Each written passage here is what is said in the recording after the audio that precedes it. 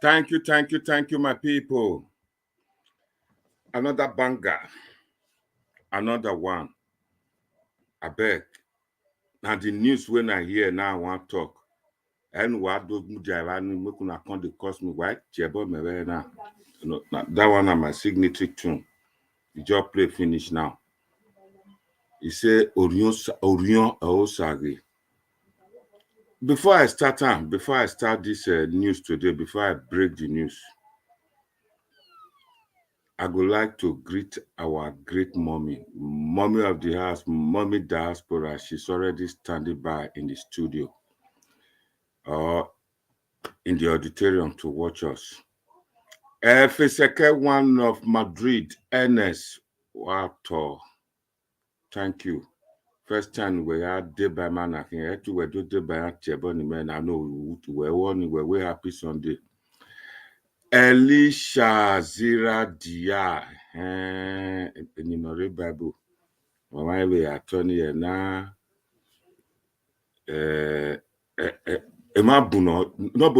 Of course, a lot of people they come inside today. A lot of great panelists that go come in today. People like Engineer Ken, the good comrade Hakim. So I go over a quarry. I not forget you at all. I go greet you. A great thing working. Son of man, Okagbe cannot do anything without you. Some people don't the verse come out. And whereas now the truth I want to talk. Emata Meta. Naomi Bella, I not forget you at all. Where's Kakabo for joining us today? Also ask Ken, I see you, Mama. Well, I will not clear up for me. What? Now the truth you can't. These are people who believe that they talk. Our great mommy don't come. Mommy in the house, Grace Omo. Mommy, when we are here now, I see your message. When I lost my niece, I see you, I see your message. Abumagbe message gun. When ye ni me ye gbe kon ki ye no gie. Awe kin. Grace Omo. We say kakabo. Bishop Bakere. Oh, that is my great man from the North Edo Central. Enyo man ye gbe ke. Man, the backbone of Obaseki. Wato. All of una correct today, una come join us, make we discuss this thing. Now the truth I want to talk. Some people the verse come out, but now the truth. The tie, emo tie, a newspaper, tie, and a newspaper in economy news in Ethiopia, the latest journey, ne President Buhari yo or not tie. I go tell you now all the things. We go discuss them at length today. Now go see, make people see. Because everybody for Edo, especially those in diaspora, they just go talk about people for Yoruba, they talk about people for North, they talk about people with the middle belt. They know they talk about one from Benin. We don't first do vice president to I come. My wife will now you will not forbid go to where they not where they push out. Edo people, they like they like good thing. We not just they talk about person from Benin will go be president. We get plenty people. Obaseki they among. Oshiomhole they among. Now Buhari just sit down they look now for Ethiopia and I break the news. While we retire, Mona go see Afema reporter. He did there Gadagba for the journey where all the close carcass we close to Buhari, then they there. I go give you now the details before we go talk about Obaseki development. Grace Omo did there. That now is governor. Is governor Rivani. Eh? Yeah. Siana admin.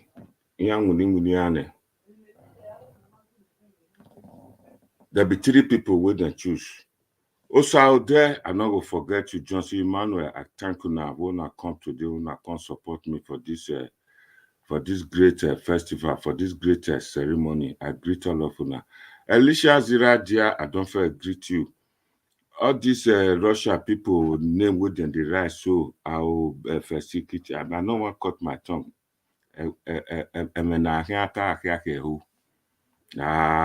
Johnson Emmanuel did there too. Yes, I come true, don't do vice president. Nothing stop us where we not go do president. It's just people, rivers where Jonathan do president. They'll be the 4th largest people, but they're not many. Agnes that's my sweet mommy. She don't gadagba. Maybe now work it this way. Don't greet me. Yeah, Madam Grace Omo Obaseki desire to be a president of Nigeria because he can move Nigeria forward for better lives. Yes, I agree, but election account na yeye now hamoya gbima. Yeti ayo hame gbima. I know how carry people along. We will discuss that one later today. I beg, the link don't come out now. Who na go use to join me when I don't give una the news. I want everybody. I beg Mona help me. Mokuna share this video. Lucky Elvis. Happy Sunday to you. Welcome. I greet everybody. My people, una do well today for joining me. Oh, see, Mama, their mommy diaspora don't pop up again. What? Why always say? You know, gay. You governor Mudiao different over. A governor in my not sure ni nana 10 year no can president because governor ye na una a party no ya deba be wike they not they play in with wicked they not they play since when they do that election where wicked begin they dance that they happy today where Wike, where governor. I think una see it don't come. Una go join us today. The whole thing just dey enter. Naija Watch. Naija Watch has turned international. It don't turn the whole world, the whole universe. Mona share this video. I never see my Irene, Linus, Vivian Daros, Clarence Bell. Well now, I hope una well. Abella Thierry. Thierry, Irene, no. Thierry, Irene, no. Thierry, Vivian Daros. My people, election don't start again. When election won't start like this, a lot of news go dey come in, go dey flying up and down. We don't see one where Tinubu sit down. They go show some picture of say he peace for body, he wet himself. The picture I for sure now not know whether YouTube or the policy or Naija Watch go agree for share am. The man stand there say peace. They take red mark and say peace. Ana your big Erebu. Yana wo your big a billionaire. Yana wo your big like billionaire no might eat the pampas. People like us not believe. So a lot of news, they fly around when election they come. We hear about people say, they say Buhari don't die. People stand. All those now things where they follow election. All those now the common people like us where would they enjoy for fake news. It full everywhere. If not be Trump, we can talk say fake news. We not even we know say fake news they exist. So Bishop Akere, not be you go talk and APC don't take power. My people, I'll go straight to the news. Waiting the news where they reach my hand. I would like to read them for now. But before I read them, may I first take pidgin English, knock the story.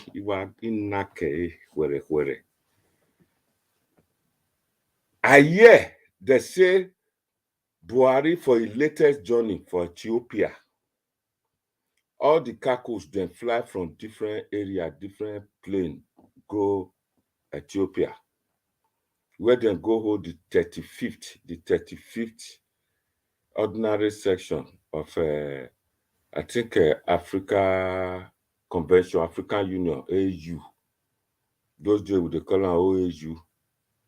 Now there they press and say, who you really want make it be presidential candidate for in party, or who you want where you go put for there.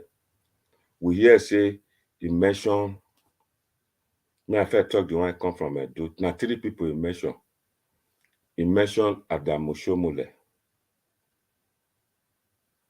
He mentioned Oshiomhole.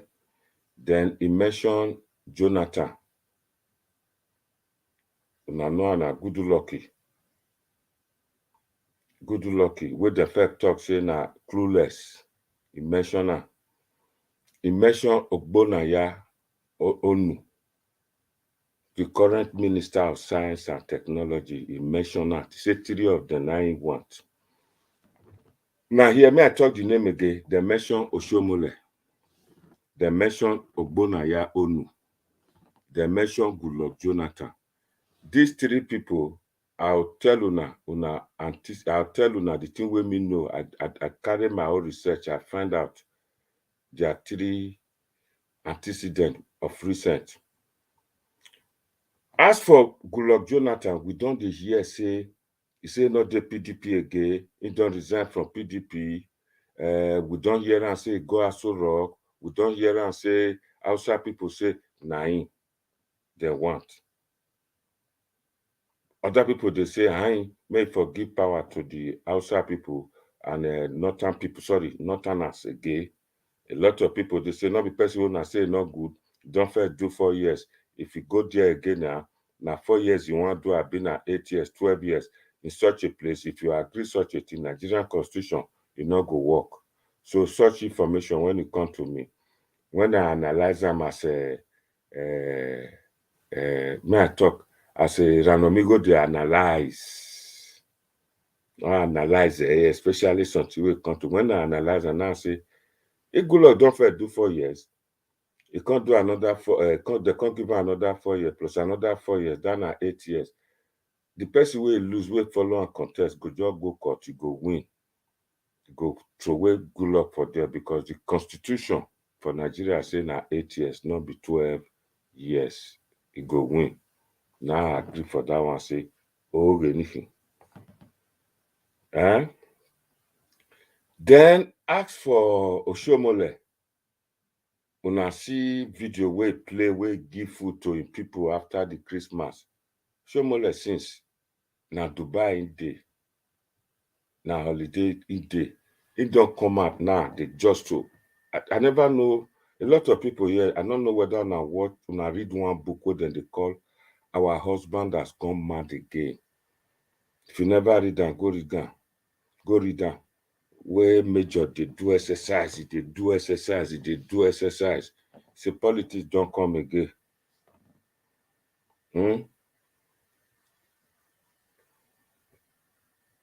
Say Goodluck Jonathan fit do 4 years more, not 8. Yes, they agree with me with Elisha. Elisha agree with me. So all those are the things when I decant the rumors where they come. But this latest rumor, so they say na Ethiopia, the latest trip where Buhari go, now I give the information. So Oshiomhole they among. Let us make we talk true. Oshiomhole, during the time where Buhari they do election to come back, I know say he visited Edo, he go see the Oba of Benin. Buhari tell Oba of Benin say Oshiomhole na strong man, he still get more work where Oshiomhole go do for Nigeria. Now we can't wait to say they go put Oshiomhole for Minister of Labour. Or they go give Oshiomhole minister. We can't think, we can't wait to Buhari come fall sick. Buhari can't travel. When Buhari travel, he come now, he don't wear, go overseas, don't wear me this so Britain, Ayaku, that they look after us from cradle to grave. Anything where you want, it's something. If I just fall sick like this now, my wife will just pick telephone. If they say it's still there alive, yeah, before we know it, motorcycle go enter road. Aeroplane go enter road. The get where they go feel land for top of your house. They'll just winch me straight to hospital, try to save me. Down at Great Britain, now Buhari come. Then 3 times. When Buhari come reach Nigeria, Buhari will be look like skeleton, can't look like a young boy. Now lie. I not not when they cost me. Now not see people where they talk say Buhari don't die, even go reach governor. Where there Ekiti State say don't die and get evidence, he ready to swear, mama swear, papa put, he's dead. Now the two way they talk, but today the man just did there can't pay according to Obasanjo. He did there, nothing happened to her. Come to think of it, why Edo people not the fight for Oshiomhole to become a president of Nigeria? I not just know. Whether na bad belle or tribal card, I don't know. Come to think of it. Before Buhari come do this final one way country do election so for 2015.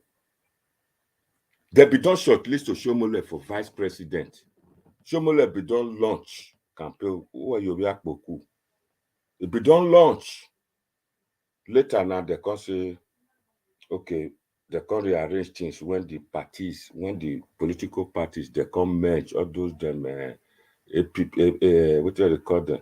All those party ACN, APPC, AB, what do they call them? They come merge, they call them APC, AB, now so they can't change the name. So Oshiomhole not can get her. When Buhari come from treatment from London, he reach Nigeria, he can't talk say, come stand for Oshiomhole back. Oshiomhole can't be the chairman, overall chairman of a ruling party, national chairman of a ruling party. Qualification yes, Sonia, from governor, 2 times, now I do governor. Overall big boss for all the workers for Nigeria. It can't be. Of recent, una dey see Oshiomhole dey do exercise, is ready now, fit. They tell people saying fit. So now make me they believe that theory, that thing where they talk. So for that Ethiopia Accord, the two they go talk for Ethiopia. They say the 3 people where they choose for ground, where they shortlist, so it good. And these 3 people, me trust Oshiomhole with his mouth. Now, whenever you know a get hot mouth, he go fit beat the other 2. Easy. Me trust him. Come to think of it, Oshiomhole they speak Hausa. They speak Hausa language. He know Nigeria for back of his hands. All the villages, all the towns, all the communities for the whole of Nigeria, Oshiomhole know her. I'm not lying, no. If you attack me now, Mona go ask her. I think I got Oshiomhole number. As we dey go today, maybe if I find the number for my phone, I get about 3 of his phone number. We go look for him for the 3. We'll tell him make join us, make he watch us. Maybe he go talk, put whether na lie or not be lie. So far now, not cost me, I go bring Oshiomhole, I go phone her. If he dey around, go carry that phone, go talk to us. But funny enough, Oshiomhole not so much dey WhatsApp. You get the phone with dey WhatsApp, you get the one not dey WhatsApp. Then Oshiomhole na great guy where Edo people in diaspora are supposed to push forward. My wife will now you will not dey forbid goat where they push out. Make Edo person go do president. Whether I know whether I will push your Oma by Oma Womasa, how did they talk for Benin? Ama mi ogbawe vare mi ewe ogbawe va Maria Britannia. They not see all correct, they go see some position that they give people will follow person contest. Pascal Obi 1J, you are welcome. You are welcome. First time where I see that name. So Oshiomhole in all ramification, he qualified for that post to be shortlisted. As for good luck, he don't first do 4 years or 5 years or 6 years. If he can't do another, they can't choose now only 2 years he's supposed to do by constitution. So Oshiomhole burning for our OGBONAYA owner Obigbo from Southeast, current Minister for Science and Technology. That one too, and not so much Noah. Collins, Prince Collins, you don't come, you go join us today. I invited you for the last debate. You join Naija Watch family. Make we analyze her. Make we talk and reach us. Why Oshiomhole cannot be the president of Nigeria? Best way they don't first shortlist for vice president. Best way don't do chairman for a ruling party of national. Edo people will get Emiyanaya Zeti. If Edo people like, make them begin to play race card. Without Edo, Oshiomhole can become president. Without Edo vote. Make them just shortlist him. Make una leave Oyakpo. What Oshiomhole Nedo ya Mwebogbe. What so I in Wasinya I go deal with all of them. He go winner. Now good people where they win vote. I choose. Why beg na not to see Kinikon Boris Johnson. Now vote winner. Oshiomhole na vote, you go win. It's a bit dance, you go do that dance, go do everything, go play that magic, you go become the president of Nigeria. I'm not lying, no. As we dey talk, so PDP still get wahala. I even hear rumor. yesterday, I don't know, I not confirm, I just want to me to buttress my own point. Say Shuaibu, Deputy Governor of Edo State, want return back to APC. So as a politician, like us, we get experience. Any information will come with the look on.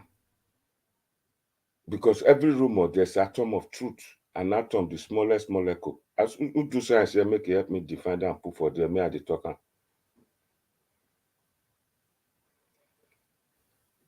Madam Gresomo, I know Buhari give power to our great Obaseki to be president of Nigeria, best governor so far in Edo State.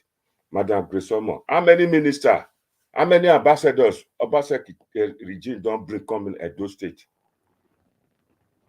You know ministers?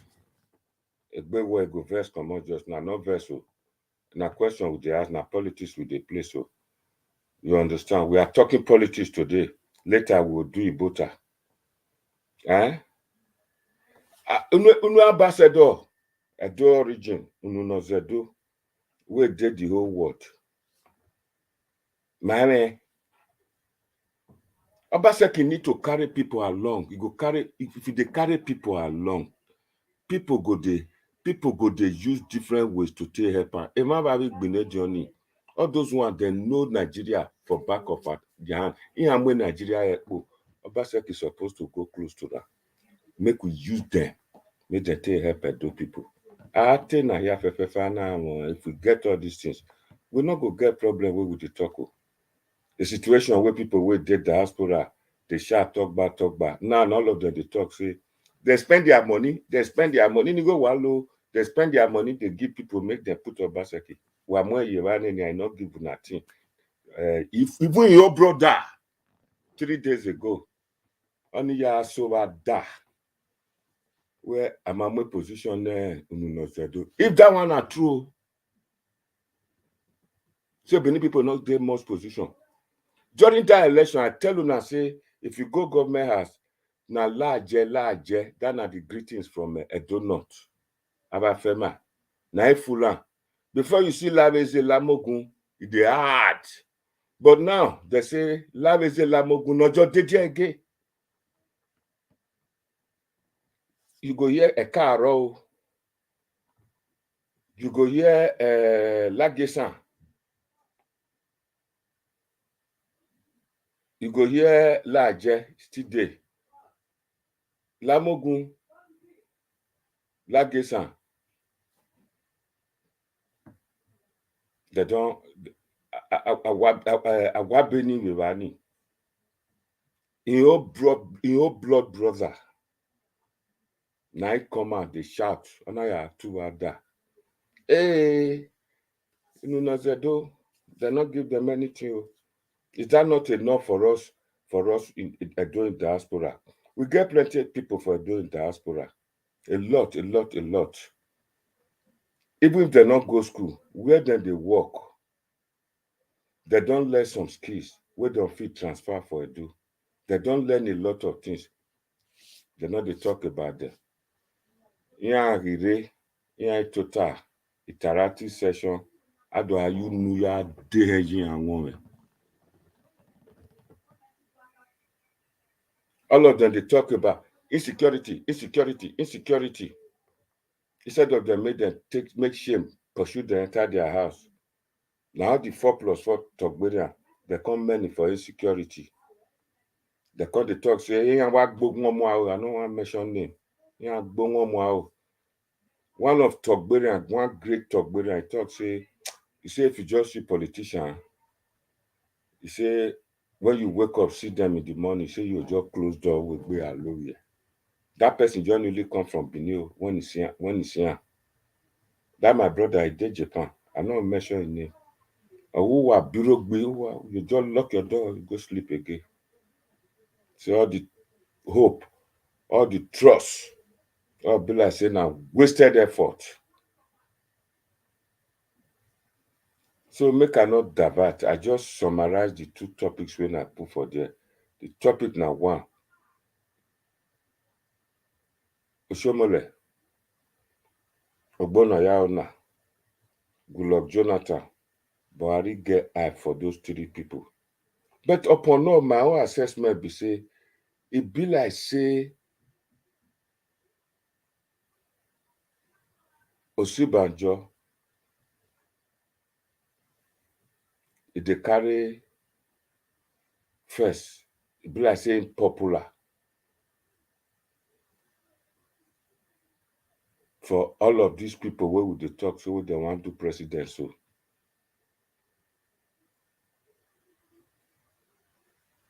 Sibanjo, they carry first.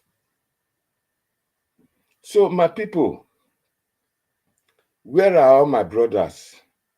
We want follow me discussion today. Collins, Prince Collins, you are welcome. Hakim, where are you?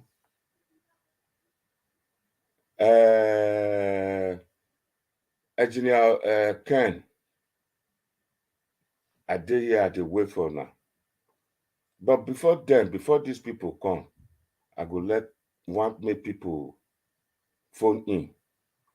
For that Ethiopia talk, then talk and say, Akin go soon join. Then talk and say to the point, say, make Buhari go discuss with Obasanjo. He said because Obasanjo may discuss with him, say Obasanjo go hard to talk to. Make it discuss with Salami Abubakar. Make it discuss with President Ibrahim Babangida. These three people, nine, the source talk say, the thing where they talk for Ethiopia. Ekenotoyana Mohammed, Okagbe don't pass person where they talk like. Hureni meda ya gwejon then na true that they talk for there. Make I read them for now, make una see. I know they like go see a FEMA reporter. He did there. Metoge. Or whatever. I go read them.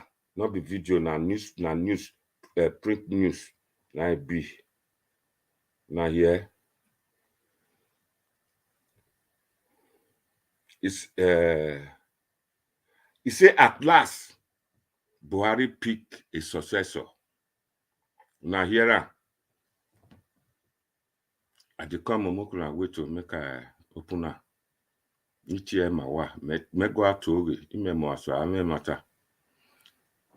Open Life, Nigeria report that President Muhammad Buhari, who is bid to quit office in 15 months' time,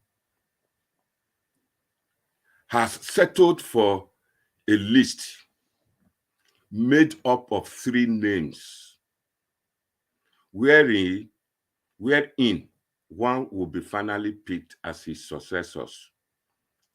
And this is authoritative. Highly credible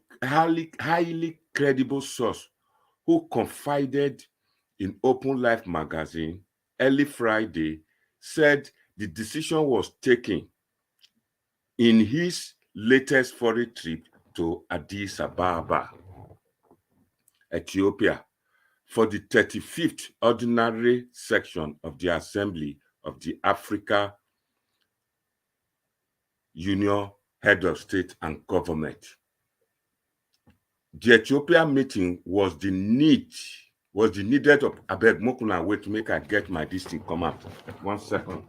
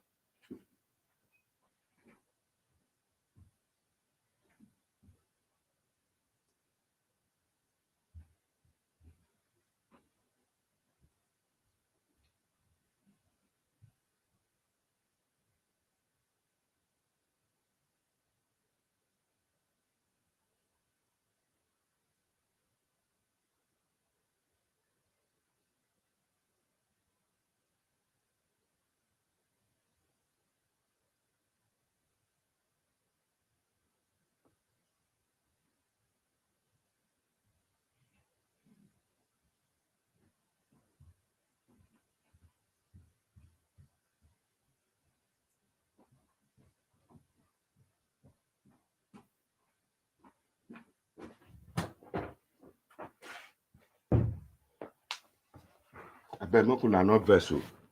Make una not verse. I go read and finish. I go read and.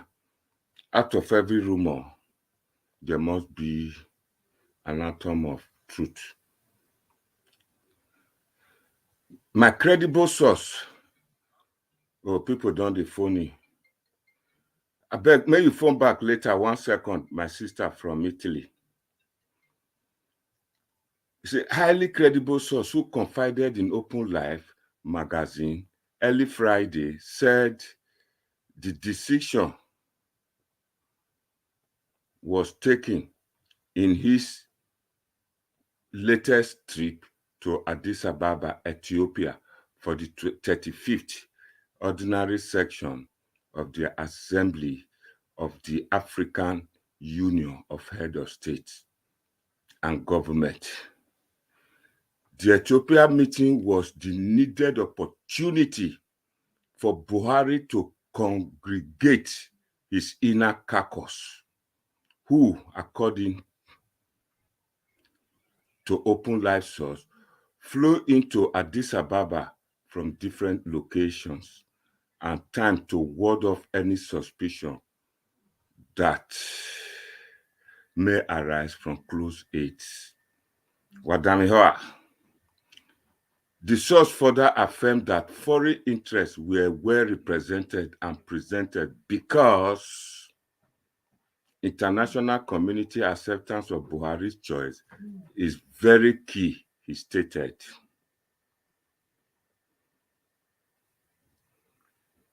Continuing, the source said former President Goodluck Ebele Jonathan, Adam Oshiomhole, and OGBONAYA Onu, current Minister of Science and Technology, were finally picked, and Baba was told to set aside political grievance and have a meeting with former President Olusegun Obasanjo, Ibrahim Babangida, Abdulsalami Abubakar, and get their buy-in to minimize rancor as countdown begins, he said.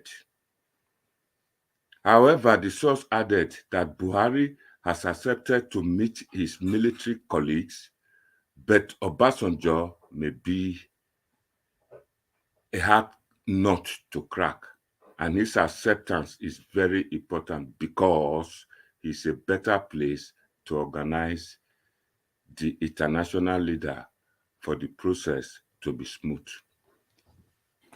If you want phone now, na free phone. Harry O, you are supposed to join us, and I will add you. This na the thing will happen now.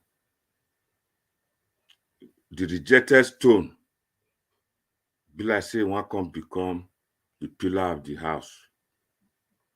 If this story na true, me I ready to support OSHOMOILE again. Make it go do president. After all, a lot of people, Vice Admiral Akomu, Akigbe, all of them don't try to do president, vice president, assistant. So nothing stop us from not clicking it. Go ahead, my sister. Go ahead. Wato. Where's the kakabo? Wato. Where's the kakabo? Yeah, Romoru. Where's the kakabo? Where's it? Where's it?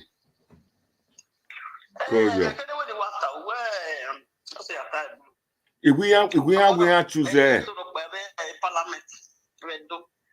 might well better, my house.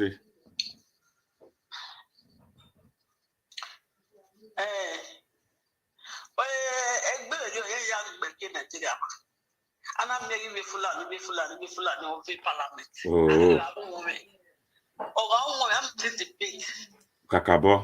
Well, if you now with 20 years, well, if you're 18, we'll not but they know we're back after we're do an hour only. Do yeah. A matter no. When I do you know, Coco River. I viet there no twice or I viet never do. I've been a cocoa. I've been is in the visa. Aga woman. Okay, when you got one week, can I make you out okay? Where via a fellow you follow. Do you know if I go? I'm out yet to the Oh, and if you do buse. If you know not that, if you again I ata if you know not that do. And only able to the Benin people.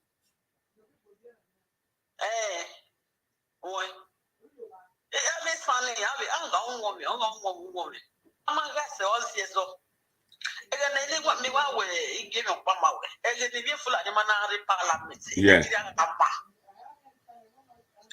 Yeah.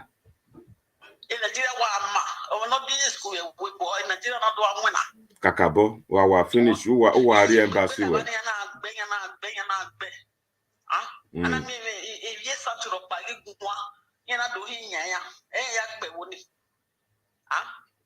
Yeah.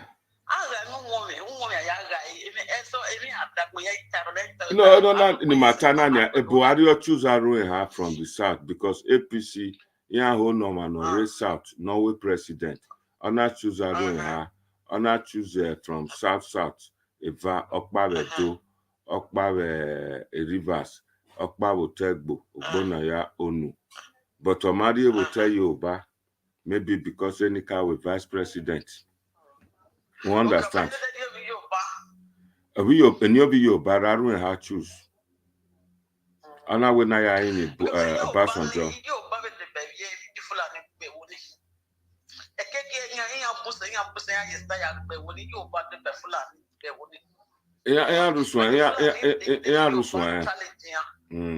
Ya ruswa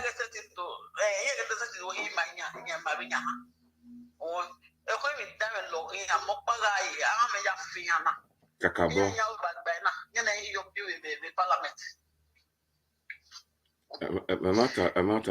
And I hear it our sister they talk now. Na talk very at all. Yeah.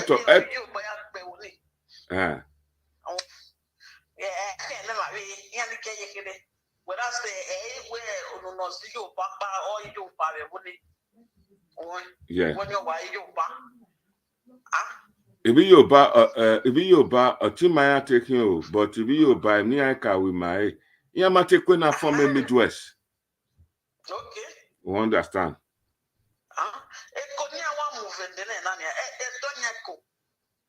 Kakabo.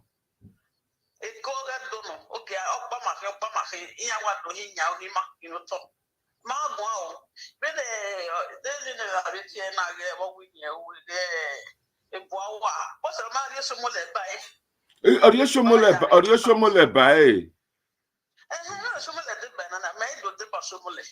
Oshomole why number two name near Wogman Adam Oshomole Obigbo OGBONAYA owner. Ona choose a good luck knockout with president we na fate choose no can honors okpabu gunya no can sausage finish.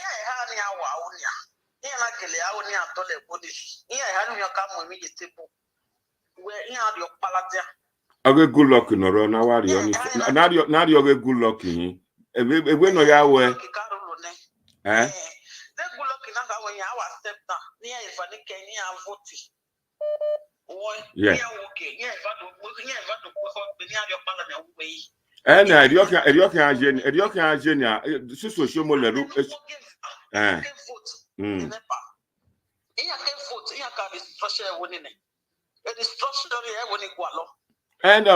outside we are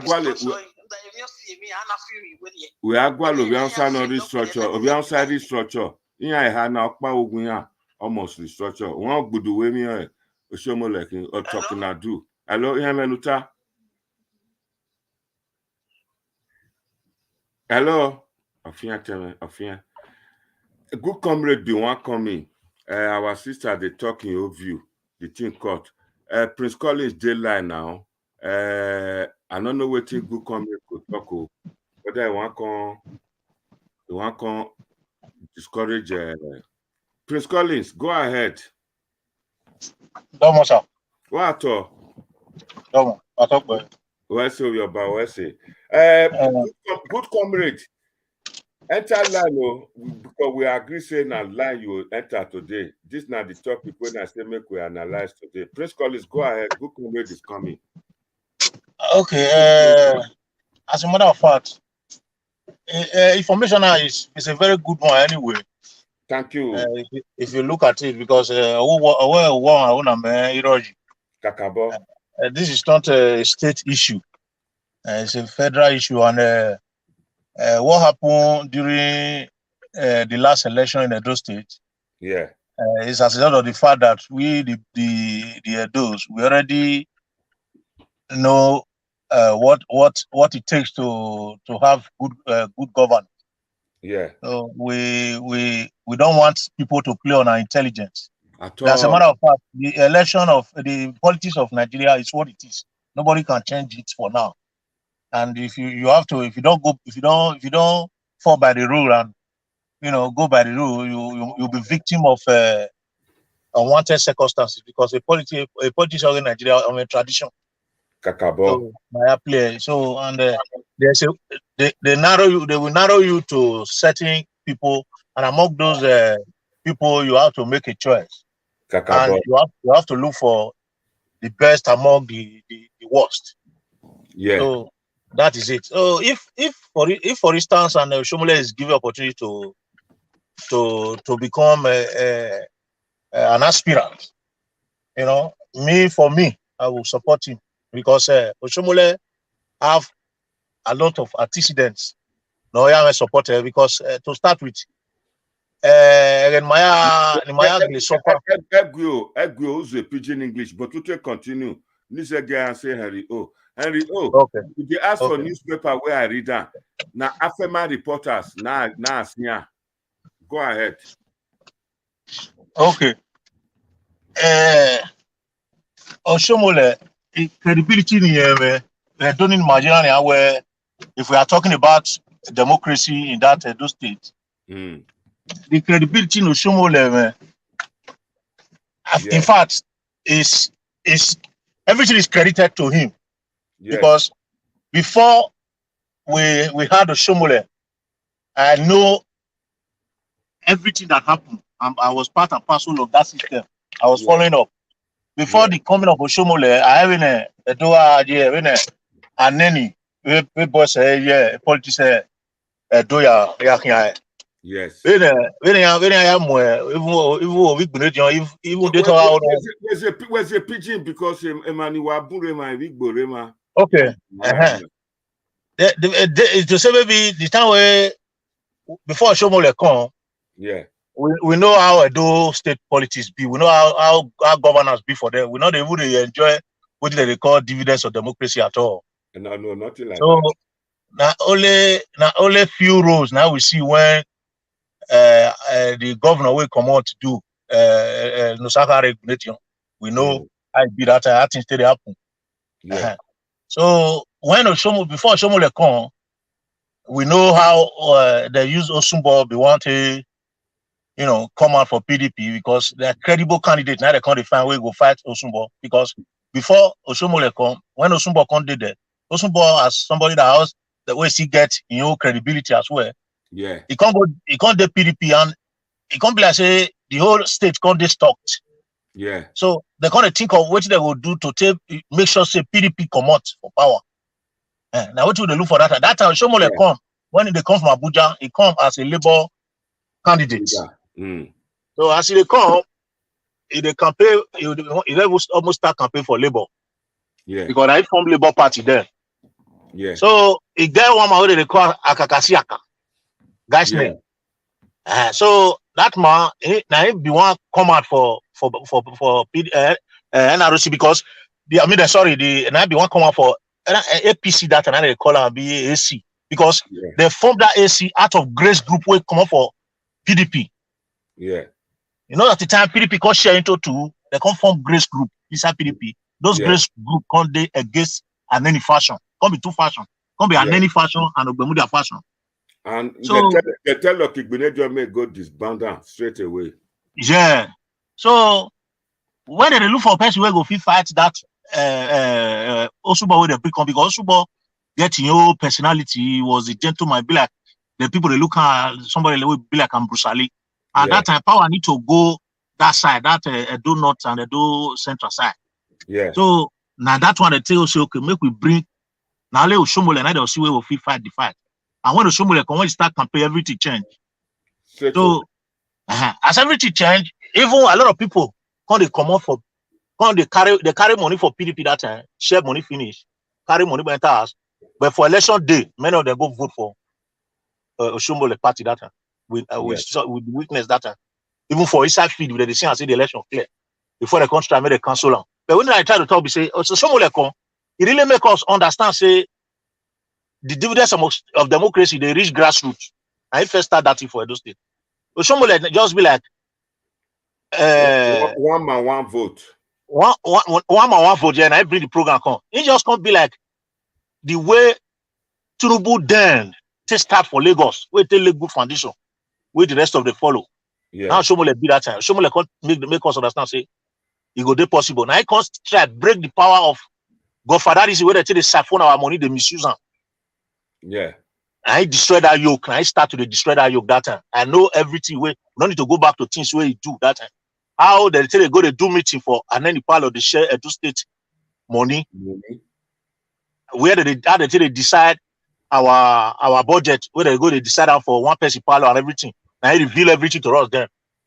So Oshiomhole income as he come, he start to work. When Oshiomhole start to work, he show for Benin say democracy day.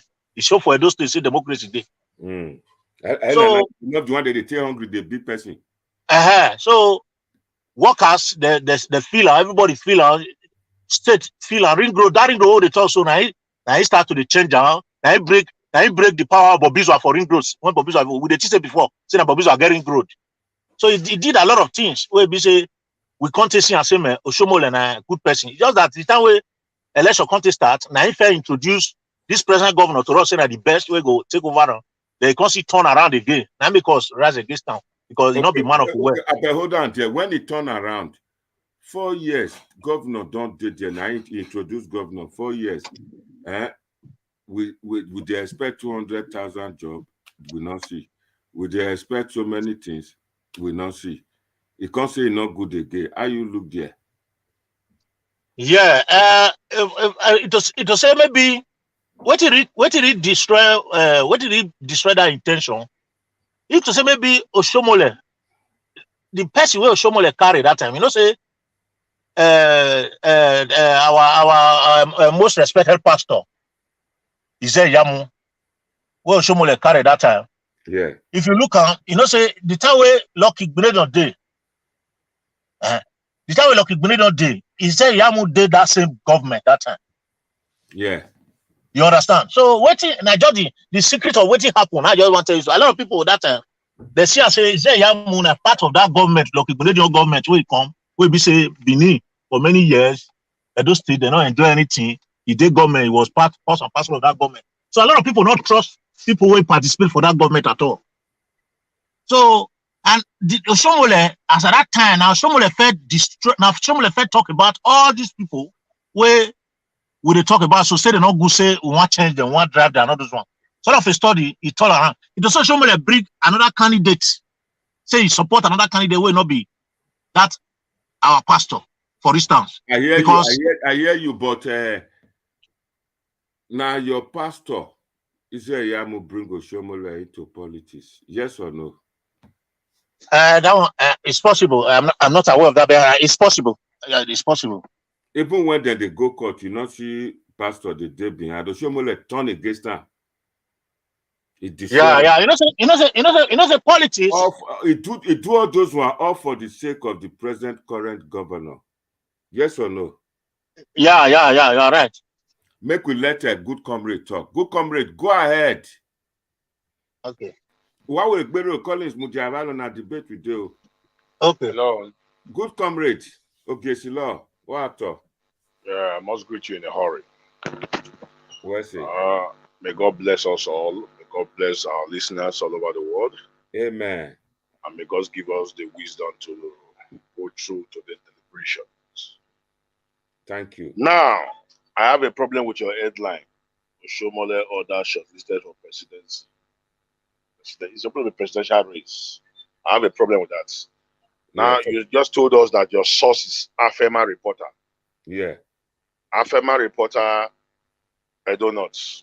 OSHOMOILE, Edo North. Yes. It's one human being that wrote it and put it in AFEMA reporter. I'm too intelligent to be working with speculation and working in the realm of rumors and all that. Yeah. Buhari is just one person. Let's assume this your headline is correct and accurate. Jonathan, OGBONAYA, then OSHOMOILE. Let's assume it's 100% accurate. Buhari in Nigeria? No, na ticket I talk for APC ticket. No, I know. Your man in Nigeria?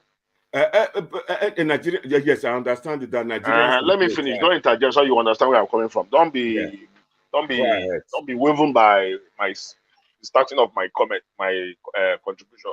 Hear me to the end so you can know where I'm coming from. Yeah. So how come AFEMA reporter, just an online reporter, news online news that is giving us this information? Let's wait for the regular.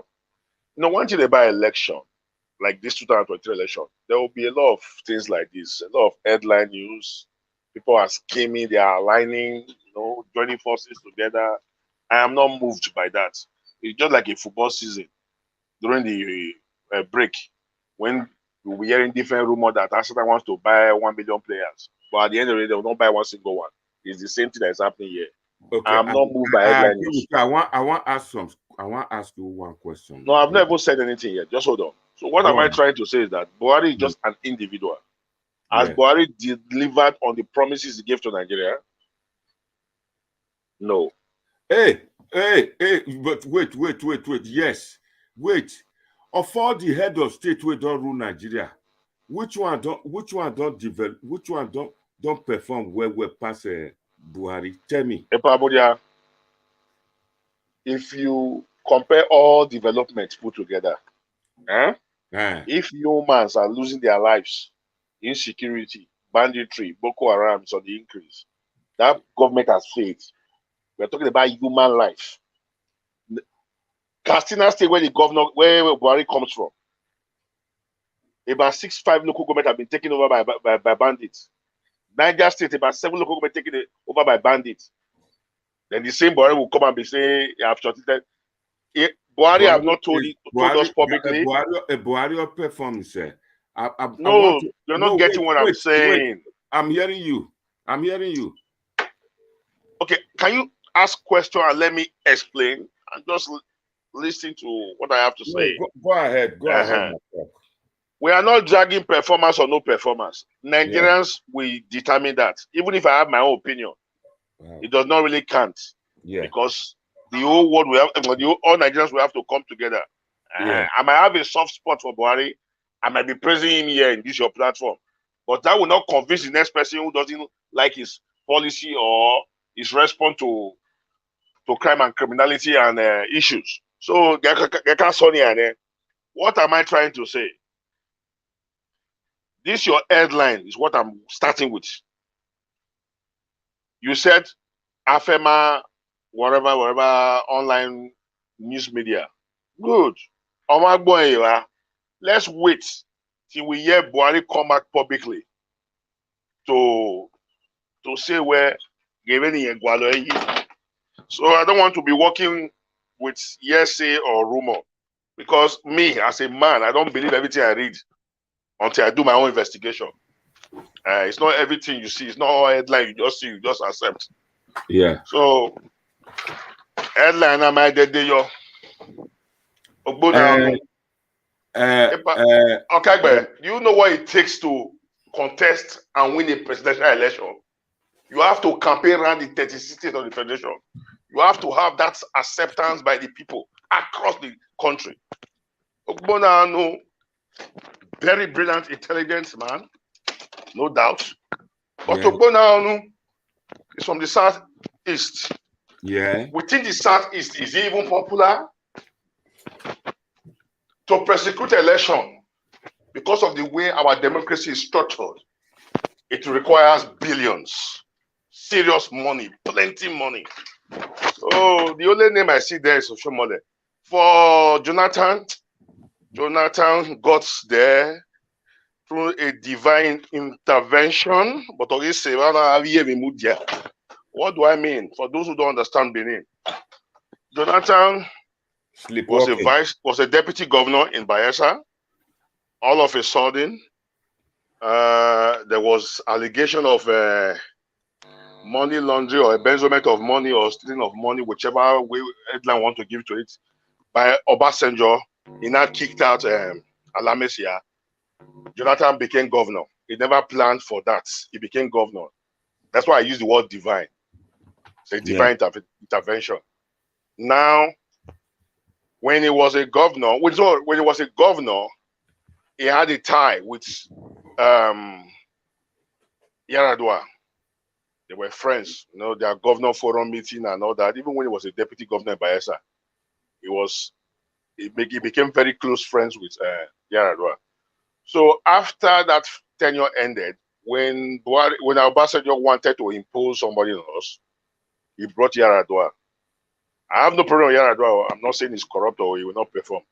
He started very well. He would have been a good president to me. That's my own assessment.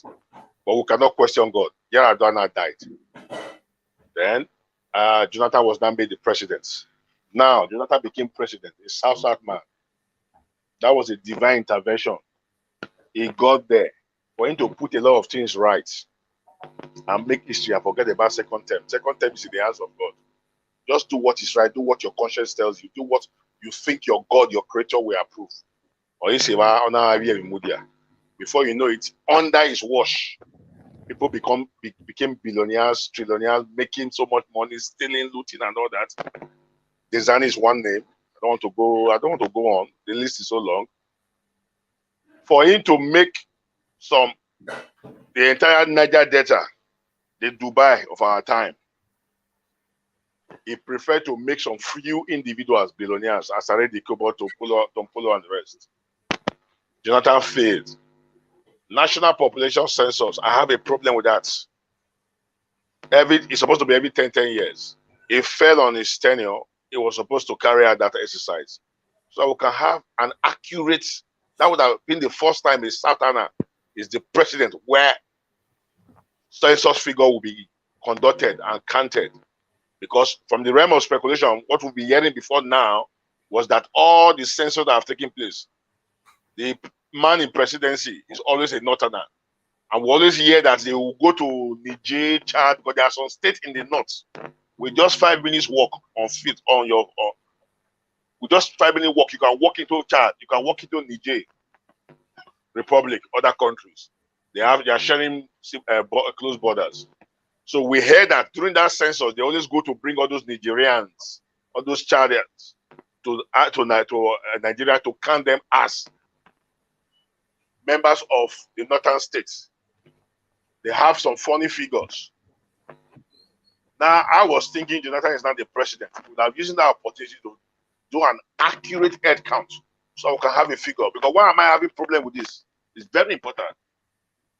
If you look at the way the House of Assembly is being constituted now, we have 360 members of House of Rep, 109 senators. If they are to carry out any vote on any issue or any policy, the North will always have the upper hand because they have majority. So I was thinking that Jonathan, a graduate, a first time we'll be having a graduate in the helms of affairs, will use his good office, being a South Southerner, to conduct an accurate census head count. So I can reduce that fraudulent figure the Northerners have imposed on us, because any little thing they'll tell you they have the majority. They have the majority. So because, if you tell a lie for so long a time, after some time, people will not start getting used to that lie. They will not think that lie is the truth. So I wanted a situation by we have a different person, a Southerner, not a Northerner, as the president while census is being conducted. So that we can see if those figures, if those numbers are really correct. That was my thinking. But Jonathan missed that opportunity. national conference where people were brought together to deliberate on the way forward, like this restructuring, which have always been the front burner all this while. Men came together under one roof, national conference from the entire state country, deliberate, brainstorm, put heads together, share ideas, argue, disagree, agree, but at the end of the day, they came up with a resolution. Jonathan was supposed to pass that national conference and give approval to it so that we can carry out some drastic reforms that would have helped this nation. Jonathan turned the other way. Even the conference Jonathan had, not be Ghana must go back all of the input. No, I'm not saying the conference was perfectly organized, but they came out with a deliberation after using taxpayers' money for their allowances, their sitting and all that. Good comrade, What thank stopped? you. Comrade, hold on. Hakim is waiting to rebuff you. Please, just 1 second. No, but let me just finish now so that let him bullet point his points. I'm not perfect. Finish. Yeah, he's always welcome. Yeah, anybody can say what he wants to say. Yeah. So Jonathan, I was thinking Jonathan will use that opportunity to quickly sign that into law so that we can carry out some drastic reforms. There's one of our brother, Rosai, he also came with some solid recommendations on the civil service and all that. Because why am I saying all this? If you look at cost of running governance, I have a big problem with that. Look at, this is not about Seki, this is about the entire country.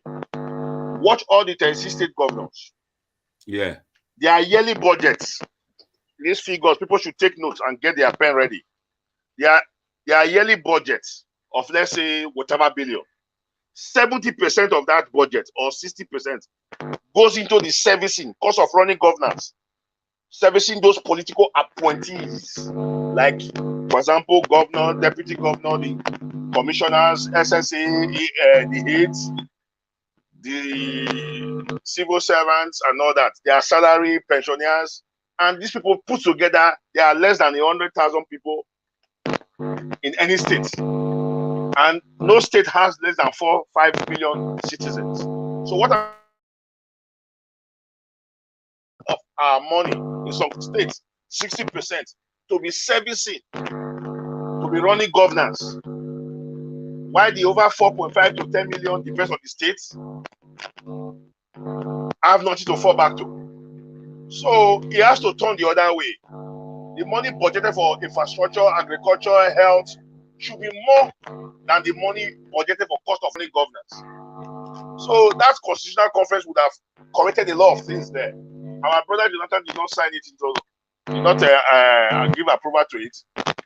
His tenure ended. But as a matter of fact, the nation we are living, like Nigeria, Jonathan was just there as the head of. Is that my grandmother's fault? He was just there. Can't he stamp authority, do what is right? Can't he care for the country? Okay, sign it. You may do understand. They don't have that confidence. So that's why I'm blaming him, because I was very happy when he became president, thinking that he's a graduate, he was a lecturer, he will do the right thing, he will step on toes. Because if you want to succeed, you need to step on toes. That's just the reality. He was looking at the other term that he was going to second tenure. That's the greed. Yeah. Because he wants to win them over on my object. Otherwise, dance to their tune. So it now took us 10 years back. That's why we are still where we are right now. Because or taking my restructuring. You might understand. Because the way the country is structured right now, those in North will never want us to restructure the country. Because our favor here right now. But when we had our son as the president, nothing. That is what is giving me pain. So this is your headline. I'm not happy with it because it's still the realm of speculation, and the source is one ephemeral online print media. Let Buhari come out in public and make it a public announcement. These are my three choices. But Buhari is not the owner of the country. We have other parties. He has the right to make his own choice. I have no problem with the list, though. I have no problem with the list. That's his choice. I have my own choice. But the majority of Nigeria will choose where we are going to. Buhari Buhari, with the nature of his job, his appointment, he cannot come out and say such a thing. But I do know Buhari is a member of APC. He has right to say what he has to say. As for Afema Online, nobody has come out to dispute that. The news look credible in the sense that OSHOMOILE, of recent time, I did some research and I made some inquiries, and I found out that he's well and fit to start the campaign. Yeah. I have no problem with what you just said now, but let me tell you where you are missing the points. Yeah. I have social media now, I have newspaper companies and both print and electronic media. Only goes to Muyewa, a human, so somebody that love Oshiomhole might just be the one to just cook up this story and put it online. When Duarte, to look as if Buhari get retired. Buhari get retired, you come out to the open and say it. I have nothing against Oshiomhole. I love Oshiomhole. I love every human being. I might hate one or two policies of anybody, but I don't hate anybody as a human being. So what am I trying to say is that because it was written on that online media, Afema, this thing does not make it 100% authentic and true. We should therefore, Buhari should not be a coward. He should come out and make it public. Well, this is my choice. This is where I belong. This is where I stand. Then that is his choice. If Nigeria will queue behind him, it's a different matter. I'm not a magician to determine that.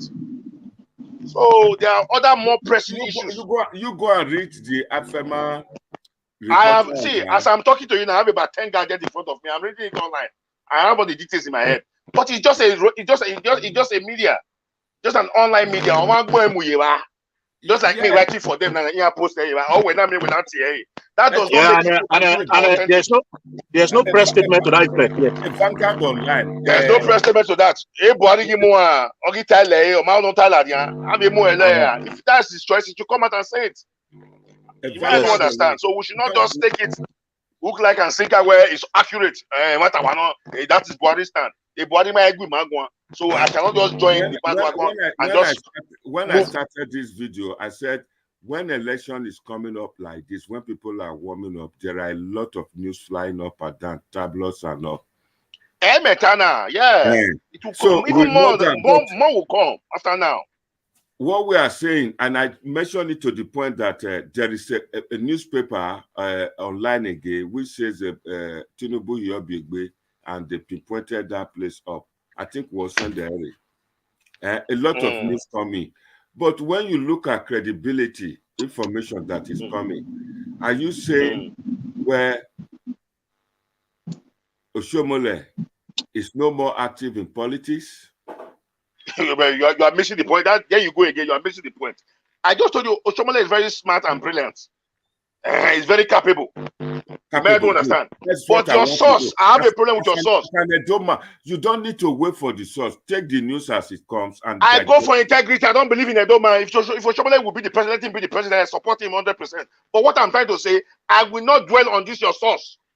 I'm too intelligent for that now. Let it be made more public. Let Punch, let Vanguard, let other media, AIT, channels, let them carry it. Let's see Buhari face to face, addressing media where this is my choice, this is where I was, this is my stand. These are the three people I've shortlisted. Nigerians will please queue behind them. Have a more layer. Come out and be a man and say it up. Don't tell me because you just saw one funny write-up in one online media that you now where I will just be putting all my hope on that. Even if I love this your headline, until I get more information, carry out research and find out how authentic it is, I will not just start celebrating now. You might don't understand. Let's assume Oshiomhole is my choice. So I don't want to join. I don't run with the crowd. What I want you to discuss on this topic is that you have said it all, but for you to start discrediting Afema Online. No, you're not getting my point. What I'm saying is that we want to get more source. Afema cannot be the only one. You know how many online media we have in Nigeria? There are over 1,000 or more. So a matter is it a matter of secret court? So let other media also carry it. I want you to see this like assuming it's true. Discuss. Assuming it's true. That is where I'm different. I don't discuss in the realm of speculation. I'm too sophisticated for that. My brother, let me tell you my choice of presidency. The best man for the job should go for the job. Whether it comes from Calabar, whether it comes from Sokoto, whether it comes from Kano, I don't have any problem. We are all Nigerians. It's because of the way our politics is being structured. That is why we are not saying it must be an Afema man, it must be an Edo man, it must be a Northerner, it must be a Southerner. Okay, let me tell you, let me shock you now. As the location or the place of birth of any president, has it translated into development? Jonathan was the president. He's a fellow in Bayelsa. The records are there. How come Bayelsa was not turned to Dubai? Go to Niger State, now where Babangida stayed how many years in Aso Rock?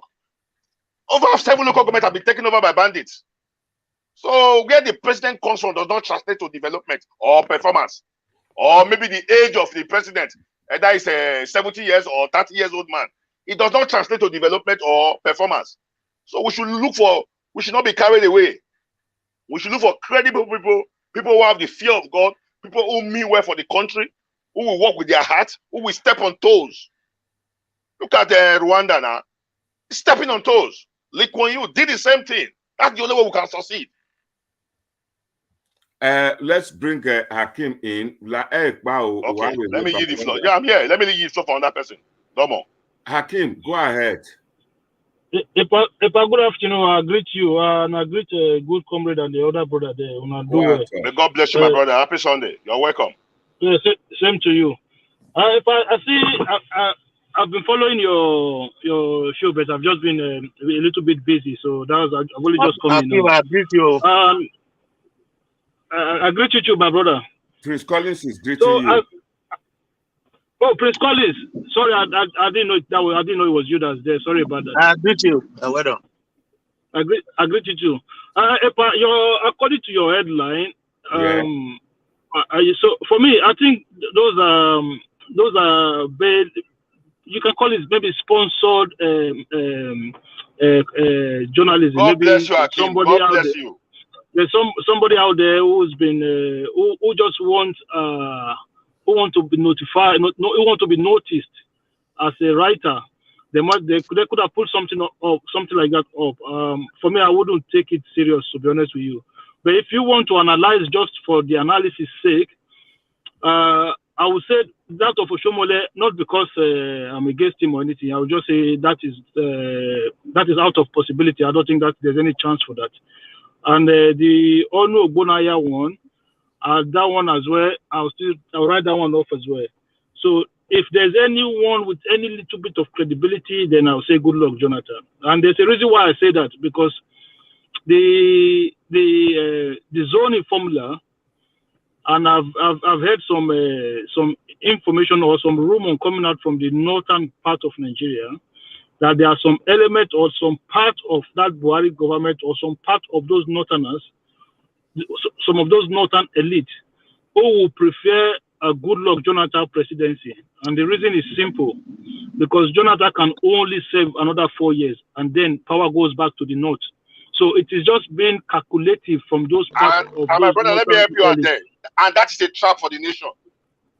Exactly. So what I'm trying to say, so that if you hear that they are supporting Jonathan, they are only supporting Jonathan because they know that constitutionally Jonathan can only do 4 years. And these people are in the way, if you look at the zone, the way they zone it, they still feel short change from the Yaradua administration. They felt like they did not get their 8 years under Yaradua, so it would be good for somebody like a Jonathan to come and do 4 years, and then they take power back to North for another 8 years. Then they feel like, okay, that is when the whole thing is balanced. So I won't be surprised if there are elements from the North who are supporting Jonathan, but I don't think that support comes from the president himself. I personally think, and I've heard this and activities and other things that have followed up since then, is making me to now, have this strong feeling that President Muhammadu Buhari is actually going to support the Minister of Transportation, Rotimi Amechi. I think that is his candidate. I think that is the person that he preferred to succeed him. So I think for me, I think that is the direction President Muhammadu Buhari wants to go, and that is why you see that our leader, our party Tinubu, is running everywhere now to try and make sure that he doesn't lose out when it comes to that APC ticket, because I think he knows. He knows.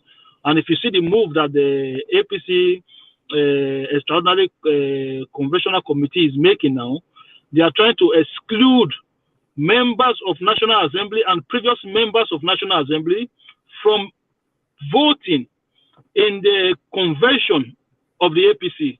So they are trying all mechanism to kind of rig the system towards the favored candidate of President Muhammadu Buhari. And if you see to put Tinubu in a disadvantage. Exactly. So those moves that they are making now is to put Bola Ahmed Tinubu in a disadvantage. So because Tinubu, if he comes to an open convention or an open primary where all members of APC are allowed to vote, it will be very difficult for anybody to stop him, because the man is got a lot of influence across. So even people who know him, they are all in support of him.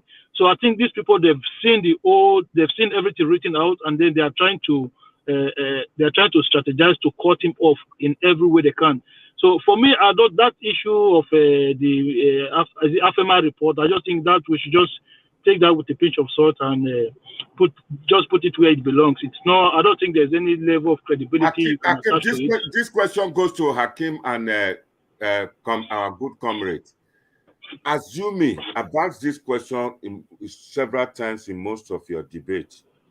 If somebody to come up from the southern part of Nigeria now, like good comrade mentioned earlier, that the money to campaign for a presidential election is in trillions. Who are mogos in the south, in the southern part of Nigeria, that can afford it, if you say that? I think that is I think when we are talking about presidential election in that context, I think we are missing something there, because if you look at the political party, which is APC and PDP, they are huge powerhouse. These people have between them 24 and 12 or 20 and 18 or 16 or 15 governors between themselves. I don't know if you understand what I'm saying. So, and don't forget, people who run for presidential election, most of the money that are spent in presidential election comes from some governors supporting their presidential candidate, knowing that when the man becomes president, they can benefit one way or the other. You understand? So a lot of these things is just the structure of the party. If you are a member of APC and PDP and you become the candidate of the party, I don't think financially you're going to have a problem, but it is okay if you have your own money. People like Atiku and Tinubu, that is like an additional bonus to them. So if you was to present somebody like maybe a Peter Obi or maybe somebody of those somebody with those kind of financial, who doesn't have as much money as people like Tinubu and others would be, but they will still be able to contest strongly, because the structure of the party will be behind them.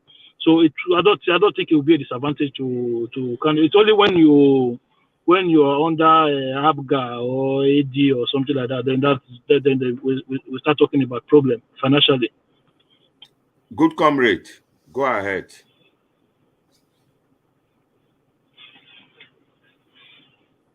Good comrade, are you there? Prince Collins. Hello, yeah. Go ahead. As a matter of fact, what I'm seeing, Nigeria has grown to a certain extent that so many things need to be considered based on the experience we've had before. We need to put a lot of things into consideration, so that, especially parties, so that party cannot be in a disadvantage, because they've been able to understand that credibility has become, if not has become a partial contributor to democratic process in that nation. You understand what I'm saying? Yeah. So I think what we are seeing, because Tinubu, as a matter of fact, has prepared for this election for a very long time, and the whole of APC would have loved to, carry him along, and I mean, back him and see if he's going to succeed. But there is something at stake that the whole of us are trying to, check, which I think the party have started, looking into, and that has to do with his fitness. We cannot run away from the fact that Nigeria, as a controversial nation, if somebody is not fit, cannot, deliver the dividends of democracy, cannot even handle the bunch of crooks that are parading themselves as politicians, whereas 90% of them are there to siphon the nation for their own personal interest. So if you are not physically okay, just like what happened in this present administration that we are now, because of Buhari's physical condition, a lot of things, because Buhari as a person would have done well, but he's not physically fit enough to actually control things to the way it's supposed to be.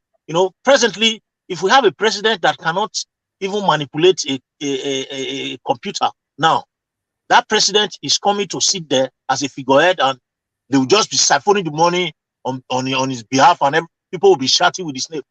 What is happening in Nigeria right now? If you ask Buhari if he can put a stop, he will put a stop as a person. But he cannot. He has a limit because he's weak already with his age and with his health condition. He cannot. So we cannot face.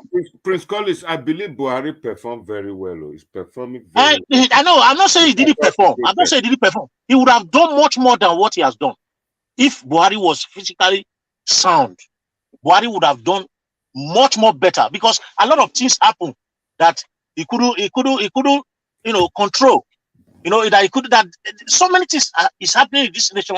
So many things are going on that the information don't even get to him. I have to tell you the truth. They don't let the information get to his table, because they try to take care of it, even assuming they want to do it for him. Just like what is happening what happened during our last monarch, our great king. Why before the coming of this present king that we have, why he was very strong. That was when all this Omada and all of them started performing rubbish with our traditional ruling council members. I don't know if you understand what I mean. Yes. So if the head is not strong, it is absolutely a loophole, and it's for the enemy to penetrate.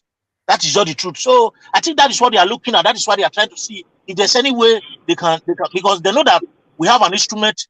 People have instrument to use against Tinubu. So they are trying to see if they can get a better candidate, physically fit enough, that can also perform, to see if they can use that one, to replace or fight against the intention of Tinubu, because Tinubu is rooted on ground. Please, Collins, excuse me, somebody is on the line to rebuff you. Go ahead, Island. Okay. Yeah, hello, good morning, good afternoon. Good afternoon, good morning. Yeah, my name is Chris. I'm calling from Dublin, Ireland. Thank you, Chris. Go ahead. Thank you. Yeah. Thank you for the program you are doing. But I just want to quickly interject, although I'll be calling later. Yeah. And the reason I'm interjecting is that I want to object to both of you for saying that Buhari has done well. I want to object to both of you very, very well. Since you people are still on live, I want you guys to tell us how Buhari has done well. Is it by taking the dollar from 180 to almost 500 naira to the dollar? Or is it by staying in power for 8 years without fixing the petroleum NNPC problem? Is it by staying in power and has refused to simply restructure the country? Is it that he came to power and they promised everything they promised in the campaign? He threw everything aside and started a Fulani agenda? Is it in those areas that he has done well? Or is it in him coming to power and making sure that all the key positions belong to people of his tribe? Not just the North now, but people of Fulani extraction? Is that how he has done well? Is it by removing the Chief Justice of the Federation and protecting the people that are corrupt around him? Even those people you guys are saying do not allow information to get to him. Am I the one that appointed those people? Is he not the one that appointed those people? Doesn't he listen to news? Does he not see the suffering in the country? So which area specifically have you people say, are you people trying to say he has done well? Now the electoral bill that is supposed to usher in a free and fair election, where everybody, irrespective of the party you belong to, whether PDP or APC, where you can have an opportunity to aspire to become whatever you want to become in the country. He has refused to sign that bill. It has been lying in his table for 17 days. By Tuesday, if he doesn't sign it, it means they have to shift the election timetable. In 2019, he refused to sign that. 2019, he refused to sign it. And just moments before the 2019 election, he removed the Chief Justice of the Federation. So in what way?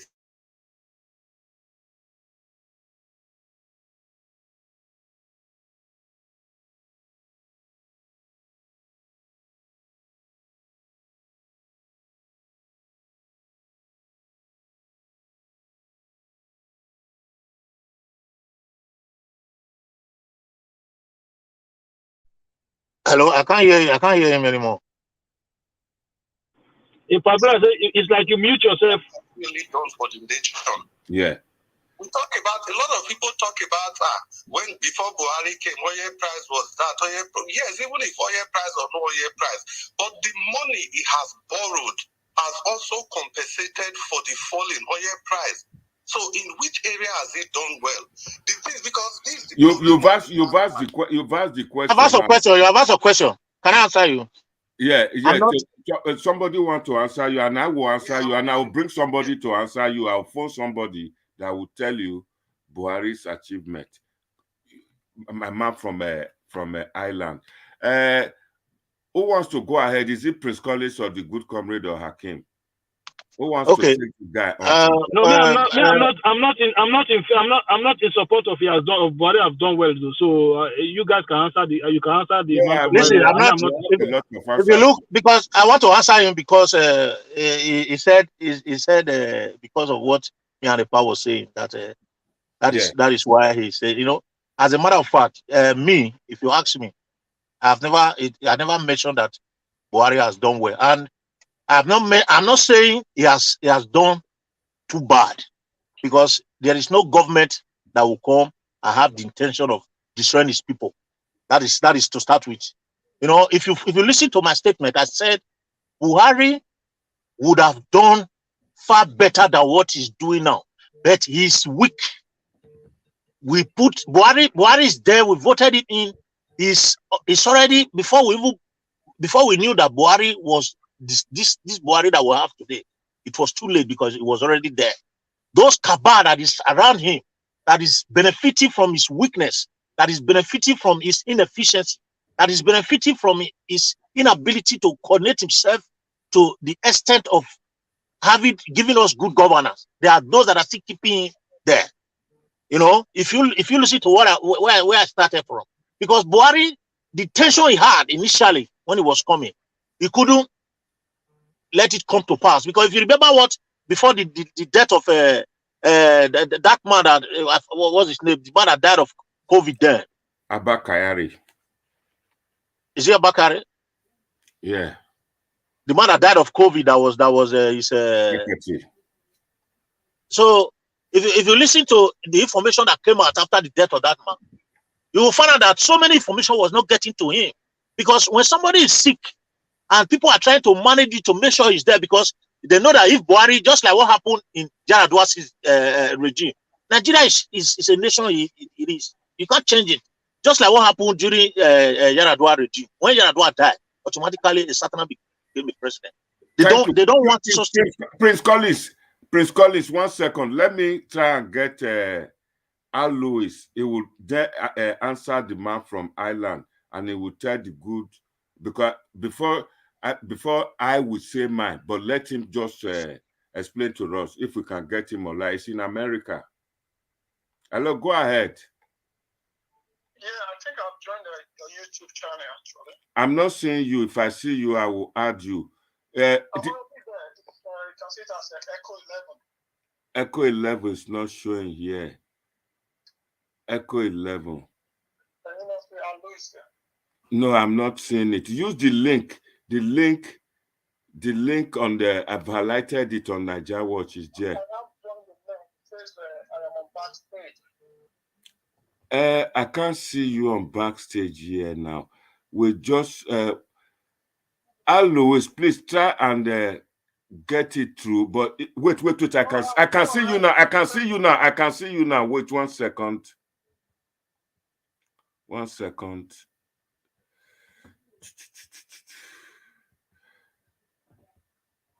Sorry, panelists. It's just I want Alois. He's in America. He worked for. I can't see. Please, can you just come back again, please? Wait 1 second. I can see Nigeria. How do I remove this? Not you here. It's in. Somebody, it was in before you took him away. Right? Oh, it's Niger Watch who came in. Are you Niger Watch? No. No, I am in. 1 second. I just sent you a message.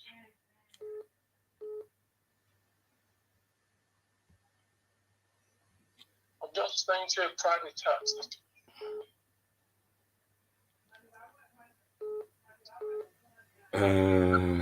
I can't see him here. Prince Collins.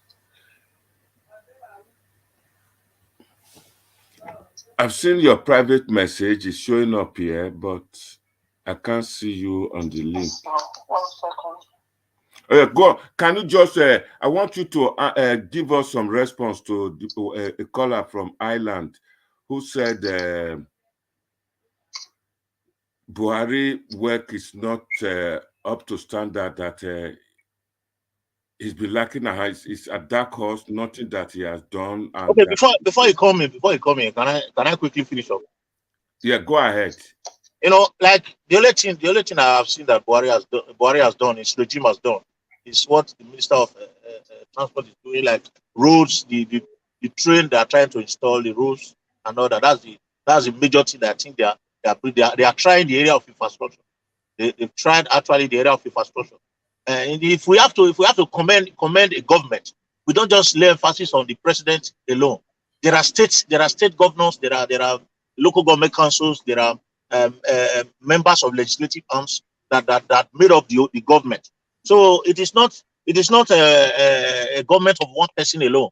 And as a matter of fact, with the health condition of Buhari, if Nigerians, if the governors, those that are in helm of affairs, they really have the heart of the Nigerians at hand, they really love Nigeria to be a great nation, they should put their heads together and assist the president to raise the nation to a standard. Because we cannot be shouting all the time, the president. The president is just one person. It will be found in one single place. It's not everywhere. The president is not a minister of various parastatals and ministries. So yeah, the performance of the government, it has to do with the combined effort of those that are in that government. So if we begin to say, oh, Buhari, those that are in the states, is it Buhari that is bringing about the killings that is happening in our state? Yeah. Is it Buhari that is in charge of land grabbing in Edo State? Is it Buhari that is in charge of so many atrocities that is taking place? Is it Buhari that is taking care of those that are kidnapping? Is Buhari in charge of security that they don't, the police they take people, they don't prosecute them? So if we have to generalize the issue, we don't just take one person and say, okay, this is the person, or because he's the head, we'll say, okay, this is wherever we are in Europe today, we are seeing how things are working. The president is doing his own. Every other person is carrying the responsibility and carrying the people along in their various capacity. I don't know if you understand what I'm saying. Very well. That is the government. So at the time we say he's the one that did that, he's the one that did this, the atrocity that is taking place, kidnapping, ritualism that is taking place in the nation, is it Buhari that is doing that? So those are the issues, the security issue. What is happening right now with Abakari, the police officer? Is it Buhari that is asking him to do that? So the nation is corrupt generally. People are corrupt. Even if Buhari, want things to be done and they didn't perform, they didn't do it with the said condition, it cannot do otherwise. So that is what I'm saying. It has to do with everybody. Even me and you. Can I come in, please? Okay, you can come in, Mr. Iki. You can come here, Aki. You can come in. Yeah, thank you very much. My brother, I hear what you guys are saying. You see, for me, I don't have issue with leaders in offices, but in terms of with President Muhammadu Buhari, you need to understand that if you are in a position of power, maybe you are a governor, or you are a president, or you are a councillor, you as a person, you must have your own ideas. You must have your own sense of belief. You must have your own sense of policies, things that you stand for, things that you believed in. So let me say, in terms of education right now, nobody can tell me right now that, this is what Buhari actually believes in education, or does he believe in free education? Does he believe in what system? What does he believe in? What does he stand for? Nobody knows. And when President Muhammadu Buhari came into office in the first term, you cannot really name a renowned economist that this man brought into his government. And that was why you saw that initially there was Kemi Adeosun, who was the Minister of Finance, who was actually doing well. But after a while, you could see that a lack of a sense of direction in terms of the economic policy. All of a sudden, you start to see a collapse in the country's economy. And how did that happen? Our country is a monoproduct economy. It means that we only rely on the sales of crude oil, largely for our revenue. So, and when President Muhammadu Buhari came into office, the price of crude oil crashed. We all knew that at the time. So, what do we spend our foreign exchange on more? We spend a lot on importing refined petroleum products. Even me, that I don't even have economics master's degree, I could tell at the time that we needed to do something about refining our own crude oil in Nigeria. So I was shouting then that, listen, if we had to go and borrow money at that time, go and borrow money. What they would have just done at that time was build modular refinery across the southern state, all those oil producing states, just build 50,000 barrels refining capacity a day. Just build them. It wouldn't take you more than 2 years to build such capacity of refinery. Then what that does is that if he had done that in his first term, you see this 3 trillion naira that they are budgeting for subsidies, we won't be in this problem today. And our naira would have stabilized against the dollar. We will be able to cut out all those money that we are using to import refined petroleum products. But ever since this people came into office, they've all been relying on Dangote refinery. When Dangote come into operation, we'll be fine.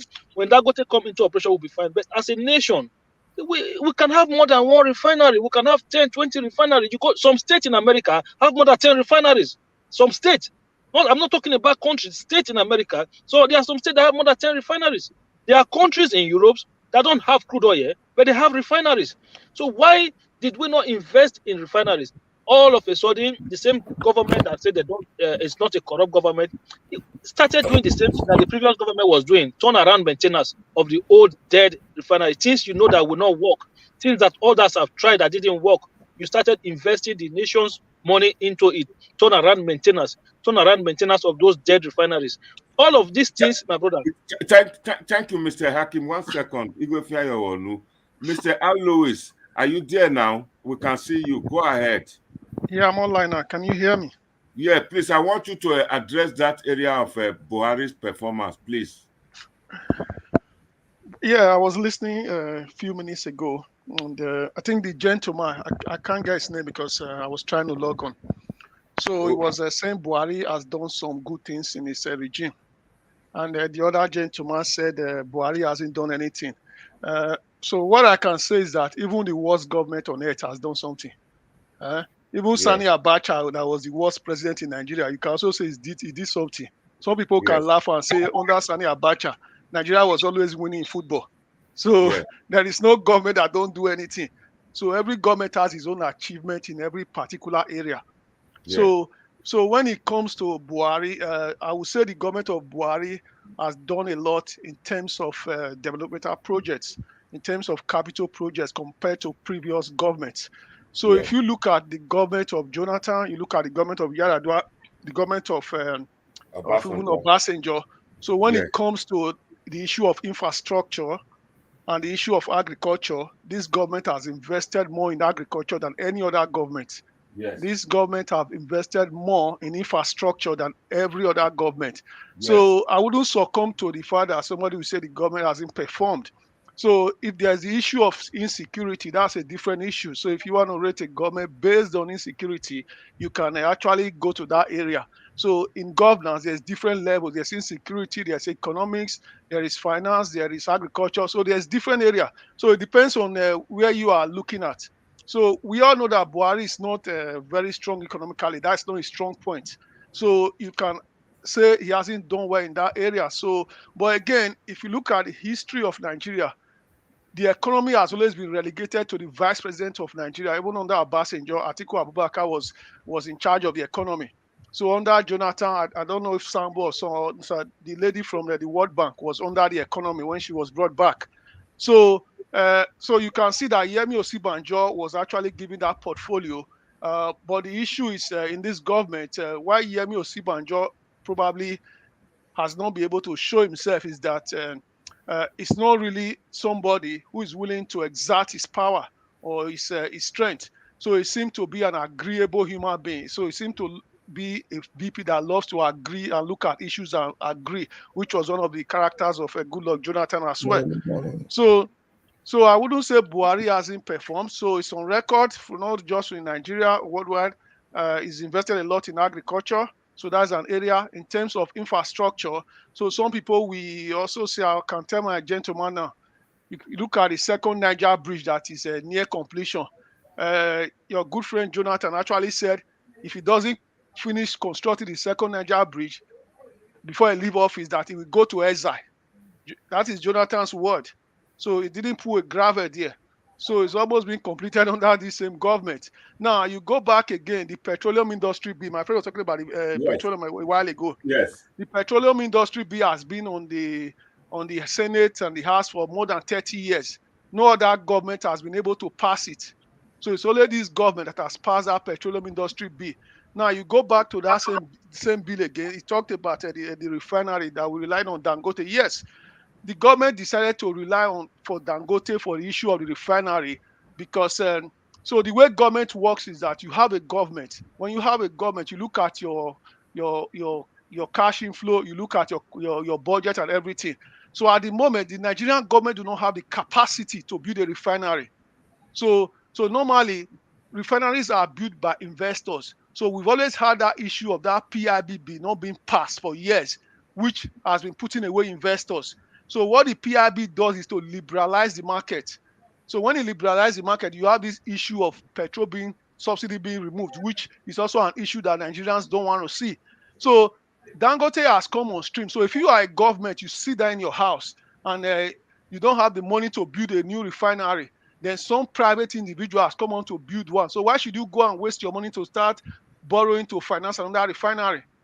So that's why the whole effort has been left to Dangote. Don't also forget the federal government is also helping Dangote in the sense that they are making the foreign exchange available for him to buy those equipment to source whatever he wants. So which the government is doing. So the government has not just removed their hand and said Dangote go and build. They actually support him in other ways in terms of foreign exchange and everything.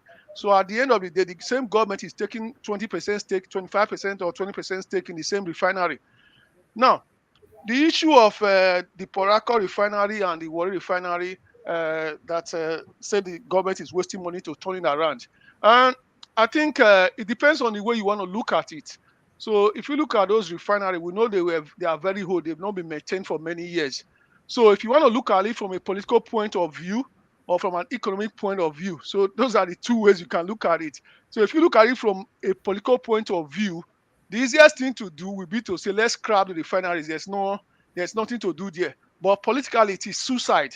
If you are the president of Nigeria today, you sit there in your office and you sign the paper and say, go and scrap Port Harcourt refinery, go and scrap Warri refinery. That is political suicide. The people will turn against you because to them they want to see that thing there, whether it's working or not working. They don't care. So do you want to associate your name with say, oh, my name is Al Lewis, I'm the president of Nigeria, I've scrapped Port Harcourt refinery, I've scrapped Warri. So the same people who will encourage you will turn against you, just as some turn against Jonathan and his government. So politically, you as a president, you cannot scrap the refinery. So there are some things that is good economically. The worst thing to do is to put those refinery aside economically, but politically is the wrong thing to do. So you understand? Same as we don't respond. That's what I'm trying to say. So at the end of the day, the government has to source money from wherever they can find it to do stage rehabilitation. So if you even look at it, let's be honest, actually, the oldest refinery in the world is actually older than the Port Harcourt refinery. So that is the truth. So it still can be brought back to life. But Mr. Louis, yeah, Mr. Louis, go on, sir. Can I quickly just ask a question, please? Yeah, go on. I would like to know, if you say that the Nigerian government don't have the capacity to build new refineries, yes. I would like to know if the amount of money that we have spent on fuel subsidies since Buhari came into office, if you put all of those money together, would they not be able to build modular refineries across our southern Niger Delta state where we actually produce crude oils? I think the best way to answer. Let me add to that question. Hold on, my brother. Okay. Before you answer, hello. Hold on, let me add to it. God bless us all. Yes. Now, apart from the money spent on that, the money spent on turnaround maintenance, fixing those refineries for the past 10 years. No, it's this. No, I want you to take it along with it. The money the federal government have spent in turnaround maintenance, they will spend billions to fix and repair the refinery. Meanwhile, they don't produce one single drop of oil. Please answer these questions. That's what I was saying to you just now. So my friend said that all the money that's been spent on subsidy. So in the past 4 years, let's say the past 4 years, as we know, let's say it's 2 trillion naira being spent every year to build a refinery. So what I would say to you is that, okay, my brother, can I answer your question with a direct question? So you are the president of Nigeria today. The petrol is being sold for 100. I don't know how much you're selling now, 200 naira per liter. Then I wake up tomorrow and say, okay, zero subsidy. I'm going to wait from January to December and save that money and put it in one pot to build a refinery. Year 2, I've saved that money, put it in one pot to build a refinery. Automatically, you increase the price of petrol, liberalize. Will you do it? Now, let me give you another direct question from your answer. No. Let him finish it. Let him finish it. So that's why I say to you, there is a political answer and there's an economic answer. The right thing to do is to say, take away the subsidy, save that money to build the refinery that you are saying. But the problem is now is that you are not saying, okay, build the refinery. That's why I say, where's the money to build the refinery coming from? You need to have the money from somewhere. Okay. Nigeria can build the refinery without spending a cover from the government coffers. Yeah, go on. Can I answer your question, please? Yeah, go on, sir. Okay, thank you very much. You see, when you see Nigeria as a country, we have borrowing power. Okay. Yes. The federal government of Nigeria could have gone into the bond market or the financial market and borrowed this money. We're not talking about 650,000 barrel a day capacity like the Dangote. We're talking about 50,000 barrel a day capacity, maybe 5 or 6 across the Niger Delta states. So they could have gone out and borrowed this money, build this refinery, then concession them to private sectors to run them and pay us the money back. At the end of the day, we are not losing any money. Whatever money we spend on it, we're going to get everything back. And on top of that, you then solve the problem of having to spend money on fuel subsidies. You then solve the problem of having to spend money on turnaround maintenance, and then you'll be able to create jobs for those people who live in those areas where those new refineries are built. Is that not answer your question?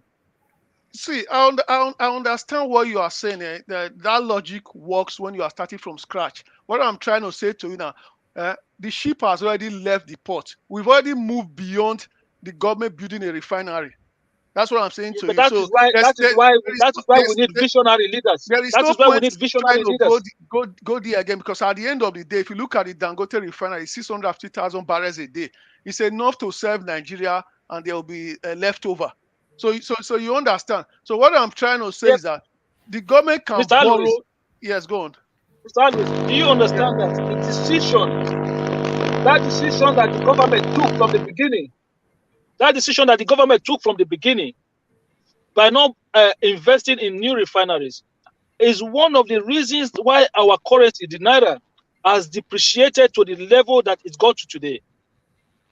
Yeah, but that's a historical thing. The naira depreciating is not got to do with. Now let me come in, my brothers. We don't need. It has everything to do with it. You know why? You know why I'm saying it here? You know why I'm saying it? Yeah, go on. Because when the President Muhammad Buhari came into office, okay, the price of crude oil crashed. That is not his fault. That is not his fault. I'm not blaming him. I'm not going to blame him for that. But the decision that was taken after that was not to invest in what will make sure that we do not start to spend money on importing refined petroleum products. Because don't forget, majority of our of the dollar that we spend as a country, we spend it on importing refined products. Okay, so if we had solved that problem, there would have not been shortage of foreign exchange in the market. The shortage of foreign exchange in the market led to. Can I just interject here? I think you're taking the issues very narrow. The problem we have a shortage of foreign exchange is not got to do with our oil sector alone. You are not only buying oil in Nigeria, you are importing cars, you are importing raw materials to make beer, you are importing corn to even feed your chicken. So don't take it to the oil sector alone. So the oil sector is only contributing. What is the percentage? What is the percentage let me make it easy for you. In terms of, let me make it easy for you. So you are taking one sector. In terms of the GDP, the latest GDP, if you look at it, the oil sector is only contributing 5% of GDP. Now, look at where the problem of Nigeria has to be is. Our foreign revenue that we get from oil that you are saying now, it's no more than $10 to $15 billion a year. It's no more than that. No. You did not get me correctly. I'm not talking about the revenue. I'm talking about the expenditure part of it. The one we spend on refined petroleum products. That's what I'm telling you. Yes, I'm not talking about the revenue. I'm talking about the expenditure. So let's put it this way. Now, even if Mr. Hakim, your microphone. Brother, 1 second. Even if you are saying you are now producing oil locally today, what it will do to that foreign exchange, it can only bring it down a little. You have to look at the entire economy. That's why I said to you just now. If I know my mic, I'll mute myself. It's still making the noise. That's why I said to you just now. Nigeria is importing corn. We are importing wheat. We are importing cooking oil. We are importing sugar. There is so many importations. The oil sector is just one of it. So don't get the idea that if you go and refine oil today in Nigeria, that the price will go down. No, the value of the dollar naira will still be low. Look at the entire economy. Yeah. Can I ask you a question? Can I come in? Yes. What about the money we spend every year for the maintenance of refinery? What do they spend that money for? If the refinery is not working, what do they spend the money for? If the refinery is not working, that is not my question to answer. It's the Minister of Finance to answer that. But what I would say is that when it comes to plants or generally engineering plants and whatever, if you shut it down, you still have cost. That is the truth about a plant. Then the cost is running into billions every year. There is a level of corruption in it. Definitely, that's also there. But that's why I said to you just now, you have to look at it from two angles: a political angle and an economic angle. On a political angle, it's suicide for you to say forget those refinery and scrap it. Yes. Why? If I try and mute some people first and see where the noise comes from. Yeah, that's what I'm trying to do now. Can you hear me? So who did you mute? I can hear you. So who did you mute? I didn't mute anybody, but I want to see who that noise is coming from.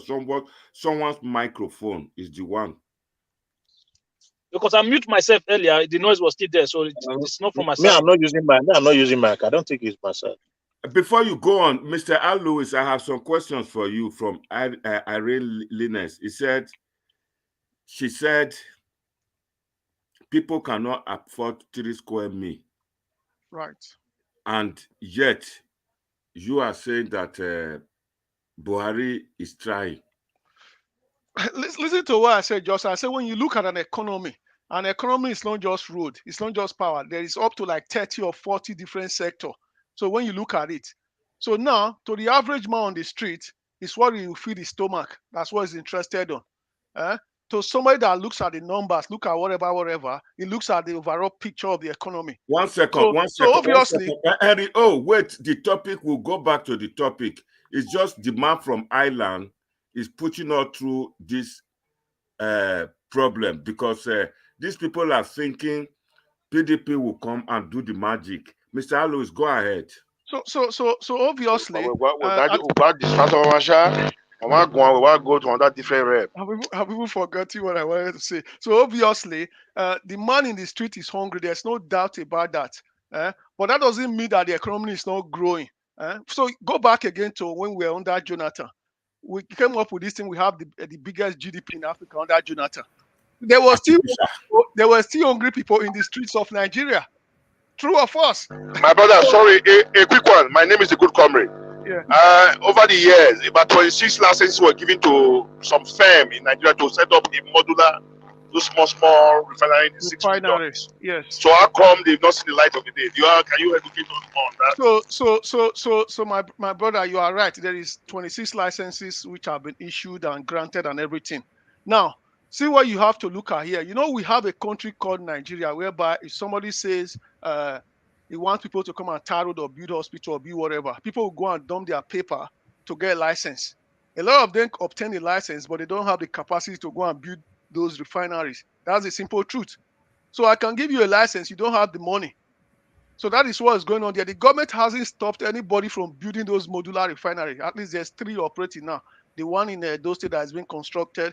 There's one in I think in Abia or one of the Igbo states. I forgot the name. It's Watersmith Refinery, which was probably the first one. So the issue is you can issue license. It's left for the individual to go and build. So you also have to look at the economics of all these things. Now, if you are sitting here now, you go and apply for a license for a refinery now as an investor, you're also looking at a different thing now. You have a gigantic refinery called the Dangote refinery coming in. Under economies of scale, it can also wipe you out. So you can look at it and say, this is not the time for me to go and build. I would rather go to a different sector. So that's why I say you look at the political, look at the economics of the whole thing. So if Dangote come on stream tomorrow, it has enough to take out those smaller ones. So if I'm an investor, I wouldn't go into that area. So that's probably maybe the reason those guys you're talking about are not building refineries. That's why they stayed away. So okay. Yeah, go on. Mr. Alois. Yeah. Okay. What I want to say lastly before I understand what you're trying to say. But for me, as a person, I don't believe that as a nation we should be relying on just one refinery from Dangote. So, as a nation, because I just said to you, there are some states in America. That's why I say to you just now. In every business or in any economy, first of all, you look at the private sector to invest or to do something. But in the absence of the private sector, the government will come in. Now, what I said to you earlier just now, the government does not have the balance sheet to say, let me go and build. So what you do is that you let somebody is already building. Let me stick to that person for now until I have the capacity. You know, you have other problems. You have issue of healthcare is a problem. You have road is a problem. The military is a problem. There's multitude of problems. So why will you take the little money you have to go and dump somewhere that somebody is already dumping his money? So My brother, a quick one. I have a question for you. Those individuals that are being given oil blocks. Yeah. What are they doing with the oil blocks? We all know oil blocks a political issue. That is not for me to answer. You issue oil blocks. No. Why am I asking these questions? Instead of giving individual oil blocks, okay, let me give you a classical example. Danjuma. Right. You know Danjuma now? Yeah. Yes. It's our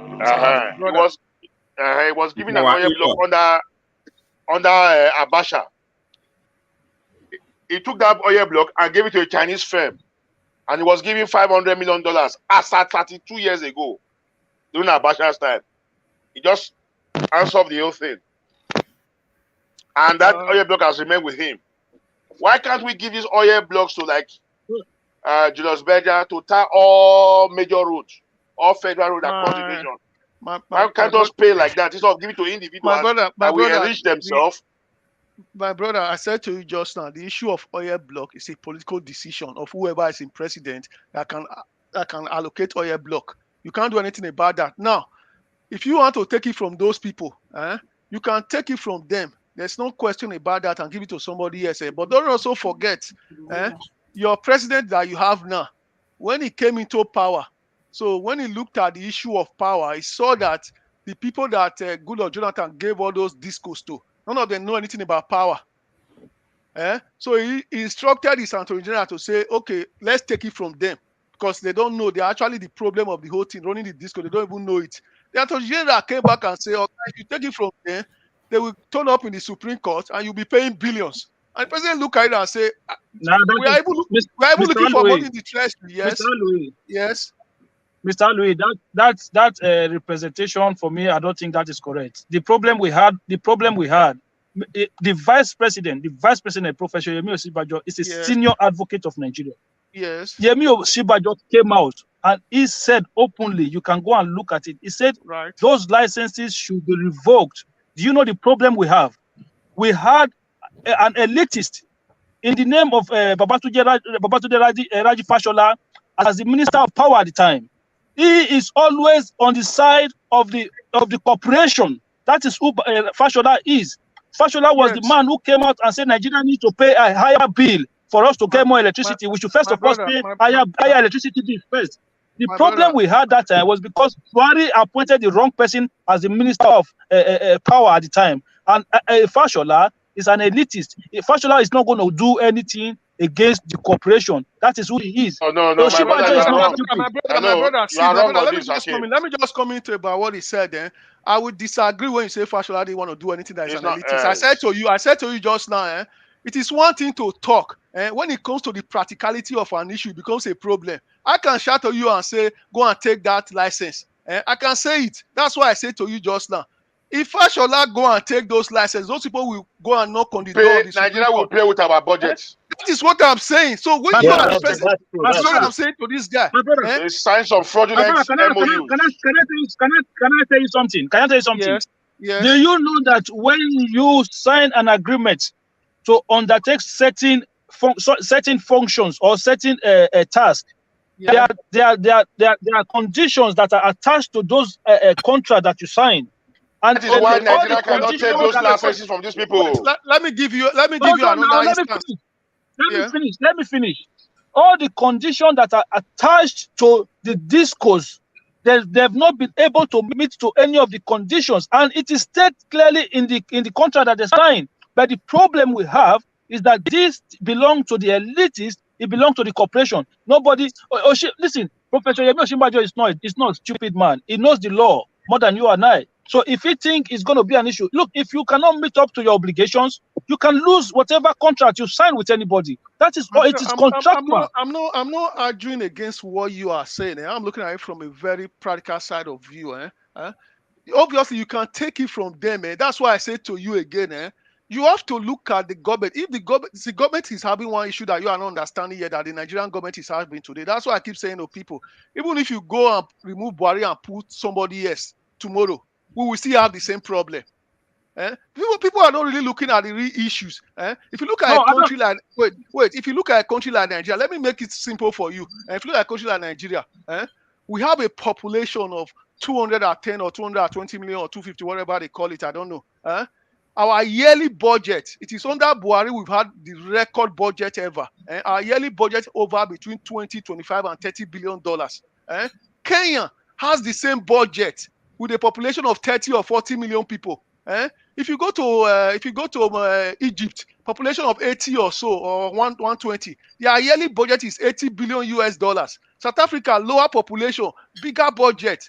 So you have to understand this. So if Buhari goes and take all those corporations that you are saying today, He has to find money to replace this thing, one. Number two, he has to find the capacity of people who will do it. You are a government, you are sad here. Let me give a local explanation to that. Yeah. If you are a governor now, you want to lay off workers, you should be ready to pay gratuity and allowances and get ready for pension. So that's the implication. If you take that license from the players right now, hold on now. Yes, if you take the license from them, you're ready to pay. There'll be litigation. That's what I'm saying, my brother. Yeah, be ready to pay. That is not a right example.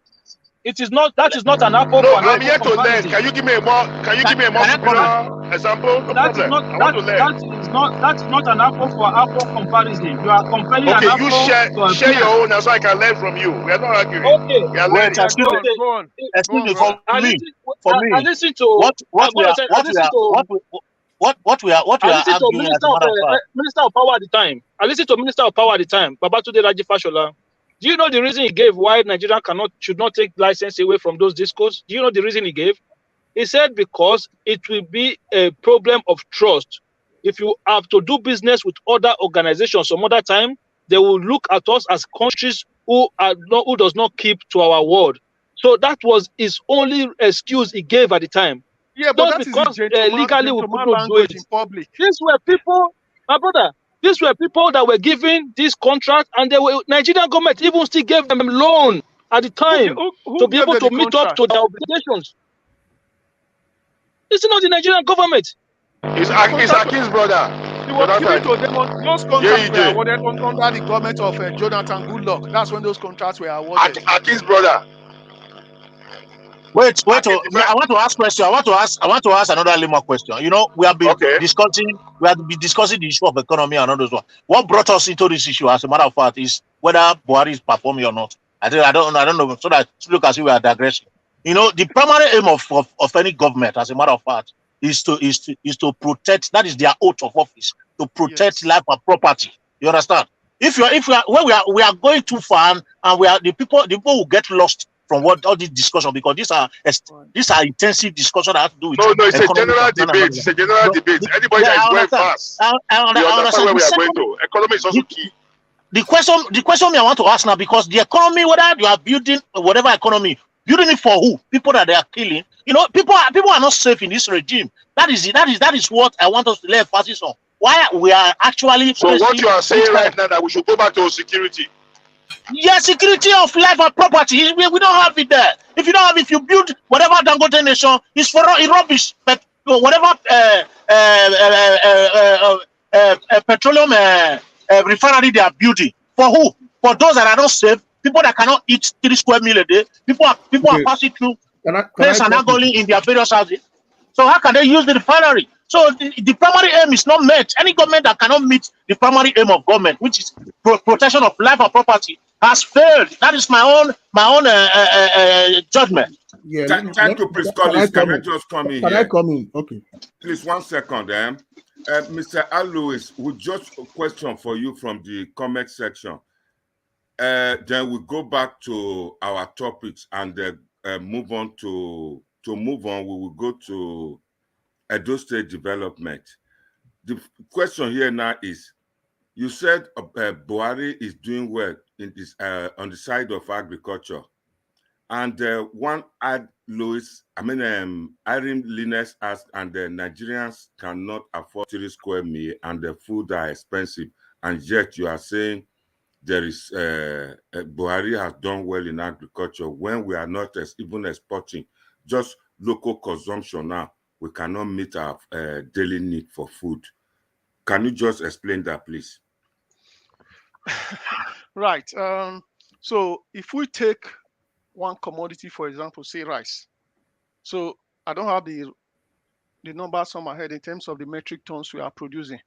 So obviously at the moment, compared to what we were importing in the past, so I think the difference in the metric ton is less than 100 metric tons compared to what we've been importing in the past. What about price? Has the price come down? Because we saw rice pyramid just few weeks back, but it did not bring the price down. Let me finish.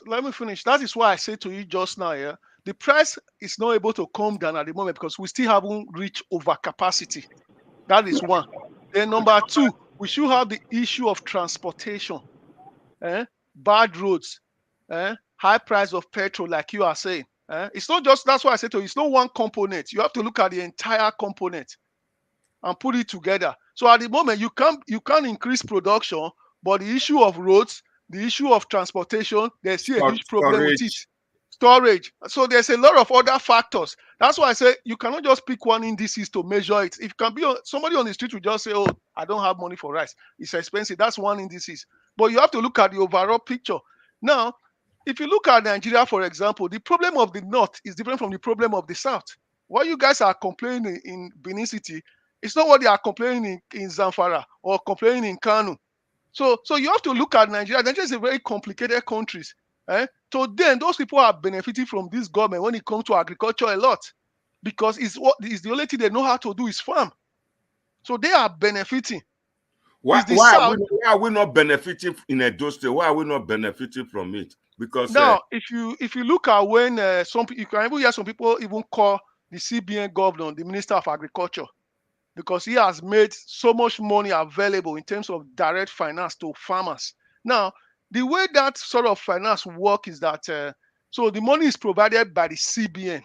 Then the state government will become partners to the CBN, in the sense that the CBN can say, I'm providing 100 billion naira for farmers in Edo State. Then the state government will have to miss a 10% allocation from themselves. They have to provide 10% or 20%. And the CBN will match it up with 70% or 80%. So the state will then decide with the CBN who to allocate those money for. Now, if you look at a lot of the northern states, like Kebbi and the rest, when they took their rice revolution, they took the money from the CBN and actually allocated their money straight to farmers, like giving them handouts. Say, go and plant, go and this, go and do that. So, because that is what the north is, very agrarian. Now, for the issue of Edo State, what the Edo State government did was a different thing. So they had an agreement with the CBN to do the same thing, but they decided to choose those big companies or communal to partner with. So they were more interested in giving NIFO money to build more plantation than actually giving the rural farmers money. So that's what the Edo State government did. That's why I say to you, when you look at issues, you have to narrow it down to what's going on. It's not just mentioning all these things. So you look at it, you look at what they are doing. So it's different in Kebbi, it's different in Edo State. So every governor knows what he chooses to do and whatever. Now, for rice to be cheaper in Edo or whatever, it can be cheaper in Kano. For you to drive it to Edo State can cost more money. So those are a lot of things that is going on. So I can't answer that. So you leave it for the wider minister to answer it. Okay, my people, with I hope the man from Ireland who just pushed us away from the topic today. I hope you've been satisfied with the answers from Al Lewis, some of them, and the panelists too. Now, the question now is Edo State. What is happening to our own development? Is it that we don't have enough money coming from Abuja, or we cannot generate money? Why is our governor, why is he not doing all that he promised us, at least 20% of what he promised? Yeah, you.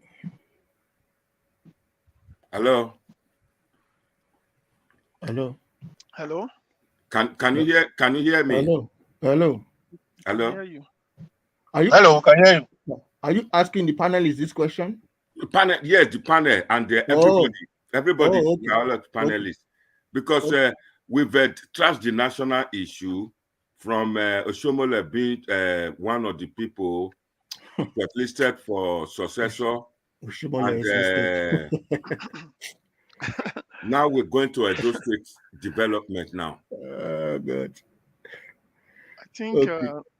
I think for me, when it comes to the national level, I think there's only 3 candidates for the presidency under the APC government. Yeah. So for me, I feel the only candidate there, you've got Vice President Osibanjo, Bola Tinubu, and others. And the others are Rotimi Amechi, Goodluck, Christine Gige, and just all the pretenders. That's what I see there. Yeah, I think I have to throw that line as well. I don't think OSHOMOILE nomination, I don't think it's feasible. I think is if it's coming from the south, I think Yemi Osinbajo and Tinubu are the strongest candidate there. That is my own take. Because People at the moment, for me, I think at the moment, Oshomole's participation is still a speculation, as a matter of fact, because a person. Me, I don't think that is feasible. I think Oshomole is a good candidate. There's no doubt about that. He's very a good one. candidate. Yeah, we know that. I think the issue is for you to rule Nigeria. That's why I was saying just now. The issue people face in Benin is different from what they face in Niger State. The country is so diverse and different. Now, for you to become president of Nigeria, that's why sometimes when people talk about Sowolu, they'll say the youth. I'll just be laughing because they don't understand what's going on. So for you to become president of Nigeria, you need a minimum of $2 billion US. That is what you need. And the only people who have that fat back account is Vice President Atiku Abubakar, Bola Tinubu, and maybe a few others. So and the only way I think another person can come in, if as a matter of fact, the executive arm of the present government is not wanting to carry the money back people along, then they can put themselves together and bring somebody that they think they can lead, then they sponsor such person. Apart from that, nothing will work out. I understand what you're saying, bro. The issue is one thing we have to understand in Nigeria, even if you come to abroad, I think sometimes in Nigeria, when it comes to presidential election, we seem to get a lot of things wrong a little bit when we analyze it. Now, the most qualified candidate, you can have the most qualified candidate. There's a lot of qualified Nigerians or whatever, even in the ADB, African Development Bank, is utmostly qualified. But you can be very qualified like we are shouting, but you cannot win at the polls. You cannot win at the booth. That is the simple truth. So at the end of the day, it's who can win on the polling booth. So if you put an Atiku Abubakar against people you are mentioning now, unknown, it will just swallow them. That is the simple truth. And to add to that also, you know when it comes to politics in general, you have to contest under a political platform. There's a political party, PDP and APC are the biggest platforms. Yes. And when you go there, you understand, it is not because at the end of the day, whether you are qualified or not, you have to still play. You have to politic. That is the truth. You have to still play the politics. Yes. Whether you are qualified or not, you have to still play politics. So politics must be played within the party first before you even come out. So and inter-party politics is even more stronger than inter-party. So when you go into a big party like PDP or APC and you have presidential ambition, you have to really be ready to politic properly before they can even consider you. So it's not about your qualification now. No. You have to also be a politician and politic as well. So that is the issue. Thank you very much. Thank you. No, from what I'm briefly before you from all angles, Oshomole is capable of doing anything that has to do with politics. Oshomole is a parrot. We know that one. It's just the issue is from what we are seeing right now, we don't see Oshomole coming out because the money back politicians are already set. But it might be possible. The only way I'm saying it's going to be possible is what I've just said before, that if the present government is not in line I don't want to carry the present person we are talking about. They don't want to carry based on condition best known to them. Whoever they bring out will be able to win him in the primaries and become the candidate, which I know. To be honest, did Oshomole have money when he became the governor of Edo State? To be honest, the best Oshomole can go for now is Senate. He cannot be president. He cannot go for president. It's too big. Oshomole get money before he can become. He will not be able. That you are right. He will not be able because financially he will not be able. He will not be able to do it. Except magic happen. He get money before he become. I wouldn't say Oshomole get money before he become governor. That's why I say you have to look at Nigeria. It's 36 states. Okay, let's just take simple example. The other day, when your brother Tinubu come out, your brother Atiku came out the other day. You saw visit to Zamfara State. Somebody dropped 50 million. Atiku went to the other place, visit to drop 50 million. So those are the calculations. So Oshiomhole is not at that level to be dumping money or to be buying supporters. Oshiomhole does not have capacity to does he have that cap? Somebody asked whether Buhari get money before he become president. Yes. Okay. Look at that is exactly what I'm trying to say now. If APC carry anybody, that person go win. APC give a primary. That's the truth. The truth is that it's not about APC now. Listen. At the end of the day, no, I'm talking about primaries. No, APC primary. It's not about APC. It's right. If whether Buhari get $2 billion before he run. Now, see what the person asking the question needs to understand. You may not necessarily have $2 billion. There was one thing Buhari has that a lot of opposition didn't have. Since the man has been contesting elections since I don't know what year. He has always been able to retain how many million votes, whether 80 million or 20, I don't know the number. Those people keep voting for him even when he was losing. Buhari already came with a voting block. Now, he has a name that is nationally known. Nigeria knew Buhari from child. You say, oh, this man was former president. He didn't like corruption and whatever. So those were pluses. Now, you don't have the likes of Mr. Tinubu coming out to say, I will fund it. I wrote to me, Amici say, I will fund it. The other one coming. So Buhari has already done half of the work. So that's why you have to look at. They still spend up to 2 billion, whatever they spend. They spend money. But if you are going to go and carry a Showore to come and vote, he has no track record. He has nothing. He has no money. Who the mention Showore? I want to have to understand about APC. APC, they are going to do the national convention very soon. They have not done that yet. And they've been ruled by this caretaker thing, and there's been a bit of disharmony within the party of late. And Oshiomhole was at the center of it at that time. Whether he accepted everybody now, I don't know.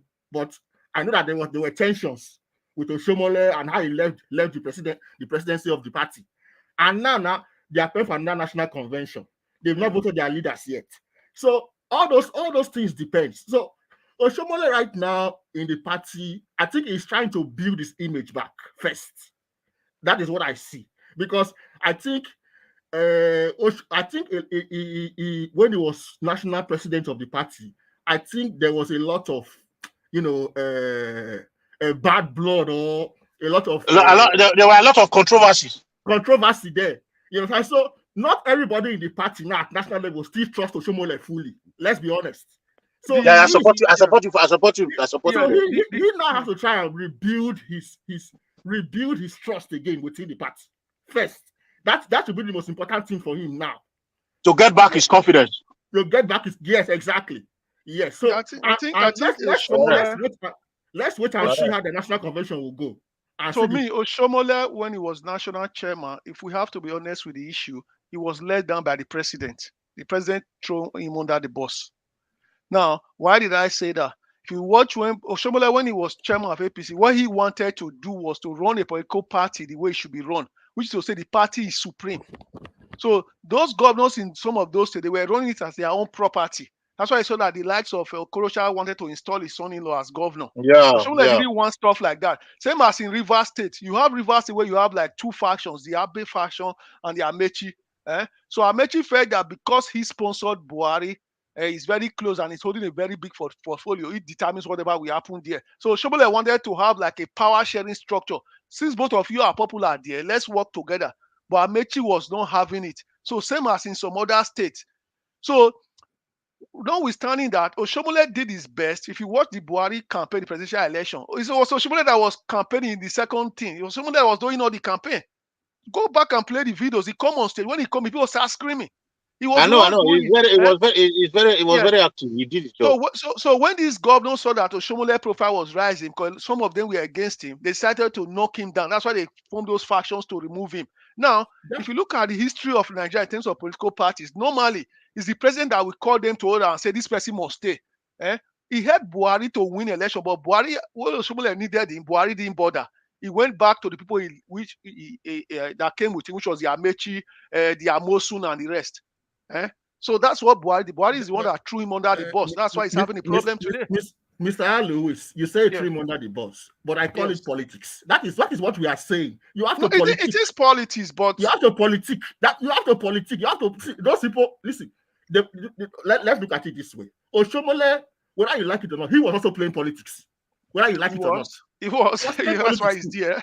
Yeah, that's why he's a politician. He was playing politics. The other side were playing their own politics. So who play politics better will carry the day. That is just the truth. Yeah. No, I think some of the government felt that it was close to Bola Tinubu. That was part of the problem. Yeah. I think Oshomole principle. What affected him was the principle he applied. You know, in Nigeria, in a political atmosphere like Nigeria, you cannot consolidate such principles. You know, because he tried to make sure that there is the true democracy consolidate itself at the grassroots level. You know, you can't do that because breaking the yoke of godfatherism in Nigeria is like talking about wiping corruption. You understand? Because that godfatherism, that is where the root of corruption comes out from. And somebody was trying to break that yoke, and he didn't have the support of those that are supposed to be with him because those people were already benefiting from it. That was what crashed it down. And if you watch out, anybody that is wanting to do the right thing in Nigeria will never last the taste of time. That is the truth. They will never survive. If you look at those that came during PDP regime, those that were nice governors during PDP regime, like those that were in Cross River State, people like Donald Duke and his Patito gangs, then they didn't survive because these were nice people that really have Nigeria at heart. They didn't survive because when the corrupt elites see these people, that they are the people that are coming to bring light to the people, they will take them away. They will do everything to make sure that they are not there. Those are the things some politicians are still experiencing today. When you are standing the right path of consolidating true politics to the grassroots, they'll make sure they bring you down. Yeah, I agree with you, bros. That is the truth. That just one thing I have to say is that, you know, all these people we are mentioning their name now, Tinubu, Oshiomhole, Yomi Osunbajo, Atiku. One thing is common among all of them. They are all politicians. They play politics. They play politics. That is their work. That is their job. So at the end of the day, at the end of the day, you understand? Whether you like it or not, whatever your name is, when you go into this thing, you must politic. You must negotiate one thing or the other to your and you must play by the rules. Exactly. So at the end of the day, you know, any politician tell you anything in the daytime, in the nighttime it can change. It's something else. That is just the truth. It doesn't matter who the person is, as far as the politician. You understand? So because that is what they do. They play politics. Mr. Alois, sorry, Prince Collins. The question I want to ask Alois now: why is it that it's difficult for Edo State to produce all those things, to give us what he promised during the election campaign? Can you explain that? What did he promise? What did he even promise? Sorry. What did he even promise before we start? What did he even promise? 200,000 job, Gele Port, electricity, what do you call it? That modular plant, something in Oshiomhole, and the road. What we are seeing is just that maintenance of roads, revamping of the roads. We are not seeing major projects like he starts something, start doing roads all the time. People will come out and start showcasing those things. And at the end, we've not been able to see one project commissioned. Right. Okay. Okay, go on. Okay, I'll Louis, take it first. If I just take the word of my friend just and say, when you are in politics, you have to politic. So if you're also a governor, you have to also know how to politic. So if you look at the way the Edo State government is operating, the way I see it, it's more or less like, I don't like using the word, it's more or less like a dictatorship. I don't like using that word. So when you have a system where you don't have a national state house of assembly, a system whereby the governor is the commissioner of works, of agriculture, of everything. So obviously, you will not see development. Don't forget, under the man you are discussing now, under OSHOMOILE you are discussing now, we'll see on TV those days when you see commissioners go and inspect road, and even he himself will be going from place to place. So at the end of the day, the man promised a lot of things that that is why I say to you that people don't understand politics or they don't understand everything. A man will come to you and tell you he's going to build a Gelegele or whatever Gelegele refinery or port for you. So the question you first of all ask yourself, does he have the capacity to do this thing? So he was able to sell it because he knows that it was a good jingle for him to use to deceive the people, to win an election. So before you even start building anything that you are saying, you have to look at what you are building. Is it of any benefit to the state? Will it bring money to the state? Where does Edo State lead to? Then you look at Nigeria as a whole. You have a port in Lagos. You have a port in Warri. You have a port in River State or Cross River. Port Harcourt there. Now, if you look at those states, they are along the Niger. So when people are building port or you go and bring an investor, the first thing you look at in building port is what you call the evacuation corridor. Evacuation corridor, which is to say, I put a port here. Where does it lead to? On the sea and also within the states. Yeah. So that is what they look at. So Edo State is not positioned in that angle to have a port. And secondly, so what you also look at again and say, okay, if there is port in Warri, what is the distance from Benin to Warri that you need a port? When you have all that pressing infrastructure, pressing things, hospitals, schools, and the rest and the rest. If you have, if the government wake up tomorrow and say there's surplus budget, you say there's nothing we can do with this money, you can go and call you and say, take, build ports. Already you don't have money. So why are you now telling the people you want to give a project that even the federal government cannot build? So Lagos State is the richest, not just the richest state, it's one of the richest countries in Africa. Lagos State. They've been building a port for the past 5-6 years. It's still not completed, to be completed next year or 2 years time. Lagos is able to go into those projects because Lagos has a very high tax revenue. They have been operating what you call, that's why sometimes when I look at people talk about Tinubu, they just say what is a thief or whatever. The way he's positioned Lagos State, and if you look at the successive government, they go into projects that will bring in more finance to the treasury. That is what they do. So you need more money to do more projects. So that is the kind of projects they are doing in Lagos. So you cannot tell the people of Edo you want to build a port when you don't have anything to show for it. Then the other day I read you talking about 30 years development plan. Then I said, okay, it's a very good plan, which like Captain Osa once said, he said they are good on presentation. It's a 30-year plan. There's nothing wrong with that. But my issue is you're only elected for 4 years to be a governor. If God bless you, you get a second term. So if you are giving me a 30-year development plan, and the first thing you need to ask yourself now, you have a state house of assembly which is not working. So if the next governor come, he can wake up and say, it was a one-man show. I'm not interested in that plan. Put it under the bin. And secondly, if you have a 30 years plan, you are meant to rule for 4 years. In 30 years, you are saying in 30 years, I'm going to have an airport. I'm going to have a military hospital. I'm going to have this, that. You tell me you do a 30 years plan. Say me in 4 years, this is what I'm going to give from that 30 years plan. It's not enough for you to tell me a 30 years plan when you say you've not done anything in 30 years plan. So a lot of it was just telling the people what they need to hear to win the election. That's what I see here. Okay. Mr. Louis, can I come in, please? Go on, Mr. Hakim, go on. Yeah, thank you very much. Sorry, I didn't mean to leave you. My network has been very bad. I think this storm that is going on here, the thing is just causing too much problem with my network here. I don't know what's going on. That's okay. I think I listened. I've not been listening since, but because I have not been following you guys. But the last part of Mr. Always submission I listened to, and I just want to say something that because you are going to be in government for 4 years or 8 years, doesn't mean that you don't lay down a strategy or a plan for others to follow. You put a plan in place because don't forget, the government is not about you, it's about the state. Developmental strategy about the state is not about Governor Obaseki, it's about Edo State.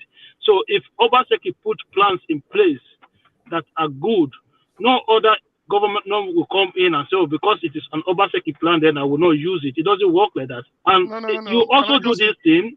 Let me finish. One word there. I just want to quickly finish. You also do this thing in hope that your party will continue government after you leave office. So they will be able to follow that same plan that you put in place.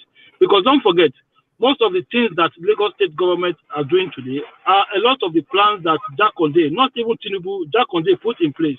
Tinubu took Jakonde's plan and start following it, and then successive Lagos governors have followed that plan as well.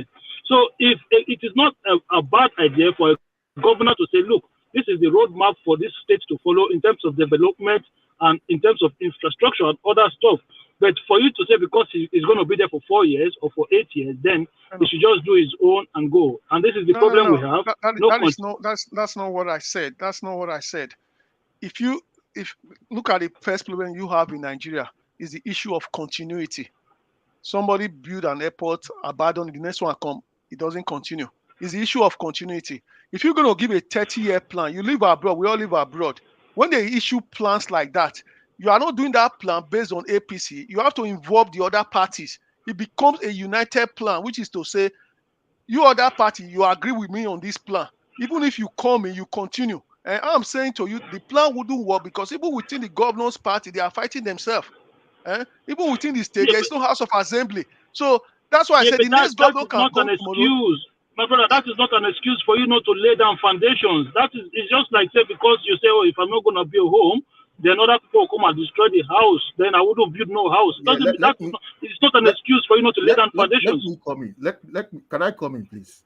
About this, go on. In response to Paramonde's question, I want to look at it a bit differently. Right. When we talk about government, let us try and separate government itself, the composition of government itself from the institutions that support government. Right. So for example, if Obaseki is governor today, after 4 years he leaves, but the systems, the procedures, and all the institutions that support the government are still there. The civil servants are working for government are still there. So, for example, now if you look at the Ministry of Fiscal Planning now, so they are doing their work there. There are workers working there based on government policy. If that government leaves tomorrow, that institution will still be there. They don't change. It is only governments that change. That is why in advanced countries like in the UK, America, or Europe, sometimes you don't even feel the party that is in government because the systems are working. It doesn't matter who comes in. You understand? As far as the machinery that supports every government is working in place, you don't even feel the effect that this is a labor, this is a conservative. No, you don't feel it because the systems that support any government are all working in place. The ministries are working well. All the agencies are working properly. That are not dependent on any single individual or government. They are not dependent on Obaseki or Oshiomhole. They are just there. They will always be there. So I think that is the difference. So when we say that this person promises, that person promises, good, you can make promises as a politician. I don't have a problem with that. But where I have a problem, Mr. Samede. Hello. Mr. Samede. Yeah, keep speaking, man. Hello. Hello. So where I have a problem is that most of these governments that come and go, you understand, they are not the problem. They are not the problem really. It's not about any individual. It's not about Obaseki. If Obaseki leaves tomorrow now, for example, whoever comes into Edo State, it will still be the same thing. It will not change. I'm telling you the truth. It will not change much. Even if it change much, it's very little. It won't change because the systems are not working. Okay. Take a case of land grabbing they're talking about in Edo State. All about this. Land grabbing is bad. We all know it's bad. Okay, government now say, okay, let us enact a law, whether it's called PPP law. Okay, that law has been enacted. Fine. Okay, look at it this way now. The governor now is the executive. The lawmakers have made a law. Right. Okay, fine. Okay, if somebody commits a crime of land grabbing now and is a suspect and you arrest that person, is it the governor that will put that person in jail? No, the person will go to court. Yes, but in advanced country, that's why he will go to court. It's only a judge that can sentence anybody, not the governor. So people are saying that oh, governor, go and arrest them. I ask myself, say, how can you arrest them? He's not the one. He has enacted a law. If somebody grabs your land, go to the station, arrest the person. Then if you have to go to court, court can sentence the person. That is the way it works normally, because institutions are not working. That is why we have this problem. Yeah, but what you are not asking yourself, why are the institutions not working? Exactly. It's because of the governors. They are the ones that are not letting them to work. That is the simple truth. No. Listen, Mr. Aluit, listen. It's not about it's even nationally. Institutions are not working nationally, not just the governors. Wait, my brother. Let me give you one example. I say you have to look at all these things based on examples. Do you know in Nigeria today? Mr. Alois. Mr. Alois. Yeah, go on, brother. Okay, thank you very much. I'm sure you know who is speaking. Thank you for being on this show. Maybe you can sense from the voice. Oh, can you still remember who is this? Mr. Israel. Oh, yeah. Thank you very much, my brother. God bless you. Thank you. I'm good. Thank you very much, Mr. Samede. Thank you very much. I listened to before I came in. I'm just a bit late. I just find you guys in. Let me quickly chip this one. Government as an institution of a state simply means the machinery through which the will of a state is formulated and attained. Am I correct, Mr. Alois? Yeah, you are correct. Okay, very good. I want to ask you, as a dividend of democracy, where you live right now, where you reside, as dividends of democracy, you and I know, is the government that actually gives what democracy entails to who? To the electorate. Am I correct? Yes, brother. Okay. Now, as an institution of a state, if an institution is not working, what happens to that state? Obviously, the states will have problems. And that is correct. So, which means now, looking at the Nigerian state, are you going to tell me that the institution is functioning? I've just mentioned it just now that the institutions that's good. No, I'm coming somewhere. The reason why I'm asking, because you live in a defined democracy. Because I just actually bump into your head, you talking about things and all these things that these people has been doing. So now, looking at it from where you live in a defined democracy, are you going to champion an electorate or a movement that is going to make sure that we see a dividend of democracy that will work for the people and not for the elite? Yes or no? So some of these questions sounds a bit interrogative. I wouldn't go for yes or no in some of because yes or no doesn't really answer the question. So it's too binary. Okay, it's too binary. I mean? Okay, yeah, so are you saying that the current situation we are now, recycling government, is better for us? Right. Okay.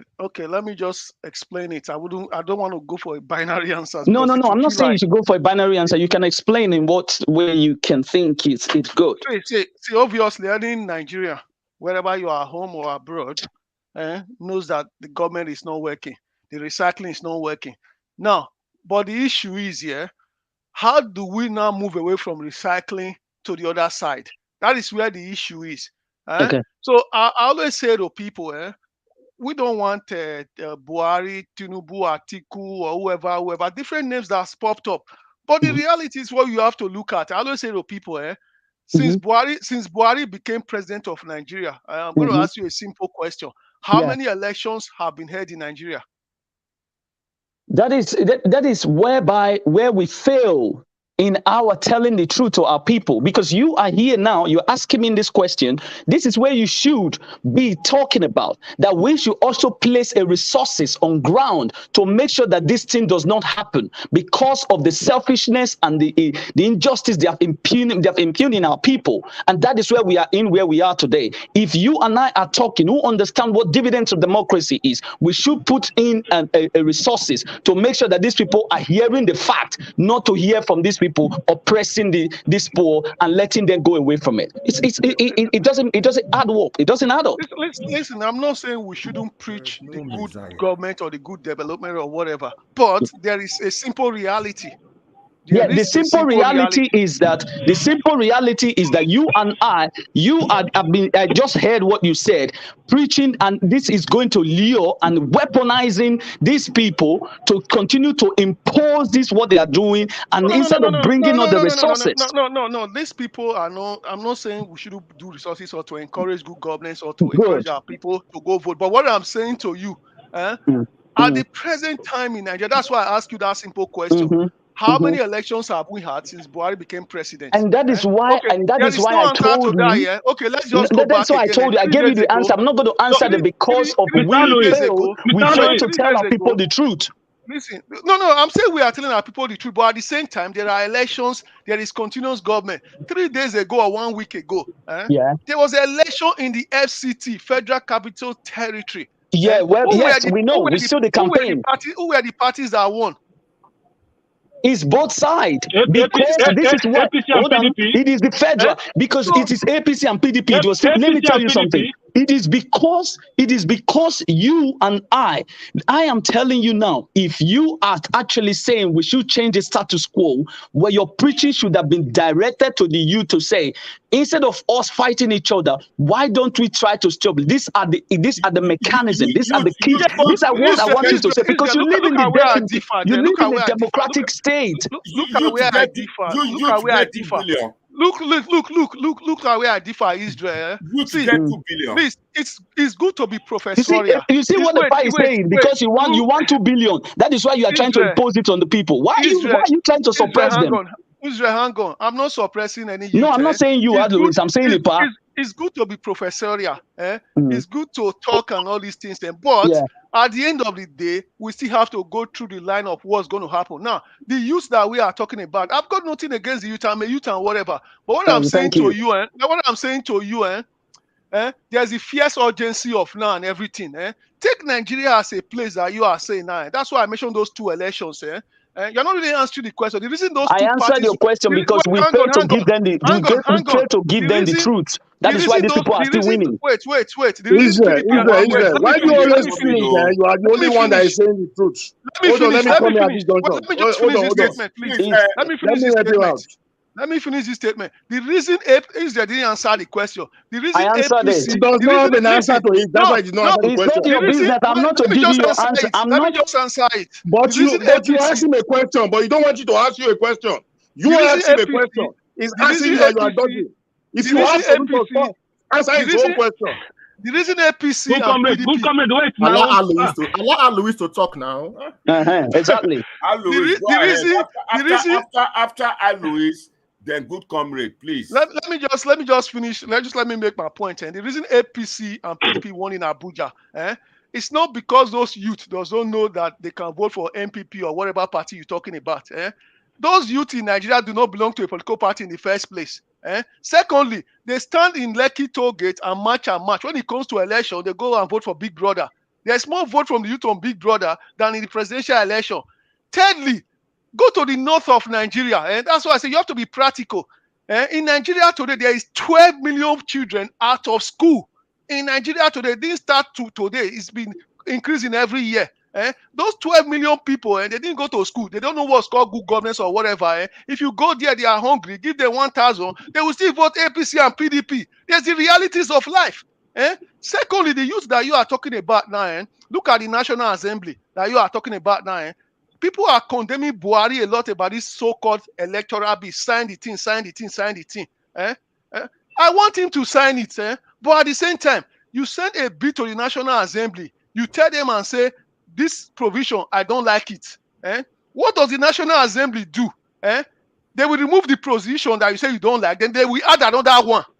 Then they will bring it back to you. Say you voted on that. I don't want to sign it. The National Assembly has youth. Go to the whatever. There's a lot of youth there. There's a lot of youth in that National Assembly. Are you being honest, or you just trying to be economical with the truth? Mr. Hold on, please.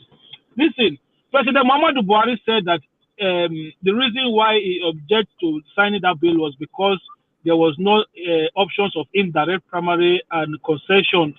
No, he didn't even use the word. He didn't even mention concession. You did not listen to me. You did not listen to me. What I said. Look at what I said. You are repeating what I said. Let me finish. Repeating what I said. Let me tell you what I said again. You are repeating what I said using Buhari's statement. I said the National Assembly. They took a bill to the president and say sign. When the president looked at it, he said to them, I don't like this provision. I'm not mentioning the provision. You are mentioning the provision. He said, I don't like this provision. Yeah, go ahead. Go and remove that provision. Then I will sign it. Then the National Assembly went back remove that provision. They added another 2 provisions again that was not there before. Mr. Louis, that's what I'm saying. You're not correct. You're not correct. That is not factual. What you are saying is not factual. What is not Thank you very much, Akin. He said they should go and include the indirect primaries as part of the other options to for political parties to conduct if primary elections. Wait, listen, my brother. Because listen, the only brother, let me finish. In that bill, in the first bill, the House of Reps and the Senate passed a bill that only had direct primaries for political parties to conduct primary elections. Right. And President Muhammad Buhari said having only one option was not good enough, that they should go include the indirect primaries. So you're saying exactly what I said using a different English. I don't know what you're saying. No. It's not the same thing that you're saying. It's not the same thing I'm saying. You are saying that the president. You are saying the president asked them to remove something. He never asked them to remove anything. He's asking wait. Hang on. You said the president said they only have indirect, direct or indirect. Yeah, it only had a direct primary option. Okay. That means if I say to you, remove direct and go and put the 2. You remove direct and put the 2. It's still the same thing. Let me help your house. It did not say remove. It said that you include the options of indirect. Let me give you a better explanation. We now have a good comrade, please. Now, what happened in this issue is this: the governor said we are in a democratic setting. We should not limit the whole nation to just one option. That's the indirect, direct. If possible, the consensus should be added into it so that the people can make a choice of which mood of they want to follow. That's what the governor said. That's what the president said. I mean. You understand? He said because we are in a democracy, we should not just give only one option to Nigerians. That we should throw out all the options and include all, so that the people in various states will decide which of the options they prefer, whether direct, indirect, or consensus way of choosing their representative. That is what gave rise to that delay. But when that bill was returned back to the House of Assembly, they obeyed the president, but they now added 2 different other bills. Are you not saying exactly what I just said? Yes, you are correct. That's what I'm saying. I'm on your side. Exactly what I just said. 2 different controversial sides again. So it's like a back and forth thing. Now, hold on. Let me come in now. What was controversial that they added? What was controversial that they added? Don't distort my flow, so I can. Let me come in this way. Like my brother Israel. Most time that we argue, don't use me as an example. Don't use me. Say what you want to talk when you talk women. Can you just be mature and use me as an example? Don't use me as an example. You want to tell me what to say? Come on, be mature here. You only like a toddler. Why are you doing it all the time? That is why I'm telling you. Don't use me. Say your own. Say your own. Your own. I did not say your own. I only mentioned your name. You are angry. I did not insult you now. It means you are carrying something. Don't use me as an example. What you are saying is right. You are the only one saying the truth. All of us, we are not saying the truth. I'm not saying you are saying a lie. Don't use me as an example. Say your own. It's simple. Say your own. Talk and let me expose you. No, you want to expose. You can't. You want to expose. I don't need to give you an answer. Take it easy. Take it easy. You will never let me talk because you know you are very intelligent. Can I come in? Good comment. Hold on. Let me finish. No, this man needs to not mention his name. For peace to okay, God bless you. Please. You know his position, eh? I don't think he understands politics. With all due respect. Now, what he keeps saying like a chorus. Because he repeats it every now and then. Yes. He will tell you, don't vote APC. Don't vote PDP. Yeah. Let's galvanize. Let's organize. Let's go to the hold on now. Come on. No. The APC members, who are they? Nigerians. Yes. Those in PDP, who are they? Nigerians. The new party you want to form, who are they? Nigerians. The Nigerian police is a reflection of our character. The new party you think you want to form, are there angels there? No. My brother, let's address poverty and illiteracy. That is the only way we can get it right. There's hunger in the land. Nobody is saying Nigerians should take money. But a man who have not eaten, 5,000 means a lot to him. That is why these money bags are getting away with murder. They make the people so poor. They don't give their education. When it comes to every 4 years election year, they throw money at them. The Anambra you always sing about, the sitting governor, AAPP, Abiabga, he spent billions. APC spent billions. PDP spent billions. But the people said no, we will die with Abga. So that does not mean Abga is the God-sent party. They are all corrupt entities. Abga is a regional party. It's not going to go anywhere. So what am I trying to say? Let me answer you. I think good comment has a point. I have not finished now. Good comment has a point. Okay, finish. Let's educate the people and make them know that even if you form new party, they are still the same human being that will still be in that party. You are PDP is not somebody's name. It's the name of a party. Yes. It's human being that operates the party. APC is not somebody's name. It's human being that operates APC. So if you form a new party now, okay, let me give you a classical example of where I'm heading to. Our so-called beloved brother, Somore, when he ran for election, towards the 11th hour of the election, he has to form a merger and align with other smaller political party. There was now fight and division. They are still fighting till now. A faction has come out to say he's not the owner of the party. He is claiming he's the owner of the party. That's what I'm saying.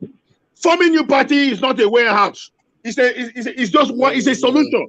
Yeah. It's not a final bus stop. It's human beings. Okay, it's can like I come in now? Can I come in now? And let me answer the question. Yes. Let's put more emphasis on enlightening the people, educating them. And Engineer Ken is here. Let's welcome my brother. The last one. Let me part with this now. If we are focusing on the presidency, the president, what about the House of Rep and the senators? Because if we put an angel as the president, with the present House of Assembly, National Assembly, both Senate and Rep, the president cannot achieve anything. So we should be conscious of that as well. As we are talking about the presidential election, we should also be thinking about how to bring in brilliant, God-fearing, eloquent, intelligent people to dominate both houses of assembly, to make good laws, to be a check for the president. You can see like that. I like that, but can't we vote another party? I like what you are saying. It's not the name of the party that will give us solution. Okay, let's go to this party. It's not Nigerians. Good comment. Round up now. Round up. Okay, I'm true for now. Next man. Okay. Let's bring the engineer. Sorry. Good comrade. Engineer Ken is online and he wants to contribute. I know. He just came now. Let Akim finish. Akim, finish. Good comrade, please. The good comrade, please. Can you still please tell us the controversial bill that was added to the electoral bill, please? Because you said they added two good morning from here. bills.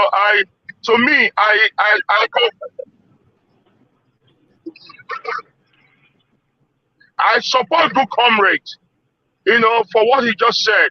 The party is not our problem. It's our individual differences. That is our problems. We can form an angel party, and the people that will be in that party, they might be demons, worse than the ones that were just left. Creating a new party is not the problem. The problem is that person. It's that person. Just like what is going on in Edo State. The guy that we have in Edo State is a newcomer in politics. He claimed that he's a technocrat. We were expecting more from him, but we didn't know that we were canvassing and voting in someone that is a killer, someone that is worse than Hitler. We didn't know that. We didn't know that we were voting in. So everybody mute yourself when somebody is talking. Everybody mute yourself when someone is talking. Can you mute yourself, please? Go ahead. Is it PDP that is not the problem? Is it FEC that is not the problem? No. It's individual differences. What the good comrade says was right. It's not about party. It's about person. So we should pray for God should send us somebody that we can trust. Somebody that can stand well for the interest of the people. Somebody that has the interest of men and women in that country at heart. Someone that will choose that country first before his own personal gain. Just like the Americans that are here. Abraham Lincoln says, it's not what you would do for America. It's not what America will do for you. It is what you will do for America that make America great. You know, that is why everyone that comes into this country will contribute their own part of goodness to this country. That is making this country great. But we don't have those kind of great patriotism in Nigeria. The men that we have there is their stomach is busted. That's what they are. Greedy men, men that are ready to kill for money. You know, so it's so bad. It's really, really bad. So we should look at blessings, not party. Okay. Thank you so much. Engineer Ken, nobody is talking about forming another political party. If you try to get it straight. You said about America, everybody working for America. America was created for it's a home of all, and home of the brave. No. Let me tell you one thing, Engineer Ken. If you have been sinking, you have been dining with something that it never changed. You cannot form a new political party. Are there no other political parties there that we can still try and see? Is it only one side? No, Israel, you're getting it wrong. Question. Israel, let me tell you. Israel. Hold on, guys. Hold on. I'm listening. Okay, we have a saying beneath that if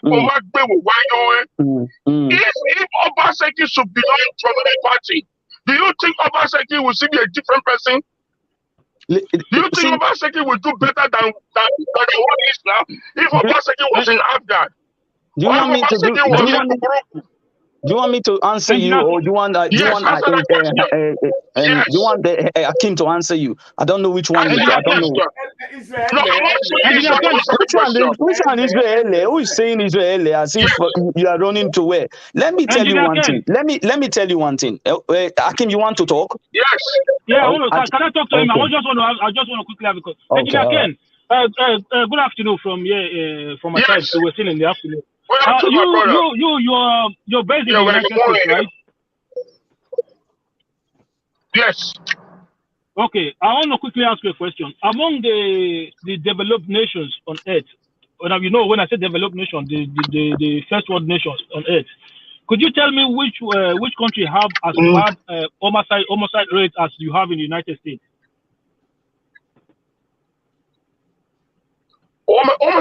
See, America killing is different. It's a different ball game. It's a different thing. You know, it's a different thing. It's not like what we have back home. You know, it's a different thing. So you can only use. They're not human beings. Okay. Let me answer this. In America, you will never see 8 men that will rape a 79-year-old woman and go cost-free. In America, you have. It's a thing that should happen. Hold on a second, my brother. It's a thing that should happen in America. The governor of that state will turn the state upside down till they get that people. Till they get those men. Till they get them. So the homicide issue in America is a different ball game from what we are passing through in Africa. Okay, let me come again. Remember, the United States of America. So it's fair to say that you have. So it's fair to say that you have a very high rate of insecurity in America than you have. Please, my advice to the panelists: if one person is on the floor, every other person to mute himself, please. So, Engineer Ken, please, what I want to say quickly is this. So, in the past 4 or 5 years, how many school shootings whereby people go into schools and then kill students? How many school shootings have you witnessed in the United States in the past 4 or 5 years?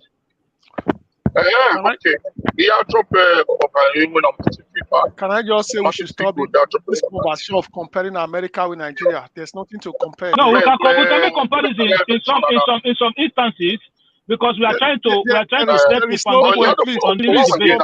Compare Nigeria with Ghana, South Africa, or whatever countries that are on the same development stage. No, that is different. What I'm trying to do here is different. What we need to understand in life is that There are insecurities everywhere you go on earth. There are insecurities, there are challenges everywhere you at the go. moment, Nigeria insecurity is at astronomical level. It's too bad. There's no way you can be compared to America. Yeah, but this is what you can say. My brother, you can say that. You can say that numbers to back up your claim about Nigeria. My brother, hold on first. You can say yes, it is bad in Nigeria, but you can say it is bad in Nigeria, but you have to take into context the situation, the problem that we face in Nigeria, banditry and insurgency. And these things are based in some certain area. We are now in a situation whereby somebody is calling a state governor a killer, based on what? That you there's no governor that goes to a seat and says he wants to go and kill people. I don't think that's the right thing to say. So you're calling a sitting governor a killer? No. It's very right.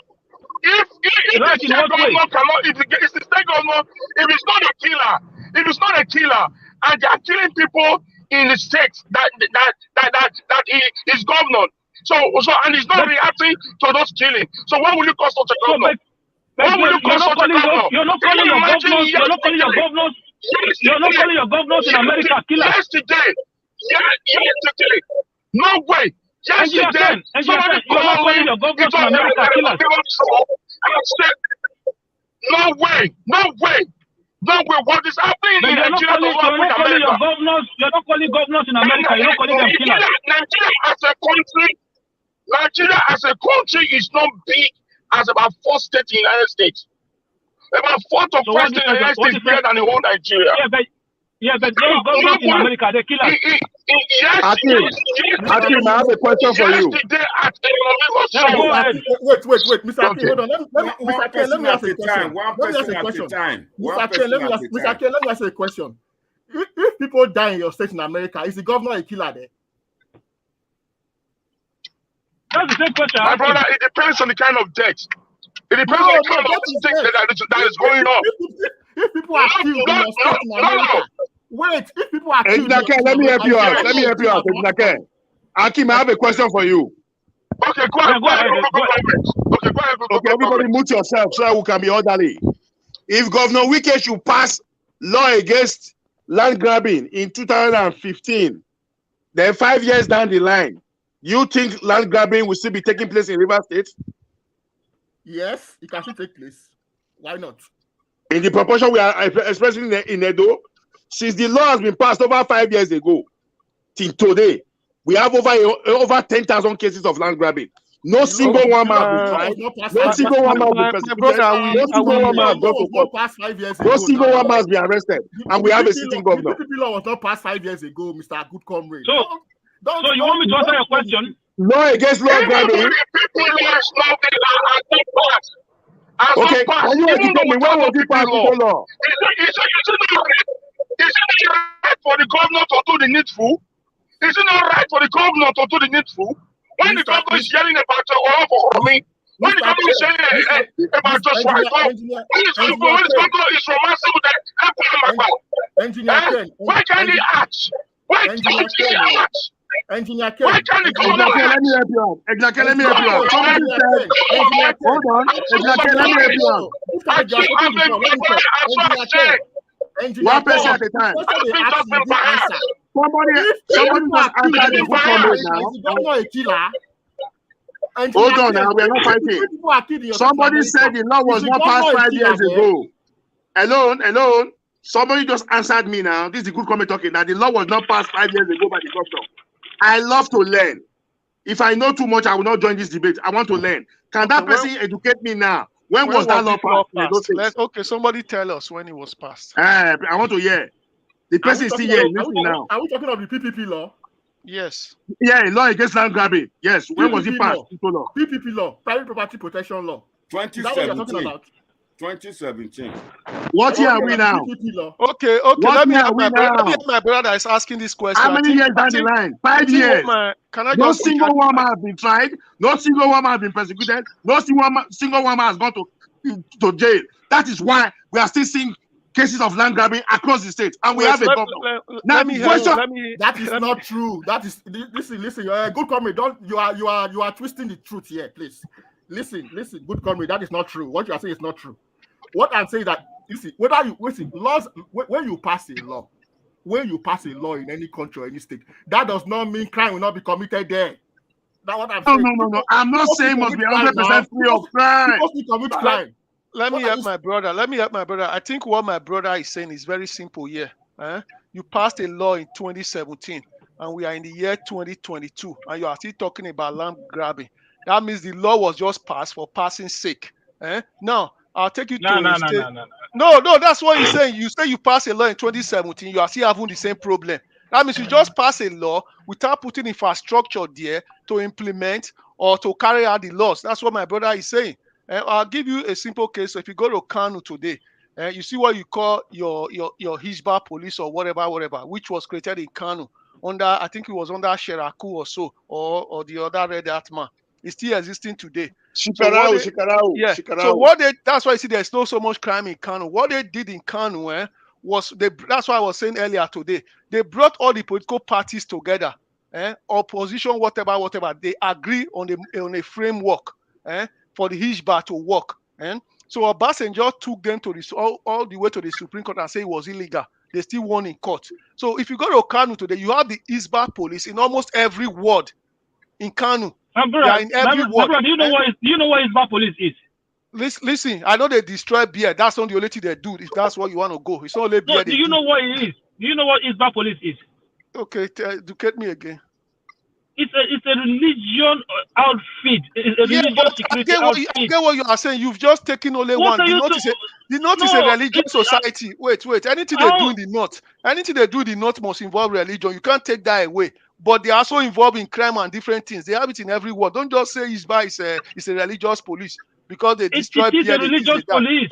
It is whatever you want to call it, whether it's religion or whatever, if they go and catch a armed robber, it doesn't concern me. They go and catch a thief. When have you heard Hizbah catch armed robber in Kano State? Do you even follow the law? Do you follow the? Oh my God! When have you heard Hizbah caught an armed robber? Hizbah, all they do is that they bring laws. They bring out laws that make life difficult for people who are not Muslim. Well, excuse me, my brother. You are saying this because you live in the South. Your Saturn TV network, they are interested in beer destroy those kind of laws. That's what says to my them. brother, I follow every news. When you say the Hizbah police is not working, they are working. They are working. My brother, can you tell me when Hizbah police caught armed robbers? Listen, I'm not going to go into that argument. They have Hizbah police in every ward. I'm not going to go into that argument. They have Hizbah police in every ward. My brother was talking about the land grabbing and stuff. You pass a law, you should have a body that goes from place to place to implement it or to fight people who are doing this thing. That's what he's saying. No, just like back in the days. This is where I disagree with you. Yeah. This is where I disagree with Al Lewis. Listen, when a law is passed, there are law enforcement agencies already in place. So who is the enforcer? Who is the law enforcement? Listen. Let me learn. If you have a land, somebody grab your land. It's a case of land. It's a case of land. People are dragging one land. Let me land. If you have a land, somebody grab your land. Where you go to report the case is the police. Normally, in a normal society, you go and report to the police. Let me finish. Everybody move yourself now. Yes. I'll be there 10 minutes. 10 minutes. So when somebody grabs your land or you say this land is not okay, you guys go to the police. When you go to the police will investigate the matter. And then if the matter needs to go to court, it will go to court. You don't hear what I'm saying, eh? Look at what I'm saying. If the state have the power to set up a mobile court, it can also set up a mobile enforcement unit. It can be passed in the state House of Assembly. The Nigerian police doesn't have the resources. What do you mean by enforcement? What do you mean by enforcement unit? Let me answer you, my brother. I know where you are coming from. Now, I thank God for debate like this. Some people are exposing themselves as the day goes by. Now, you just ask a question now. You said if the governor should pass a law, a bill into law, it's not the judiciary, it's not the police. So when people keep on breaking that law, the governor should not be held responsible. That is your message. Now, I have a question. Hold on. I have a question for you. No, in River State, hold on now, please. Don't twist my words. When you were talking, I kept quiet. Let me finish. You can't tell me. Let me finish. I won't allow you to twist my words. In River State, we are afraid of the truth. In River State, there were only voting. I won't allow you. Don't misinterpret me. Give him the floor.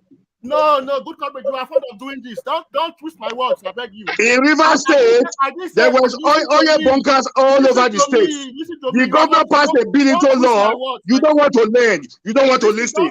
But when you were talking, I kept quiet. That is maturity. Now I'm talking now. You are objecting. You see, when you were talking, I kept quiet. You were filling up with lies. I kept quiet. I let you finish. Now let me talk. Even if what I'm saying is wrong, let me finish. That is maturity. You will never talk. Listen, you are twisting my words. I will not allow. No. I didn't say the God. But when you were talking, I kept quiet. Even when you were filling up with lies, I kept quiet. I will not allow you. You are fond of doing this. You are fond of doing this. You are fond of doing this. I will not allow you this time. You are fond of doing this thing. Okay, because I'm more mature than you, I will leave the floor for you. Once you finish, I'll come back to that question. You cannot avoid my question. I want to expose your brain. I want to expose my brain. Then you let me talk. I have a question for you. Why are you afraid of? My brother, can you continue? Don't shout or threaten somebody. Just continue. You said the governor will pass a law because it's not the judiciary, it's not the police. We should not blame the governor. The governor should not implement the law. Blame the governor. Have I said so? Why are you twisting my words? Why are you lying now? Why are you lying? Look at what I said. It's okay to evade questions, but other people cannot evade questions. Yeah, he's fond of doing it. He likes to lie and twist people's words.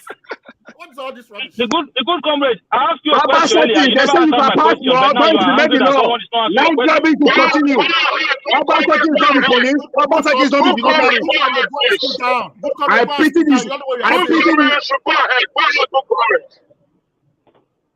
You can't come and twist my words. You see, he's still talking. When he was talking, I kept quiet. Even when he was talking, I kept quiet. You do it a lot. This is what you do. So let them. Can you point it out? What have I said in the past that I did a lot? Just give me 3 examples. Give me 1 or 2 examples. So don't come and. You are enjoying this argument. You don't want me to counter you. You are enjoying a debate. You talk, I keep quiet. When I talk, you keep quiet. Even if I'm wrong, let me finish. When I finish, then you correct and counter me. That is the way to go. That is maturity. When you were lying, I kept quiet. I never objected you. When you finish now, I want to highlight your lies. You are the liar. You are the liar, not me. You guys. Okay, can you be mature enough and listen to me? Let me expose you. Nigeria okay, good. Okay, now good. You need to come in here, man. Epa, you need to come in here. Hold on now. No, we should not bury this. I must say it out. This man just exposed himself, telling us that the governor. Expose yourself. Go and sit down. Oh my God! You can see the matter. You can see now he's enjoying the argument. He doesn't want me to talk. Can you take charge? It's becoming too childish. No, because one person don't want to keep quiet. That's it. They should stop calling me a liar. Okay, Jesus Christ, you're not a liar. You are Jesus Christ. When you were talking, yes, I'm can you take control, please? I am taking control, but they are yes, I'm sorry. Community themselves. Go ahead. In River State, there was oil bunkering across the state, in the riverine part of River State. Yes. What did the governor do? He passed a bill into law. Then he called the local government chairman. He mandated them, gave them a marching order. Even Wike himself went to the creeks, went to the forest by himself, went to attack those illegal bunkering sites, and they were destroyed. Many people were arrested. They were tried. They are in prison right now. That is leadership. That is when you pass a law, you implement, you follow up. I just learned something today now. 20th of February. So the governor can pass a law. You will show good example by yourself to enforce the law. We can't wait to the kick itself. That is yeah, what you are saying the governor provided resources to implement that law. That's what I was saying. It's not just enough to pass a law. And enforce the law. Yes. Listen, you see the governors have been drinking champagne and not doing anything about it. It's not by creating PVP law. You create that law without you don't enforce the law. How will the law work? How will it work? How will it work? It will not. It will never work. That was why Wike went to that creek by himself. He went there himself. That is leadership. He might be shot. He might be, you know, Wike can be killed in that creek, but he didn't do it. You know, he went ahead. If I have to die for my people, let me die for my people. He went there by himself and enforced that law. Engineer Ken, calm down. Engineer Ken, can I come in, please? Hakim, go ahead. So thank you very much, Ipa. Engineer Ken, I think sometimes when we are debating, I think we always make examples of things that are not of equal comparison. Listen, me, I'm one person that I'm not supporting the governor when it comes to this issue of land grabbing, because I don't like the way the turn of direction, the way things are heading. I don't like it, so I'm not in support of the situation at hand. But when we are making comparison, we have to understand that creating a bunkery or creating a legal refinery is against the law.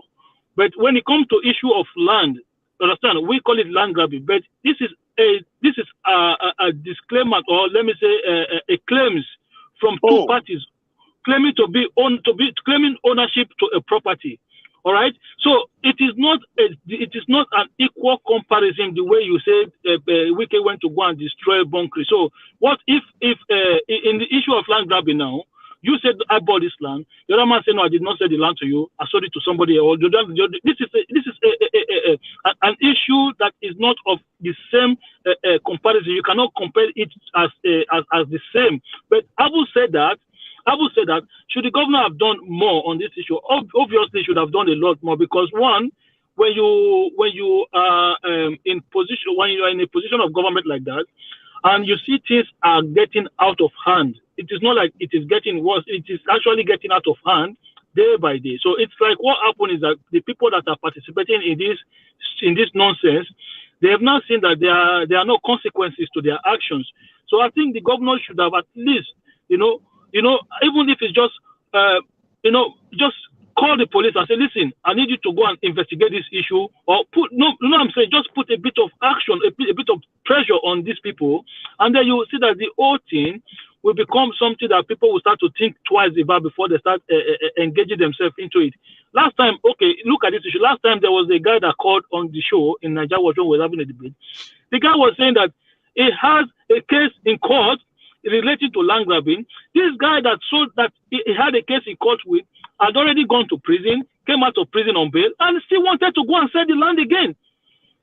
So sometimes you have to understand the challenges that we face over there back home.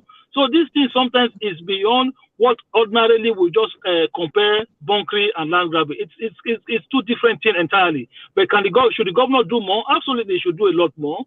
You know what I'm saying? So because I wouldn't see a situation whereby somebody built a house to a stage and another person go and demolish the house. My brother, for me, I don't think that is right. I don't think that is right, and I will never support that. Yeah, go ahead, Engineer Ken. Can I say something? Go on, talk. Yeah. It's very cheap than oil bunkery. Oil bunkery affects a nation. Oil bunkery affects a state. Oil bunkery affects everyone.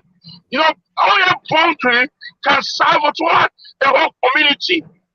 The bad gas that they're having today, bad fuel, the bad diesel, they are oil bunkery. Send me. Oil bunkery is worse killer than land grabbing. Land grabbing affects about 1 or 2 persons. Oil bunkery affects the whole state, the whole region, and the whole country. Which one is worse? Oil bunkery. Oil bunkery is so worse that everybody is armed. Everybody's armed. You don't know it. I do it. I'm into oil for over 30 years, my friend. If I give my identity, you'll be surprised. I'm telling you, for a weekend to enter that forest, with a man, he's a man, because he's going to the creek, knowing that those guys are armed. Not only armed with AK-47, they are armed with grenades. You don't know what is bunkering. Bunkering is a war zone. It's a survival test. That's what country is. Everybody's a suspect Thank in you, country Engineer business. Thank you, You Engineer understand? Akim. So for life, Yeah, Python. Thank you very much. What God bless you. Yes. A quick question. I said the PPP law was passed 5 years ago. Somebody said I was lying. I want that person to educate us. Let him tell me the year that law was passed. One second, good comrade. 1 second. And Hakim, go ahead. Comrade. Good comrade. If you say somebody is lying, you have to first of all mention the person directly and say this person said that is not true. So you haven't mentioned anybody's name. So nobody's going to answer your. No, the person is here and I said it's a lie. It was not passed 5 years ago. Yeah, but I didn't answer to that question. So Hakim, go ahead. I'm gonna like I was saying just now, Engineer Ken, I'm not doubting the severity or the danger push when it comes to the bunker. That is not what I'm saying. I'm saying the comparison are two different things. It is easy for you to just send salt into the bush and destroy all those illegal refineries. It is easy for you to just make direction and say, okay, but this is not very complicated issues, whereby this is an issue between two ownership. This one is claiming ownership to the land, while the other man is claiming ownership to the land. All of this have to be investigated. If you want to follow the proper channel, it's not something that you can just send soldiers to go and brutalize people. It's something that has to be investigated, properly investigated, and then those who have the right document then will be the rightful owners, and while the others who sold other people property, that would then be a criminal offense. That is what I'm trying to explain to you in the first place. And I will say that I have said to you that yes, I expect the governor to do more. That's what I'm trying to. I'm not telling you that land grabbing is more severe than bunkering or illegal refinery. That's not what I'm saying. Let me tell you something, my brother. To investigate land grabbing is one of the most easiest thing. The seller that sold it to 10 people, you go after the seller. It's the seller that sold it. He will say to A and say to B and say to C and say to D. You go after that seller. When you go after that seller, you will see the solution. And you will see the problem. Sometimes it's different sellers, so sometimes it's that's what sellers. It is. Sometimes it's different sellers, so that sell one land. Yeah, but that's what I'm saying to you. It's not those different sellers. Are they not human beings? Are they not living within us? That's what I'm saying. That's what I'm saying. Just start destroying and start destroying properties.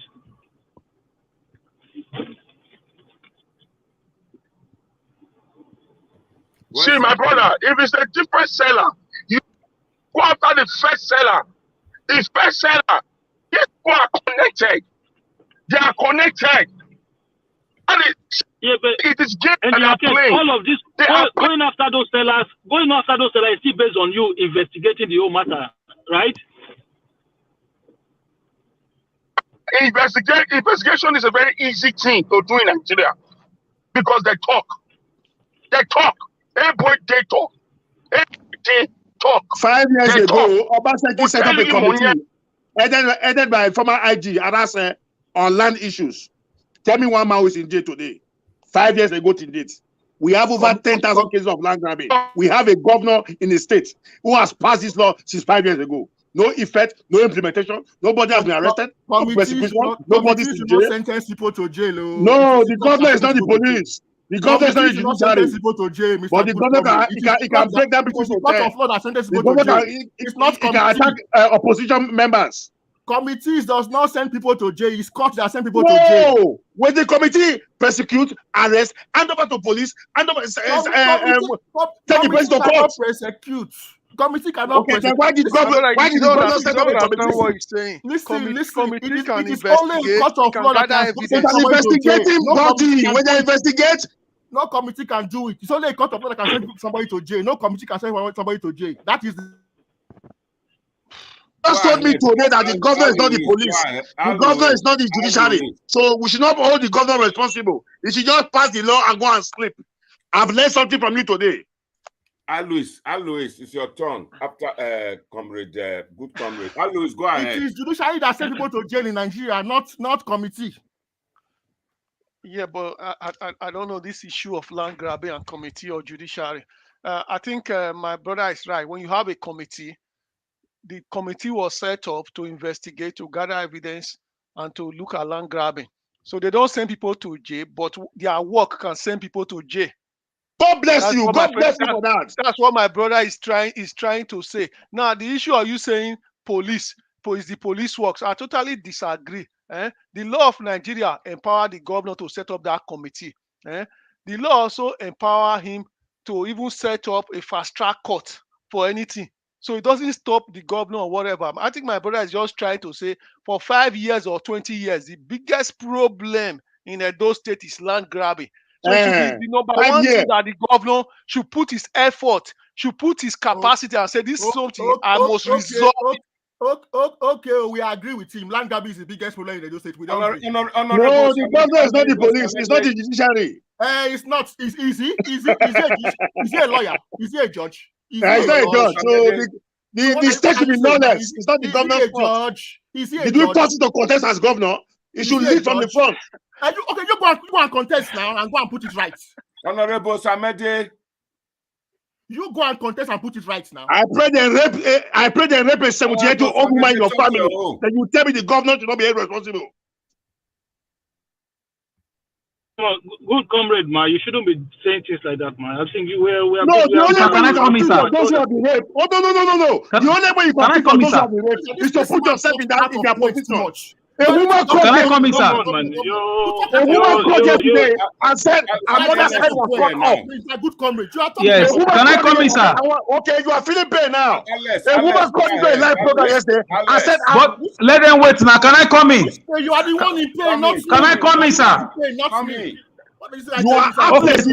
Gentlemen, please hold on. Gentlemen, please hold on. You are selfish. You are a psychopath because you are supporting the governor blindly. Sit down. Gentlemen, can I come in? Your mother. The governor should not be irresponsible.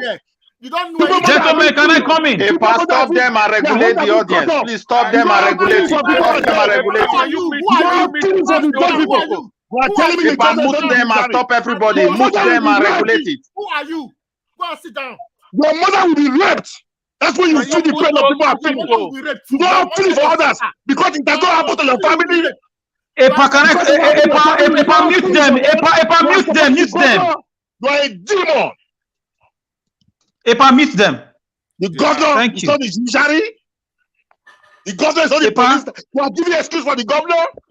If I can come in, sir. Go ahead. Good comrade, calm down. Good comrade, please calm down. Please, sir. Please, loud. You know what? You know what I'm hungry? I was listening to a platform yesterday. A lady called me from Canada and said her mother, 78-year-old woman, her head was cut off by Fulani people. And this yes, I heard that. I heard that too. I can confirm that. He's supporting the governor. Tell me the governor is not the police. Can I come, Mr. Good Comrade? Please hold on, sir. Hold on, sir. Mr. Good Comrade, please hold on 1 minute. Please, sir, please. Lao. Yeah, thank you very much, guys. From what we are seeing now, I have been watching you guys, and I want to come in like this. Can you hear me, sir? I can hear you. Go ahead. Yeah, in a sane system, immediately the governor leaves office, it should be investigated over the killings of Fulani in all villages in Edo State. In a sane system, if he has no vested interest, if he's not enjoying the bloodletting, the blood spilling, the governor should be number one suspect after his immunity is gone from him. 2 years is just like 2 days. We are waiting. Because I do not see the primary duty of a governor.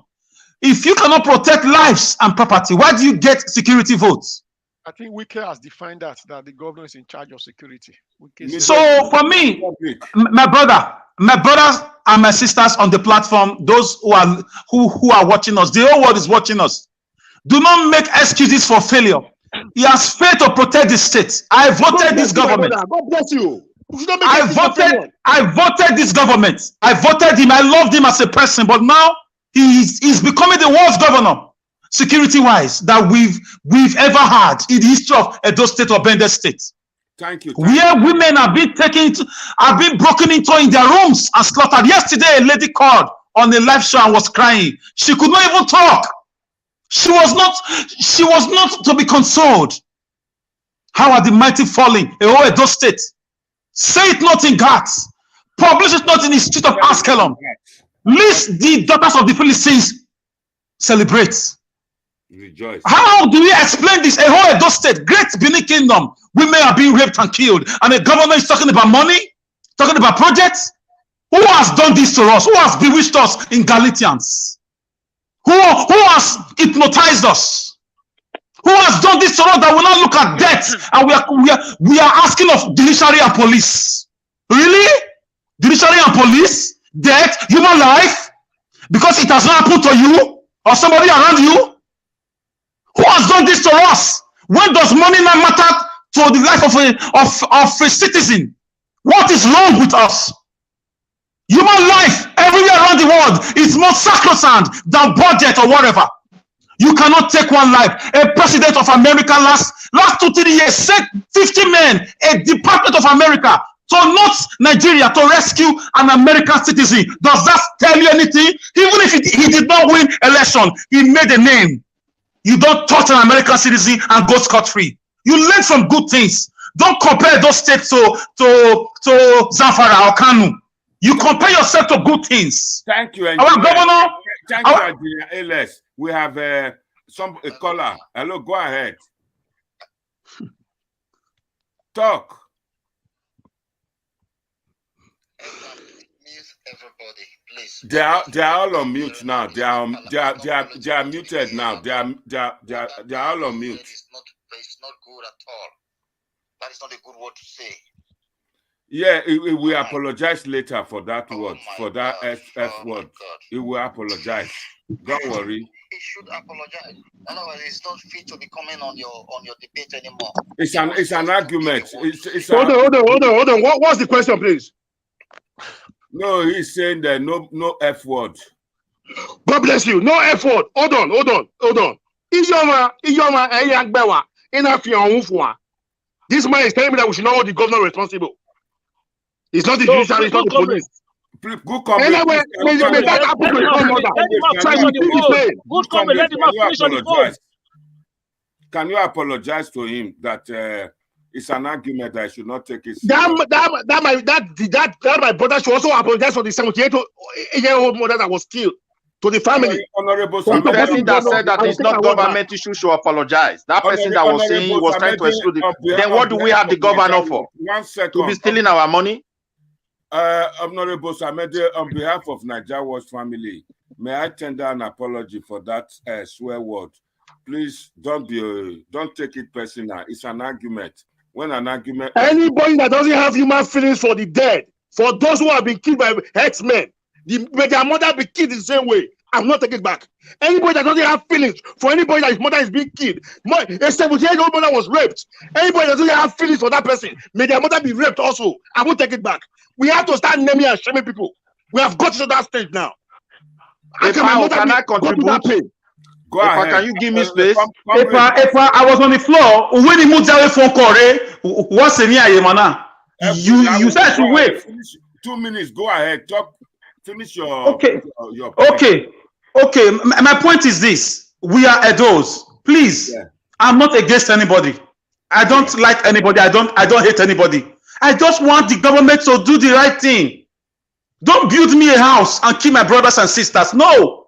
Don't do construction for me and your people are being killed and you turn it. Obviously, with the body language, the governor right now has agreements with the Fulani killer machine in the central government.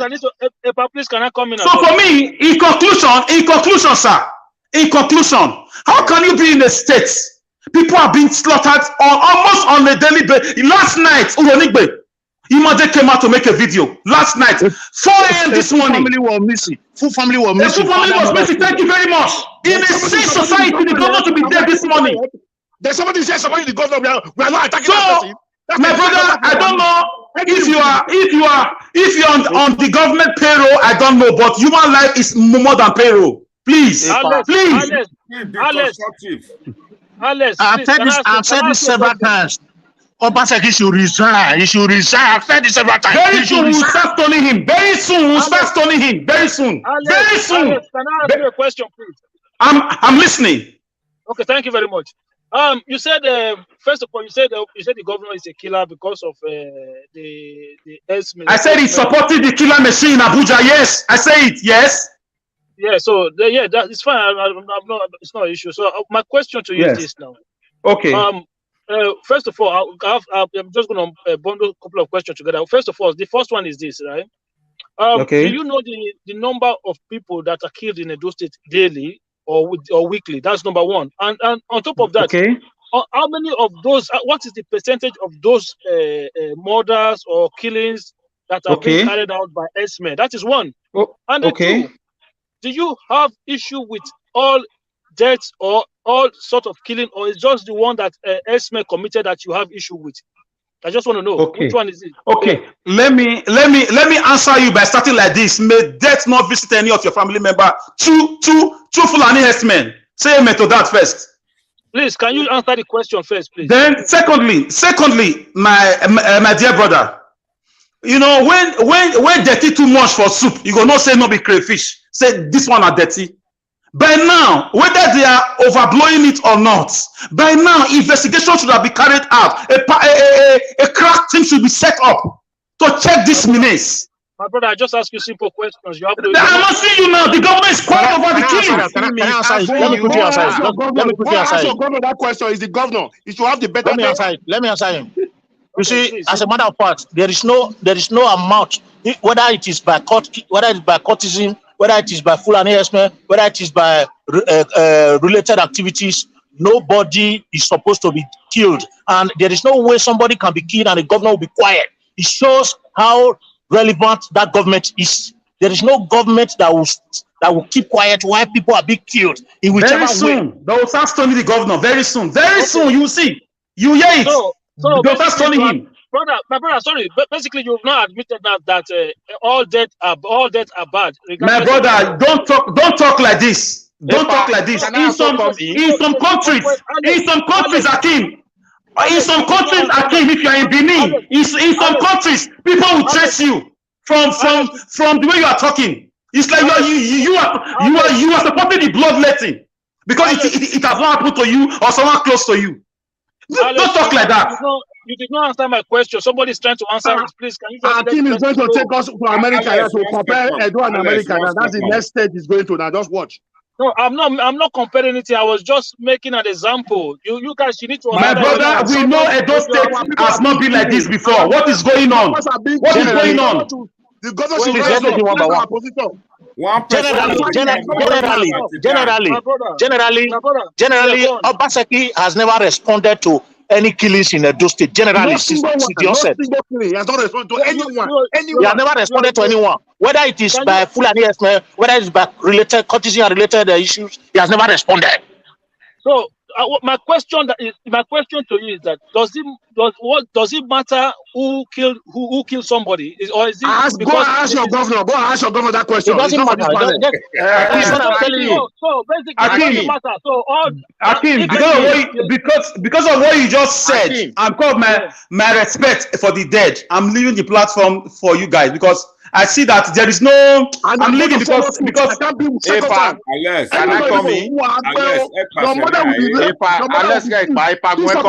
When you have a chance in the now. What are your chance in Midwest Republic, please? Epa, I would like to talk some few things about land grabbing. Go ahead. And I will come to this insecurity. If you look at the way we run land issue in our state, it shows the level of primitiveness. That's why the level of education. Our educational system is only structured for people to read, pass exam, and come and be speaking Google English or maybe even vocabs. That's all. But when it comes to faculty of reasoning, you will understand that these people don't even know anything. I always repeat in this platform, I use Senegal as an example. It's an African country. It is impossible for you to sell one land to two people. Because why? The structures are well planned and they are functioning well. 1975, those who read that were having knowledge, like Ogbemudi and Ali, they built what is called BDPA, close to Ekiosa Market. That building, because the military came in,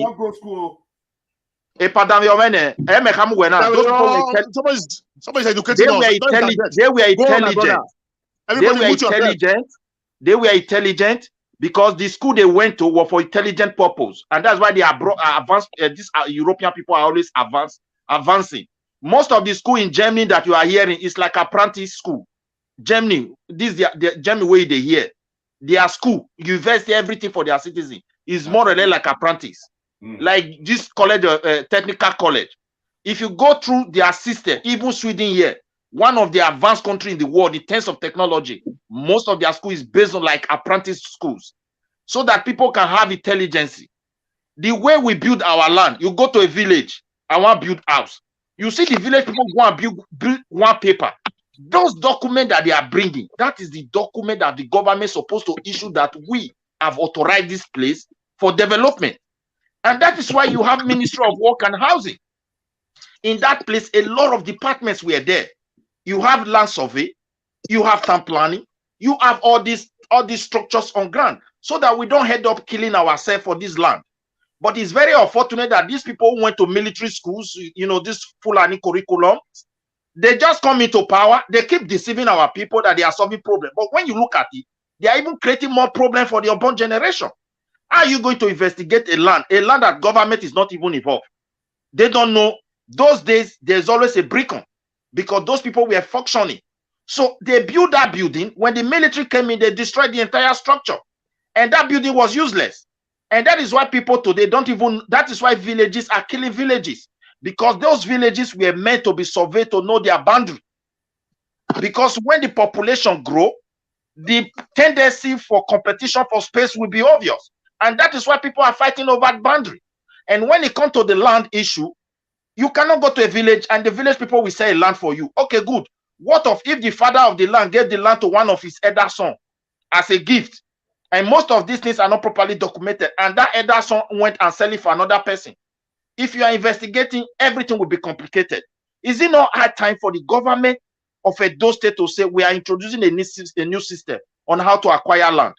So God the ministries you, are not, God bless you for your the point. system is not there. They don't believe in system, and they keep on, you know, just telling us from offset we are solving problem. And when you look at it, they are still building upon the faulty foundation. So it's a very heartbroken. So A man that goes on with 900 million every 30 days. Let's come to security level. It's not the police. The government is not the security. It's not the judiciary. Because of the primitiveness that I'm talking about, a well-educated person will not talk like that when you are intelligent, but you can have degree. So let's put that one aside. Because now let's come to the security level.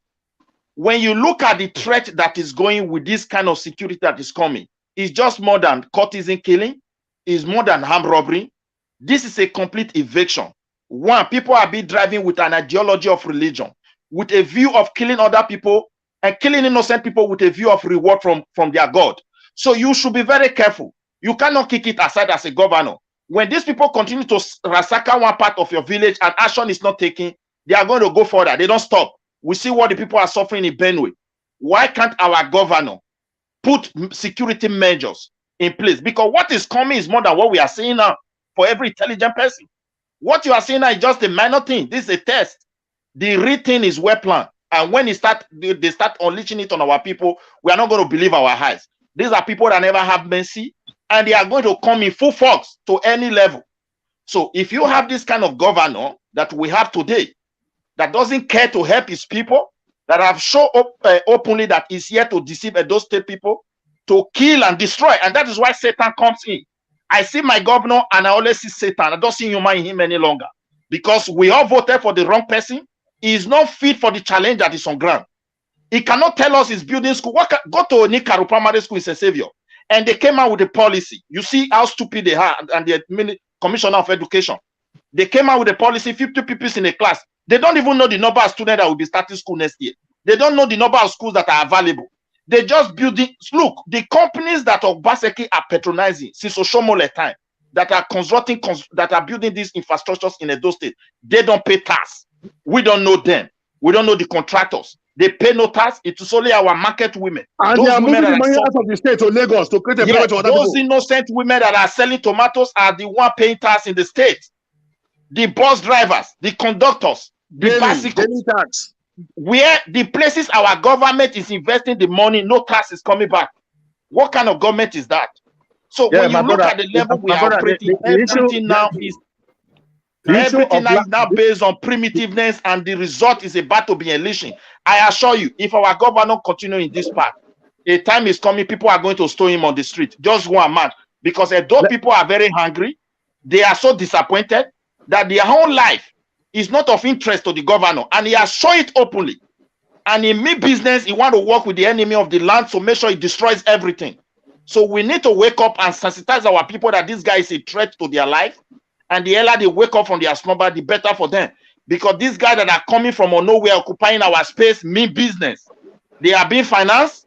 They are well planned. They have been trained for it. They even master the land more than indigenous people. This is not a joke. But when you have a governor who doesn't care and who doesn't want to take the part of the rest people, man, it's a great concern. Whether they are killing us through occultism, people die through accident or whatever. But the threat of Fulani S-men is a terrorist issue. Even some of the most superpower countries in the world have been fighting these people, and they are unable to succeed. They always said, don't give them chance to have a foot in your space. And that's what they said. Israeli always said it, and so many countries always said, and once they grab any territory, you are in serious trouble. Governor Obaseki should wake up. He is a threat to Edo State people the way he's governing us. He's so satanic in nature. He doesn't want to listen to the people. He's not helping us. He should wake up. We can't continue to be silent. Okay. It's a threat. Thank you, my brother. Thank you. Thank you. If quickly, let me throw this in. The issue of land grabbing in Edo, let that be a different topic. And there are issues we need to address about it. That is a separate issue. The governor cannot do anything or do otherwise as regards land grabbing. But if we want to lay emphasis on it, let it be a topic of its own. It's a special topic that should be on its own. Because where the problem is coming from is where it is coming from. That's what I want to say. If I make it a topic, it will be very important. Are we going to be talking about the solution? Yeah, solution. If we have to talk about the solution to land grabbing is for the governor. He have to set up a system. He have to introduce a new system to land acquisition, and the problem will be solved. Don't be blaming other people. I know where you people are shifting it to. It's an enemy of the land. He wants to run the traditional council. I know where they are coming from. Enemy of the... You people are so satanic, you and his group, as you are talking here. Even the artifact they are bringing, we know the plan people we are having. That's their plan. Is not an Edo person. He doesn't speak Edo language. He is a threat to all levels. He brought OSHOMOILE down. He wants to bring the traditional council down. He wants to bring all Edo people down. And God is going to disgrace him. He's an enemy. He's an enemy of the soil. I know where you are talking to. The problem is not coming from the traditional council. It's coming because you people are primitive and you are opportune to be leading the people. You don't know what is called a system. You don't know how to approach things. Even the people that have been crying for this land grabbing, the state governor refused to arrest anybody. You want to shift the blame. You want to bring Edo people that God will disgrace you people. You are this satanic governor, and he has started it. Very soon people will store him in the market. The old women will naked and swear for him. That is when you will know that this guy is Midwest Republic. Midwest Republic. If I with due respect, let me quickly say something. If I with due respect, Akim should reply him. Akim should reply. I want Akim to go ahead. Akim. Thank you very much. I just want to say something quick here. I understand that people we're on a debate platform, okay? Just because somebody have a different opinion from you doesn't make the person enemy of state. Yeah, that is an insult. That issue should be addressed. This guy just insulted everybody. We are more than that. Just because you believe Mona, let Akim talk now. The pro don't talk. Just because you believe in something doesn't mean I have to believe that same thing. Just because you think in a certain way doesn't mean I have to think it that way. That is why I've never called you an enemy of state because we disagree on issues. I will not call you an enemy of anybody because I understand that you as a human being, you are independent of your own opinion. I'm not going to force my way on you, and I don't expect you to force your way on me. Just as that is primitiveness. That's primitiveness. Just as I respect your opinion and your wish, and I expect you to respect my opinion and my wish. I've heard a good comrade saying he prayed that people's mother should be raped. For somebody who No. Hey, hold on, Akim. Let me correct myself. I said anybody. You are changing it. That's not what he said. Let me say it. I say anybody that doesn't have feelings for those whose mother have been raped or killed, their mother will also be raped. No. Good comrade, I heard you very well. Maybe you should go and listen to this tape later. You said anybody that doesn't have feelings. Akim, that is what he said. Akim, that is what he said. Please don't put words. Continue. You are just trying to defend what is not in existence. You continue your own. Give your point. Give your point. Yeah, he said those people who are supporting this evil governor. He said you pray. That is what you say. That is one. Let's look. For me, I don't really care because those things don't bother me. It doesn't matter what you say or what you don't say. It doesn't really bother me because if people's words matters, then maybe a lot of people would be alive today. If they said if men were God, unfortunately, or fortunately for us, men are not God. So it doesn't matter what anybody claim or swear or whatever. It doesn't bother me. So having said that, when we are making a case on this platform or any debate platform, I've always said this. If you want to be educative about it, let's be educative about it. Let's be factual about it. If you don't want to do that, then I'm still going to come with you. I'm going to come with you on that level, whereby we just throw information out there without having substantial data to back it. So it's easy to say our land has been taken over, but there is no proof of any land being taken over. That is the truth. If you say the land is taken over, there's no proof. Akim, most of the people that are dying, those news that they are bringing out on daily basis. Uronic people are crying. Other of Yano, they are crying. They are demonstrating in the street. Akim, you that belong to Niger Works family, you are saying this? I asked you earlier. So all the people that want to show in our state managed, that was you earlier. Can I finish? Can I continue? No, you guys need to listen now. Okay? I asked you earlier. I asked everybody earlier on this platform earlier. None of you gave me an answer. Is it because those people are being killed by herdsmen? Is that what matters more to you, or every other people that are being killed? Does it matter? If I may answer your question, look, the threat of it matters more to you that somebody is dead. Akim, go on. The killing generally. Does it matter more to you that herdsmen kill somebody, or it matters more to you that somebody is dead? Look, death is death. Herdsmen is a threat. It's a global threat. It's a global terrorist. The governor has no major. Listen, the governor has no somebody is dead. That somebody is dead. Matters a lot. That somebody is dead. The governor have no preventive measures on ground. He has no preventive measures on ground. Look, to protect life is security. On this ground, we need security to protect life. And the governor is not having any measures on ground to prevent life, to protect life. No preventive measures. Midwest Republic, let him land. Midwest, take it easy. Take it easy. Midwest, take it easy, please. If it matters more to you that somebody is dead and not because somebody, it doesn't matter the tribe or the religion of the person that committed the crime. What I want people to understand in life is this. Whatever you do to other people, they will also do to you. Whichever way you treat other people, you will also be treated that way. Whatever you wish upon other people, that also will be wished upon you. So we have to understand, majority of us, we don't live in our country, we live in other people's land. The way we want to call people foreigners in our own land, even though they are all our fellow Nigerians, but we tend to look for a way to tribalize, religionize some in a way that even if you come out of your house today, these are the people before a white man says something today, they will start shouting racist, racist, racist, racist, racist. But look at the language that they are using today against their own fellow black man. These are the same people, of the same color of your skin. So if a Fulani man commits a crime, you see this guy where he's going. I did not say Fulani. I said Fulani Esme, which has been designated as a terrorist worldwide. He has been designated as a terrorist group. So I don't know what you are talking about. Even the government have called them a terrorist, bandit, and they are as Fulani. So I don't know what you are trying to say. It has nothing to do with racism. If an man went to Kano today to go and rape their mother, you think they will be quiet? X-Men have not been designated as terrorists. They are not terrorists yet. They are bandits. Okay, but the bandits are already terrorists. And who are the bandits that was designated terrorists? Then who are the bandits? The bandit that was designated terrorists. Not who are the bandits now? X-Men are not. You people are making a mistake. The bandit are the S-men who kidnapped. That's what the governor said. The government now called them bandits. They don't want to call them terrorists for many years. And if the police they are not labeled terrorists.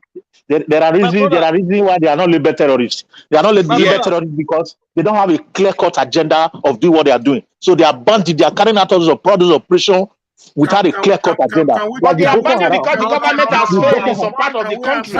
Can we answer call, please? Can we answer call from most commentators? Let's hear. When we talk, people will not turn into tribal issue. May God forbid. I don't understand the. Hello.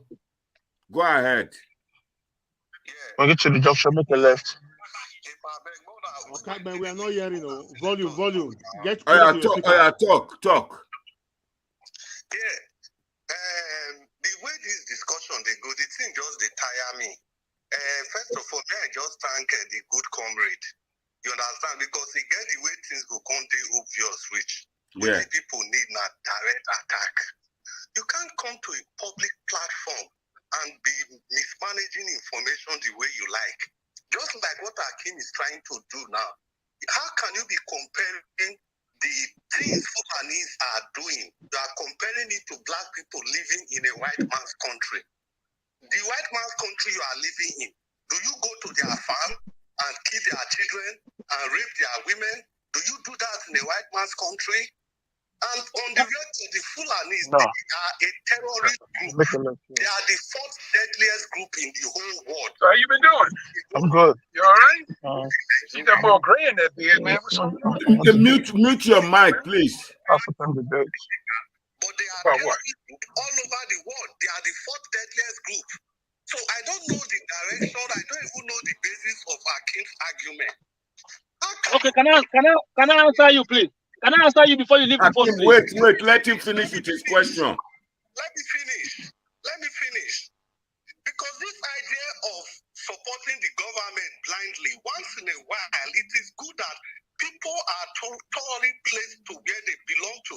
Because the other time, somebody, I don't know if it is Akim again, they were saying that there was nothing wrong for members of House of Assembly to be sworn in at night, that there's nothing wrong in the kind of clothes they wear. Can you do that in the same country, even if it is not in the constitution? Can you do it in the same country? If we want to support the government, we have to be constructive. It's not just looking at this blindly and saying things the way we like, just in order to support the government. So how can you be supporting the government and using, like I said before, it's a vague example. Thank you, caller. Let Akim give you a rebuttal, please. Oh, okay. Thank you very much. I appreciate your contribution. I think what the caller need to understand is that my argument on this basis is not in support of a government or the governor. My argument on this basis is the fact that we are a kind of tribalizing, or let me say, using ethnicity when it comes to crime matter. And what I'm trying to explain to you is that we should see a crime for what it is, which is a crime. If a crime is committed against me today, I don't care who committed that crime against me. I care more that a crime has been committed against me. Okay, so let me make an example now. You live abroad today, and a doorman or a Nigerian go and commit a crime somewhere. Then those people pick an arms and then they start looking for any Nigerians, or they use the crime that a Nigerian commit, and then they use it to tie me up. A crime that I don't know one or two about. So I don't want to be a victim. Assuming in this country, in the United Kingdom, a police officer murdered a lady, killed her. Then where did the bullet go to? To the police, that they didn't talk. This is what is happening here. No, that is an institution. An institution is different from an ethnicity. You cannot make that. This is what the government, not institution. Hakim, can I come in here to help you a little bit? Institution is different. Well, I'm not saying blaming government or no blame. This is the problem. Hakim, listen. The basis of my argument. Hakim, I understand you. Let me quickly throw in something, please. The basis of my argument is that Hakim, let me quickly throw in something. Hakim. Yeah, go on. Someone is still talking, I don't know. The person, Jay, can you remove your... Okay, let me quickly say something, Akim, I am not talking on the basis of ethnicity. I don't forbid, as an Edo person, it is hard for Edo people to be practicing ethnicity because we were born into multicultural lingua, naturally. So we are even better than any other tribe you can talk in Nigeria. There are places you will talk. An Igbo person will tell you because you don't speak Igbo, don't do this thing. Even a reverend father make a reference to it in Lagos and they sack him. He said he went to go and officiate in a burial. And they accuse him of not speaking an Igbo, he's not fit to be here, a whole reverend father. And then that prompt him to do what he did in Lagos by saying, don't stop speaking so Igbo language here. It not led to a problem. We don't have this. This is not what I'm talking about. Get it clear. Here in Europe, they have a system. The system control me. The system control president. It control the king. So it is system that solve problem. But because of the level of education our people are having, they don't believe in system. They keep on deceiving our people that I am educated, I will solve your problem, which is 100% lie. Ogbemudia never went to big degree school. They built Bende Property Authority. 1975, they passed a law. Nobody should sell land in the whole of Bende or Midwest or whatever. Now, they now came out with a structure on how to acquire land. They were able to plan for the whole of Bende, railway, everything, and been able to affect villages and settlement with education and development one way or the other. Now, these people that are ruling us today, they will always want you to see their PhD. Then they will tell you, yes, education is not good. I will solve education problem. But they don't believe even in the Ministry of Education. They will go and appoint their colleague, you know, like the governor we have today, who is ruling us with committee of friends. He doesn't believe in the structures of the rules of governance. He doesn't believe in local government, system of government. He doesn't believe in legislative arm. He only have 7 people that is comfortable. Even the judiciary, he try to even influence them. So when you look at the structure, you will understand that these people are only creating problem. So I'm not talking about tribalism.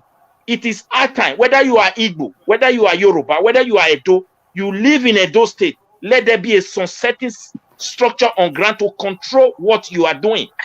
There are good Fulani who want to be a good cattle rearer.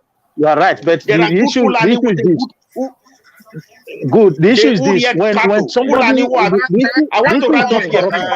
Let me round up. There are good Fulani. A caller wants to speak, please. Wait, before that caller, let me quickly say something. The issue is not whether people are educated or not or whatever. Go on. The issue is...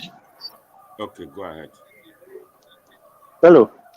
Hello. When are you going to put me through? Thank you. Thank you. 17. Yeah. I will. They're not the best like that. I will.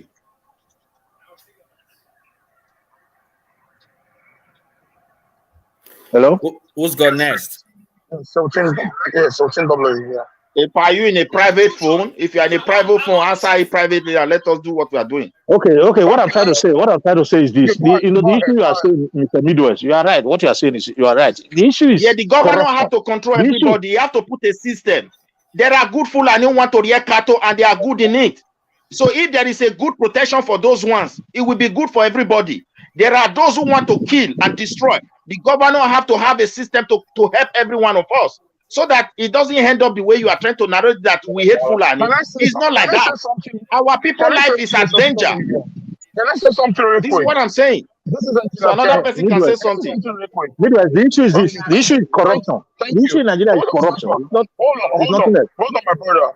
No, it is the system that gave corruption. When you don't have a system, you are about to corrupt. You are the elite. If you are the moderator, everybody cannot be talking at the same time. Yeah, can I say something? I've not spoken for quite a while now. Please, can I go ahead? Can I have the floor? Gentlemen, just 1 second. I have the floor? You will have the floor. Just 1 second. Please, one after the other. I'm going to bring back our Honorable Samede, the victor who left in annoyance. Is coming back to come and defend his own right. Go ahead, that caller who has never had a floor. Go ahead now. The floor is yours. Okay, thank you very much. You know, the system that they created is for the elite, for the wealthy against the poor. The system only works for and to enhance corruption. You know, that is to enhance corruption. Yes. Stop interrupting me. Don't let me talk. Hold on. No. Yeah. Left. Yeah, right. The system, the thing is this. Yes. In America, no country has cow more than Americans. We have a lot of cows, but you don't see them walking in the streets. The farmers that rear those cattle buy feed to feed their cattle. But in Nigeria, we keep on having our cattle to be walking in the streets because that is being controlled by the elite. You know, those cattle cannot come to their neighborhood, but those cattle can be found in the poor neighborhood and in the farm of the poor neighborhood. You know, and the elite are supporting it. But those cows are not being sold for free. The price is the same. So if you have to have a farm for your chicken. So why can't they have the same farm for the cattle rearers? That if you want to rear cattle in Edo State, you should buy your own plot of land, rear your cattle in your plot of land, go and buy feed. Go and buy feed from the feed growers and use to feed your cattle. So that at the end, everybody makes money and everybody smiles. Then you will not see a development in that state. You know, if you are selling your cow, you will buy feed to sell your cow. So those ones that has a feed, they also make money from their feed. But they are not doing it like that. This is what the Fulanis are doing. They come into the south and southwest and southeast to sabotage our farms, to put us in hunger, so that the northerners, that who the government have given the license to farm with fertilizers, will be the ones supplying us food from that desert. But we that have the rainforest, we will not have farm, we will not have food from our rainforest. They will be in that forest to drive us out. They will be in that forest to kill us. They will be in that forest to,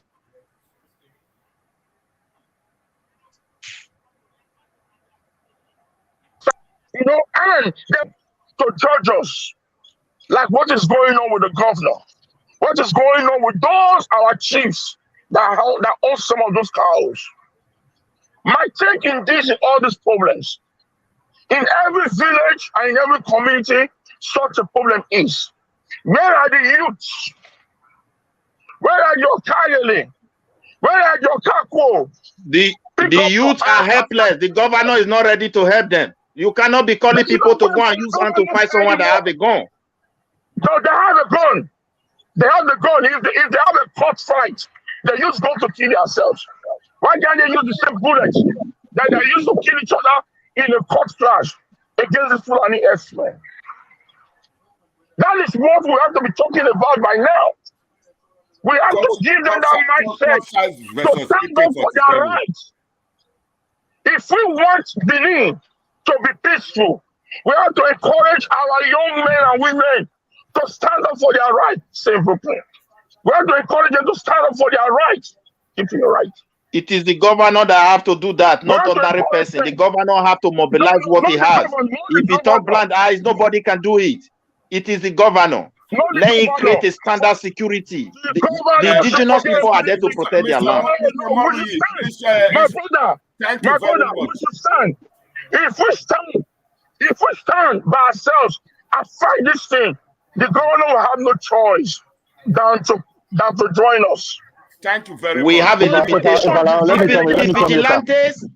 vigilantes are doing their job outside the government. Are they not trying? Let me come in. For 3 years. Mr. Murray, we are too educated and we are like fools. We are too educated. Can you meet somebody? You have the news, but you are in control. You take charge. Mr. Murray, go ahead. Thank you very much. The last person, you spoke very well that we have to mobilize our youth to go after them. Yes. But our youth will not go. They like vigilante job. Go ahead, Mr. Murray. No.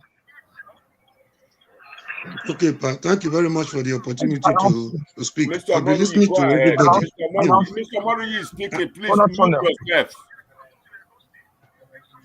Yeah, Epa. Good morning, sir. My greetings to fellow panelists and our viewers all over the globe. Amo, you are welcome. Thank you very much, everybody. My greetings to Mr. Alex, Akim, and the good comrade and every other person on the panelists. Yeah, I've been listening to everybody.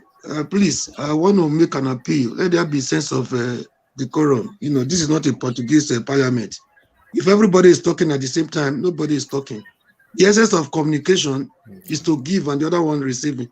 If somebody is talking, nobody is benefiting from it. It's like an essence in futility. We have not, at the end of the day, we end up in saying nothing, like everybody arguing. And I have read a lot of comments on from our audience. They are not benefiting from it. We are giving them headache. That is not the essence of coming here. You know, if the essence of coming here is just to argue and leave, at the end of the day, we end up sending message to nobody. That being said, I want to look at some issues. I want to put some issues straight. We're talking about the topic of today. We have diverted from the topic of today, and we are talking about insecurity and land grabbing. Development now. Yes, sir. So I want to look at certain issues objectively here. Before I start, I want to first of all make it clear that life is sacrosanct. Nobody has right to take another person's life. Life, the primary duty of any government is the protection of lives and property. If government has failed to do that, the government has failed woefully in all ramifications. But that being said, I want to also say that we have to be very careful here. I know people are in pain. We are all in pain. You know, when you hear what is happening now, when you hear some certain information about what is happening in our country, it's painful. My heart bleeds when I hear certain things, you know, happening in certain areas. For our state, that is not what we want for Nigeria. But then, when we are emotional, when we are sentimental, when we allow emotions to becloud our sense of reason, we will not be able to provide solutions. Number one, we have to understand the kind of war we are fighting in Nigeria. It's not a conventional war. It's not like the civil war when we have the Biafra on one side and the Nigerian soldiers on one side. You know what your enemies are. It's terrorism in our hands. So the idea of coming here to castigate governor, he has to be stoned. He has to be supporting killing. He's a killer. We have to be guided in what we say. I'm not saying people should be given the license to kill another person. The other day, I was taken aback one day. I don't even know what we want as a people. I think we are part of the problem. We should be part of the solution, not part of the problem. One day, there was an attack somewhere along the Benin-Ekpoma Road. Police were engaging the killers, the kidnappers. People still came here, people were shouting. Instead of us to be praying like, oh, this is what we want in our society. These people should be taken out. These people should be flushed out. People came here. I don't know if they didn't understand what was going on. They came here and started shouting. Where has the governor been? Is he not me? I can't understand. People were being. Do you know what it takes for the police to take on them? They took the war to the kidnappers in their lions den, in their kidnappers den. You know, there was a war, 40 bullets, exchanging bullets. At the end of the day, a lot of those kidnappers were taken out. But instead of coming to the show to say this is what we want this everywhere, people still came here because of their sentiment and emotions. They were castigating the governor. Where has it been? My brother, do you even know the system there? The problem we have in Nigeria is a systemic failure. The governors are not even safe. I don't know if you watch a clip of what happened to the governor of Lagos State, where a common was he a sergeant could not take order from the governor. You think governor is safe in that situation? What can they do? And this is not a conventional war. When you say, okay, declare war, I know who my enemies are. In terrorism, the next person sitting to you could be a potential danger. The next person, your next brother sitting to you on the same bench could be a potential danger. So they don't come like, oh, we're coming tomorrow, we're declaring a war. It's not like a war that is about to happen between Ukraine and Russia, where you know where your boundaries are. Mr. Murray, go straight to the point. What is your point? What is your point? I'm making a point. If you don't want to listen, maybe you already made up your mind. If your mind is made up, you won't be able to get anything from what I'm saying. Can you let me land? I didn't challenge when you were talking. The governor is being mute. The governor is keeping quiet. I'm coming. Can you let me talk, please? He's mute about it. So can you let me talk? If it's your mother that was raped, if it's your mother that was the victim of stop using those language. Your mother. What would you say? What would you say? You should go ahead and say your thing. Moses. Why are you shouting? Why are you shouting? Go ahead, 2 minutes. Go ahead. I just said something now. There was a day they took the battle to the kidnappers. Then people still came here. They were blaming the governor. Must you blame the governor for everything? Even the governor, what do you expect the governor to do? We just pray that. Look at, I blame him for not passing the anti-grazing law, but the anti-grazing law is not the permanent. It's not a complete solution to what is happening in our state. Look at Benue. If there's any governor that is speaking against this estimate, it's the outcome of Benue State. But yes, they look at the night and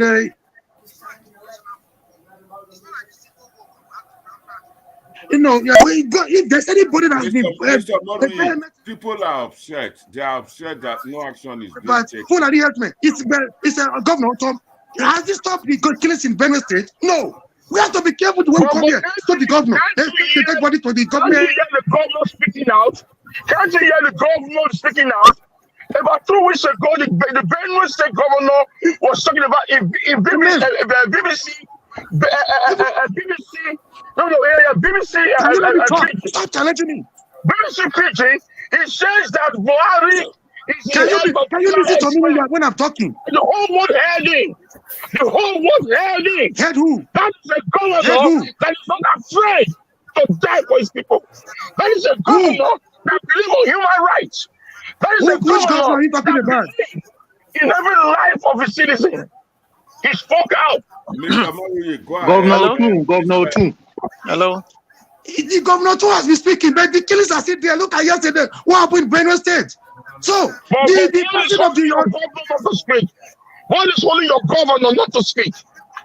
Why is only your governor for muting since all this problem has been going on? Has he not been speaking? You don't see him yesterday in a town hall meeting trying to address all these issues. The engagement of those policemen. You think they just from nowhere to engage those killers? Yes, Mr. Omori, can I ask you a question? Yes, sir. If the governor of Edo State wake up tomorrow now and I put a very nice overhead bridge in Ring Road, who will you credit? Don't dodge the question. Answer. Who will you credit? Why will I dodge the question? Who is that shouting? Stop shouting on people. Stop bullying people. It's the governor that will take the credit. That is the if there's a attack, who will responsible? Wait. Mr. Omori, you say it's the governor. Sir?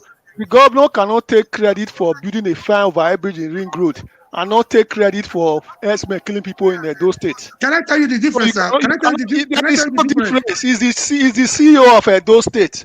He's in charge. Can I tell you the difference between a bridge and a security problem in Nigeria? Can you allow me to tell you? Listen. Mr. Omori, you can talk about the whole problem of Nigeria. When I said this conversation earlier, the law of Nigeria, I went as far as telling you that when Kanu formed the Ishba police, Obasanjo took them all the way to the Supreme Court, and Kanu State won. There is no law that stopped the governor from having 300 young men as vigilante in every ward in Edo State. There is no law. Don't tell me the governor is not in charge. He's in charge. We have 17,000 in Edo State. They are not being paid. They are not being taken care of. Do you understand the difference? Do you know the difference between the exclusive the concurrent and the residual list in Nigeria? Do you understand the problem of Nigeria itself? The system of Nigeria is a problem to itself. Do you understand?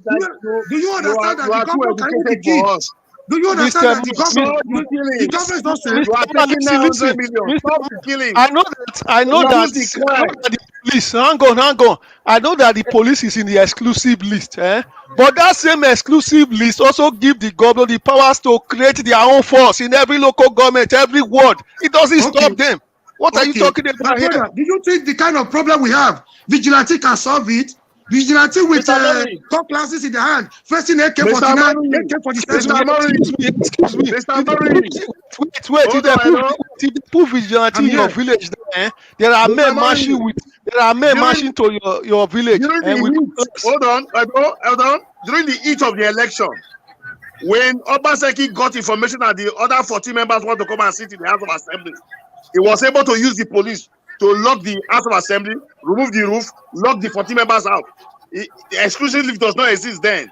The same police stand in a federal secretariat say if you didn't take a COVID vaccine, you are not allowed to work. Able to control herdsmen.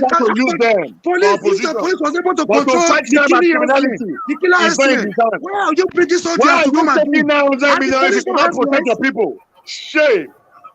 Are the police not helpless? You come here every day to ferment trouble, to incite people.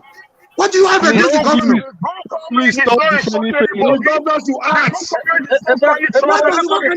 People are being killed. He's saying the truth. If Shemu was the governor, I'll be saying the same thing. If I'll be saying the same thing. I don't belong to any party. Even the soldiers are helpless. You are here shouting every day. There's crime in New York. We are not saying there must be 100% this thing, but the governor should act. He has passed a law for 5 years. No one man has gone to jail. That's why let me to finish. I have another point. You are not making sense. You cannot finish. You are the only one making sense. You come here to bully people every day. You think people are your children here and your slave. You have an agenda. We all know your agenda. You have a secret agenda. Answer the question. Epa, can I come in, please? Hakim, go ahead. This is not APC here and bully people every day. Mr. Mori, thank you. Mr. Mori, thank you for your contribution. You're talking about issue of flag grabbing. You said the government woke up to say enough of flag grabbing. O'Hare and they needed to be disbanded. These same people came back and that's what he does. He's trying to oppress everybody like he knows more than anybody. Epa, can you tell them to be quiet? Can I come in, please, guys? Okay, I just want to quickly say something. Mr. Mori, thank you very much for joining us this evening. Earlier on, I asked a question, right? And the question that somebody asked just now about if the governor build a bridge, if the governor should take a credit. Governor does not take credit. It's the government of the day that takes credit. That would be credit to government policy. I would say that the issue of security is different from issue of building a bridge. They are not the same thing.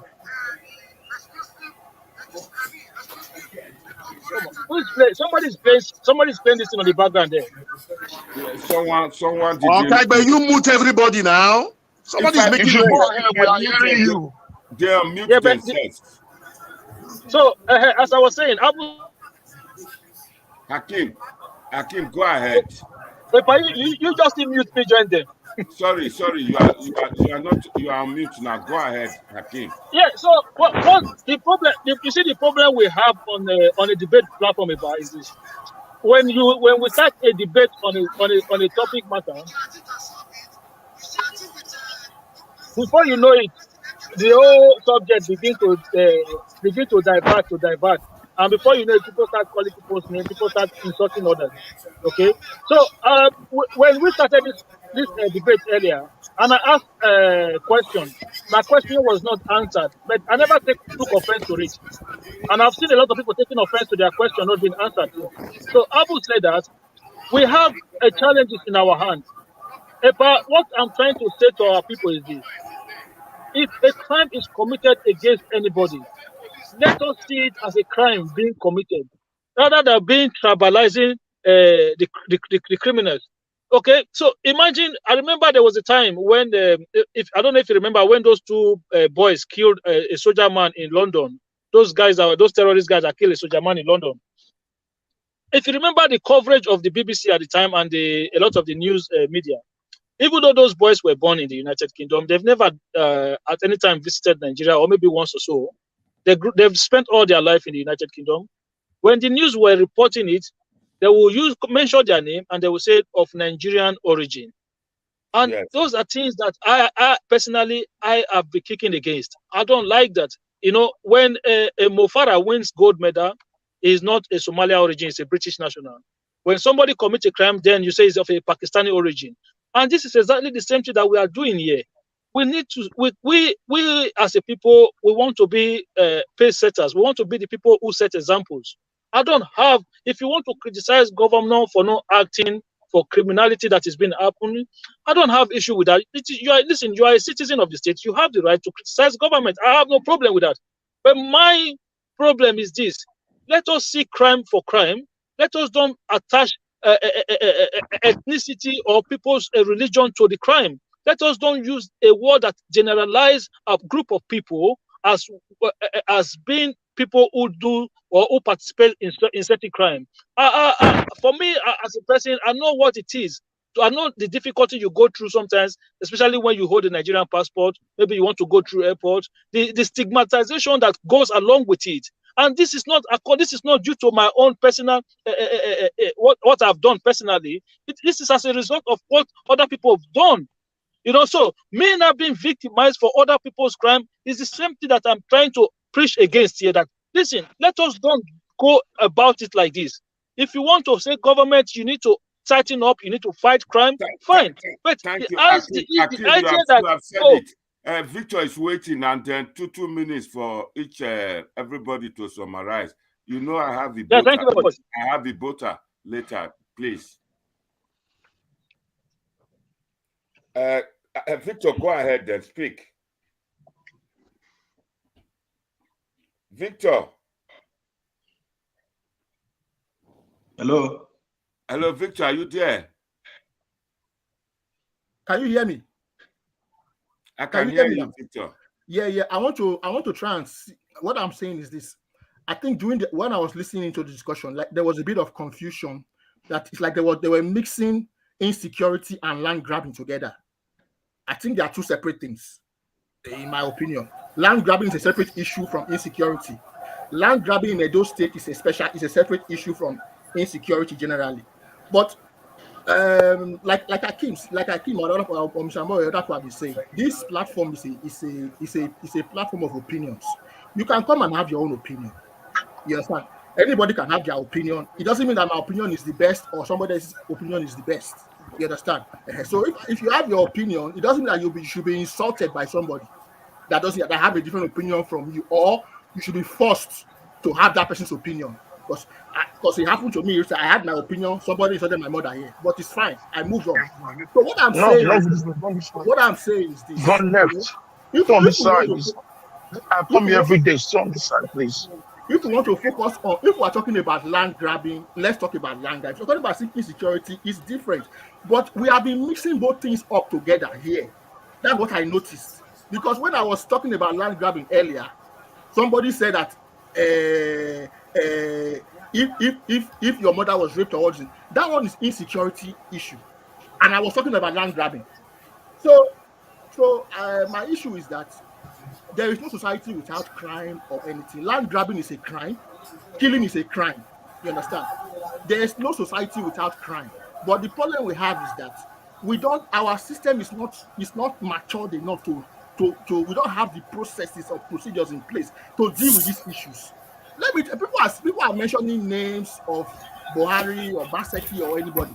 Listen, if these people go tomorrow, Nigeria will not change. It will still be the same thing because there is already a systemic failure. It doesn't matter who comes in now. It's not about individual now. It doesn't. Let me tell you guys something. If Buhari leaves today or Baseki leaves tomorrow, and somebody else comes in, you understand? Are we saying that person will not be criticized? It's a big deal. Honorable, can I quickly say something here? Huh? Yeah, I'll tell you. Honorable, sir. Yeah. I'll tell him, man, because it's shot him, man. This guy's a bullshit. Hello. Man. For real. Honorable, sir, let me say something, Hello, are you permitting me? Say it. Okay, Honorable, my name there is Midwest. I always make a reference. If the system has failed on the federal level, there is also a system in the hands of the governor, in the state government, which is led by the governor himself. If the governor current governor want to help Edo State people, he have to consult people that have brain to deal with this issue. I always make reference. There's nothing stop the governor not to send people to Senegal and say, I heard that here is impossible. This is Africa country. For one man to settle land. They will spend 6 months and see a system there. And when they put that system in place in Edo State, it will work for everybody. 1975, before the military came in, there was a law that was passed in the Bende Parliament then that no private people should sell land again. A building was built, Bende BDPA, they call it that, Bende Property Authority, where they have to survey the entire villages in Bende. They survey them, and every houses will be registered. You compare the years 1975 to today, that people were already seeing this problem. These are people with vision. So they were trying to prevent something. They did not say we will not build house, but they came out with a system that guaranteed land acquisition. The reason why land is being grabbed is that the system in Edo State permitted. The state governor have power. It doesn't have to do with the federal now, because the state is in his hand. The land is in his hand. So when you go to a village, I want to build a house, they just give you a land. You pay. The governor there's nothing like government. There's nothing like government there. You see, the government itself is absent from the beginning. And that's why we have this problem. So they have to look for a system to put government first. And if they are able to do that, this problem will be solved. If I take a land, Mr. Midwest, that's what I'm saying about land grabbing. In Edo State in particular, I don't know of Nigeria, but Edo State in land grabbing, it's quite complicated because when you want to buy land, you buy from the community.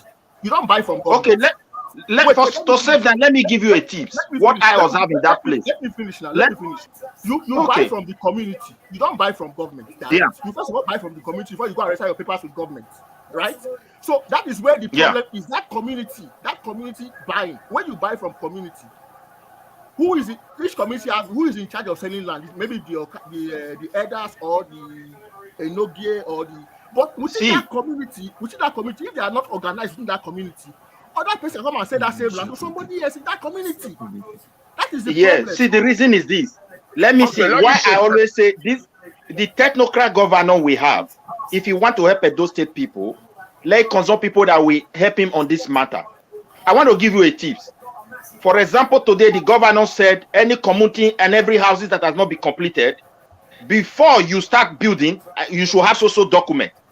And that document, for example, will not contain a situation whereby every villages, because people don't supposed just to be building houses. In a village, it's a community. You're supposed to have a industrial area. You supposed to have a place where you say settlement. You're supposed to have forest and reserve. The department that's supposed to do this for us, which is the Department of Survey and Town Planning, they are in decay. The governor have to revive these people and make sure that every community that want to sell land have to report to them. Though we are corrupt, put a system so that these people can go to that village. But Midwest, this system you are saying now has been decayed now for over 20 years. You can't do it in 8 years or 4 years.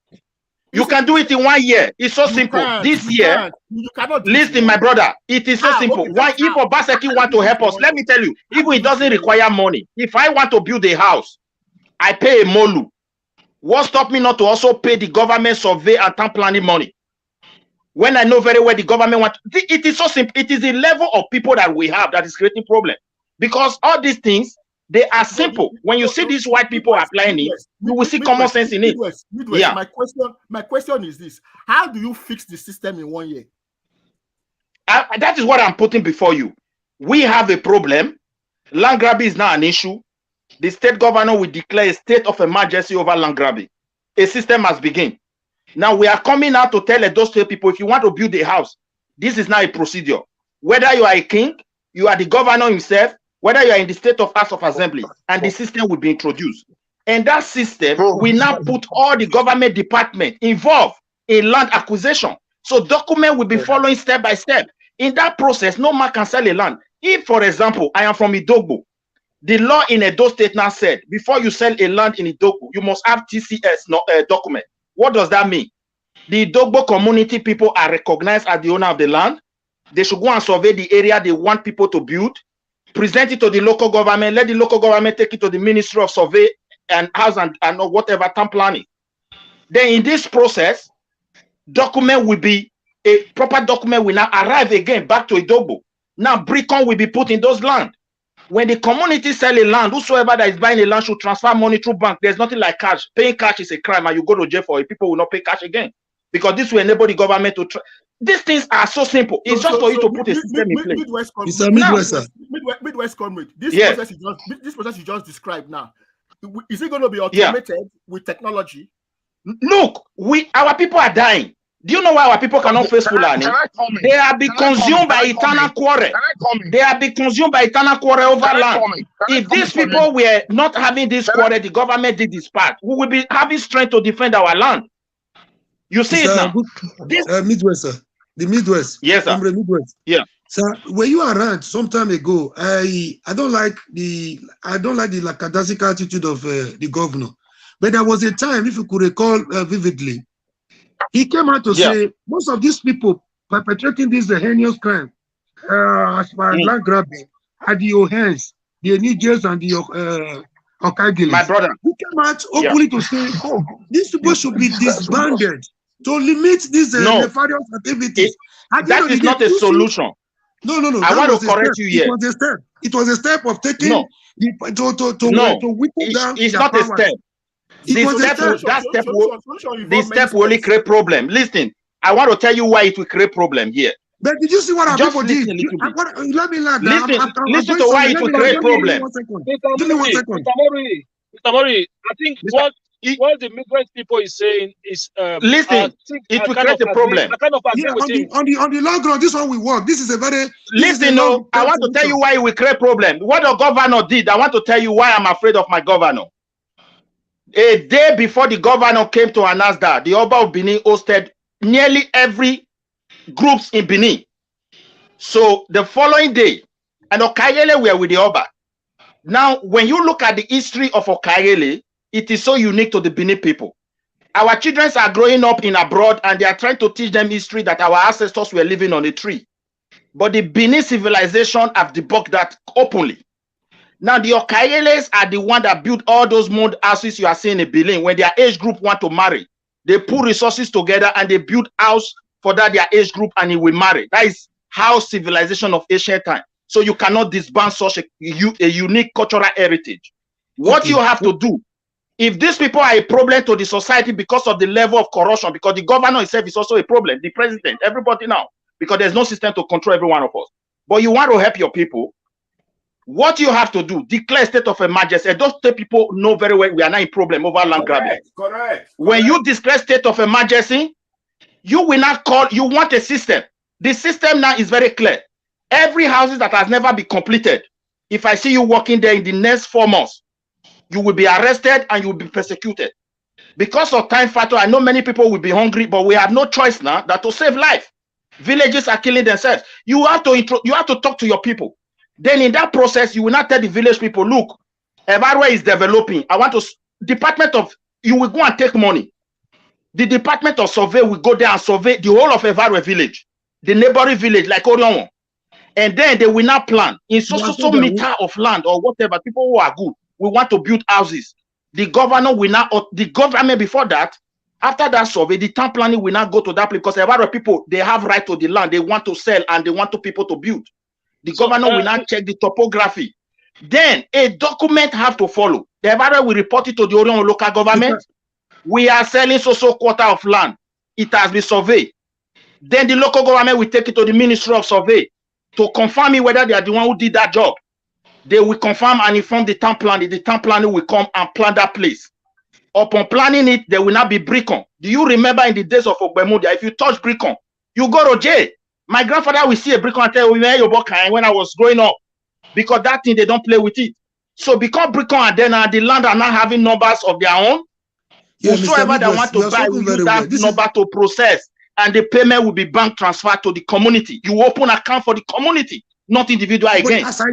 So now you are having evidence. If police want to investigate tomorrow, they will go back to the bank. You see, will make money, the community will make money. Go ahead, my brother. You are right. So then in the process, anybody that want to acquire that land will start paying what is called development planning. The money you spend on the, Oibo not the waste money. This abroad where we there.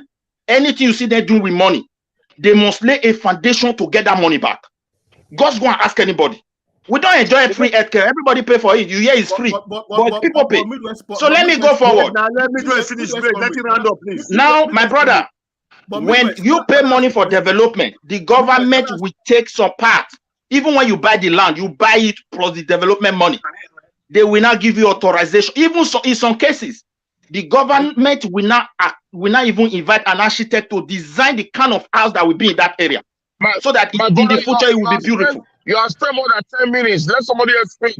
So you can spend more than 10 minutes. Midwest Republic, you are. I know, but it's making sense. Okay, my brother, you will see that automatically your governor has started solving a problem. Before you know it, everybody will now know the system will not involve the government itself. But a situation that is very primitive. Whatever step the government takes, people are always connecting it to one thing or the other. We don't have to be biased. If your hands are any just were banned, you don't have to relate that one to he did that because of the need to slide the palace. That is a very wrong conclusion. It's a wrong assumption. Can I come in, please? Mr. Mori, the governor cannot ban Ohe and Okaigele. Listen, let me say something. When the governor made that statement, then I think it was. They said especially Okaigele. It was hatred. It was not to address issue. How many people are they arrested? You don't have to assume that he did that to slide because the perpetrators are the Okaigeles. Wait, Mr. Listen, my brother. This is the problem we have. Mr. Mori, we know. Now we're sentimental, one way or the other. It is a system that will solve our problem. We cannot do it by law. How many people are they arrested since then they passed this law? Midwest. They cannot. Midwest. Yeah, you are free. Honorable sir, you are free. You are free. This is the problem we have. Even we as a people, we have a problem. Please. Midwest, can I ask a question? People are listening to us. Yes. Yeah, this process you just described now, this system you described now, knowing the kind of country we are, knowing our people. Do you think if the system is introduced, do you think our people will conform to it, or they will still be passing back door? See, the problem is this: we don't even really know the importance of system. The system will control everybody, both the king, both Okaigele and everybody. Now, when you are, let me give you an example of importance of a system. In Scandinavia country like Norway, if you commit a murder, they will arrest you. Few years, you can even from inside prison go to university. Like one guy who killed somebody, and few years later they set you free. If they caught you in drug, for example, after 5 years, they may even take you to school. You do everything, correction center. But when you mess up a system that have to do with like the one we finance, they jail you for life. So to tell you that a system is like when the doctor said somebody's system is functioning. The kidney have to work with the system. The heart have to work with the system. Your respiratory system. If any of this system is not working, the whole body will be faulty. So we cannot address the issue of land grabbing by law. We only need to introduce a system. I have two questions. And the system will control everybody. That's what I'm saying. That's what I'm saying. Yeah. Can I come in? Midwest, how do I send a rap to you? Okay, but can I come in? Go ahead. 2 minutes. If I know the rest will have been talking for about 10 minutes. More than 2 minutes. I have give me chance to ask Midwest. I can't go on. You are right. Okay. Thank you very much. You know, the system have always been there about our lands in Benin. I come from a very big community, but I don't want to call the name. In those days when I was growing up, far back at the 80s, 70s, when people buy some land in my community, sometimes they will come to my father to pay a rubber plant. One day I asked my father, I said, Daddy, this woman came to pay rubber plantation to you, or you take it or you leave it for some of them. But there's no rubber trees anymore in that place. Why are they coming to you? You know, my father laughed. My father was like, okay, son, let me talk to you. You were far back in the early 80s. My dad says those area when they were growing up, it's been owned by his forefathers.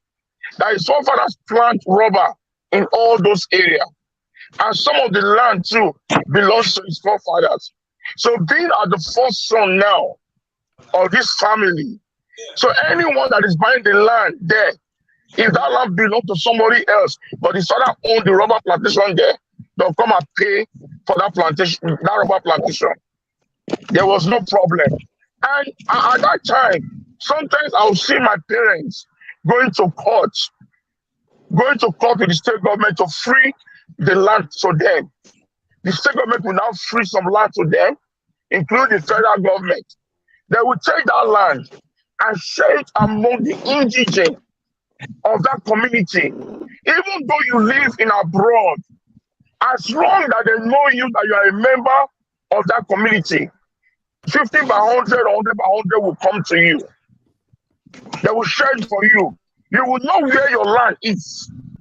Then later on in life, in the early 90s, when this land grabbing system start coming up, by the time they will not share lands among themselves, sometimes they will not give it to everybody.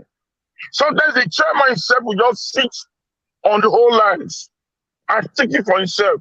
Sometimes after selling their own, they will not intrude into other people's land and start selling other people's land. Sometimes if they have fight with you as a brother from the same village or the same community, they will go ahead and sell your land. All this land thing can be traced back to your original owner. It can be traced back to your original owner. It's for your original owner to bring his papers out. And when you go to a state regional planning, you will see that family name on those lands. So any other person that wants to intrude on it and resell it again, that person has to be held responsible. So all these things has been there. Our forefathers were not stupid. All those lands are owned by our forefathers.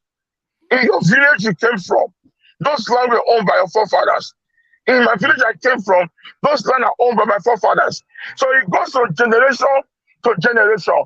So some of those villages, some of their land are all gone. So what the youth are not doing, they are not intruding to somebody else's land. Maybe the family has no voice. They'll go into it and sell it. That's the problem. So the government knows my what brother, to why? do, Excuse but me. I want to quickly say something, please. If there is a proper document, as I'm telling you, the system that was in place, indeed, to solve this problem, the military administration that came to Edo and Delta, they destroy everything. But now we have a new technocrat government. If you want to stop this problem, I tell you, in less than 6 months, nobody will risk it to sell land and never belong to it. Yes. The first of all, 6 months is even too big. He doesn't want to do it. That's the thing. Yeah. So in less than 6 months, nobody will try it. It will not. People will not try. We need a system. We need to campaign for a new system, a new approach. The second thing about the Fulani herdsmen is this: the governor has to tell the cattle headers in Edo State. It's very easy. If you want to hear a cattle, go and buy your land and hear a cattle in your land. Just like those people doing poultry. Just like people who own poultry. Yes. It's a private business. The government will tell them, it gives them 3 months, 90 days for all cows to leave the forest and for all cows to leave the town to your various sites.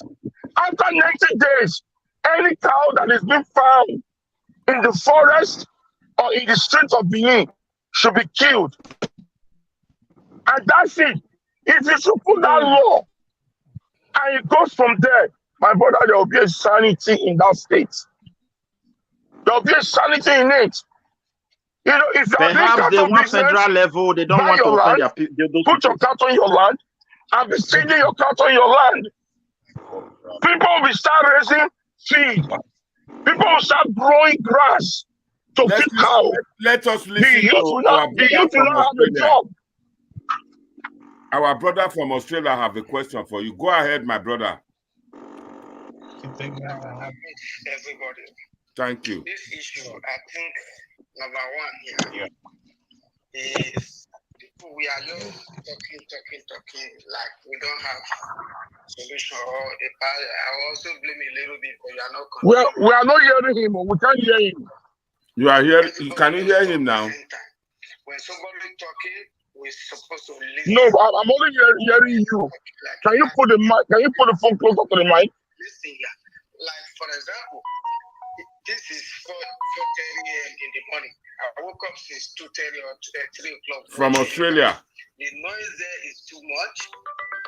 But you see, we are talking of how to solve this issue. It's just a system. Like what the other guy, the second guy who just spoke there.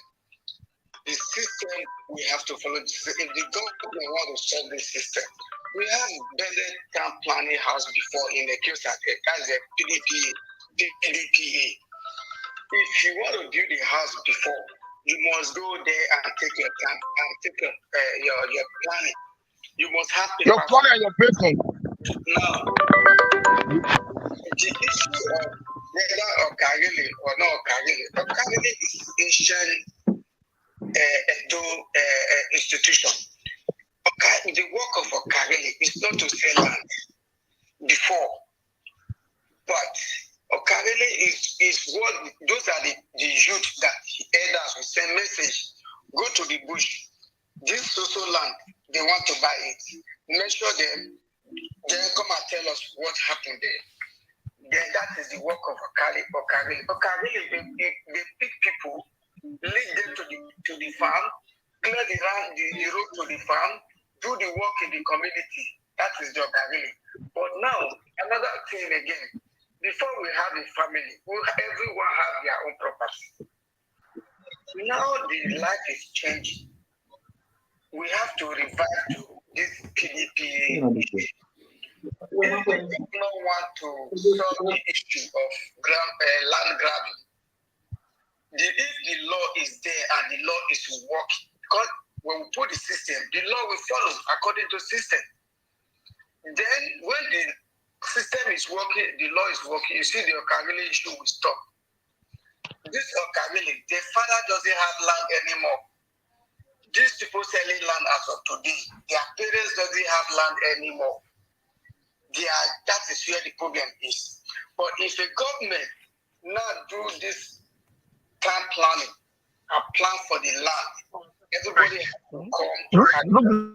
We put a brick, the brick is in my father's compound there. I'm talking of village now, not in village. I think it was about 18 months J. If you break it, if you break the number out of the brick, there's a number. If you break it off, it's 18 months. You go to jail. No abeg. That was when the local government are working.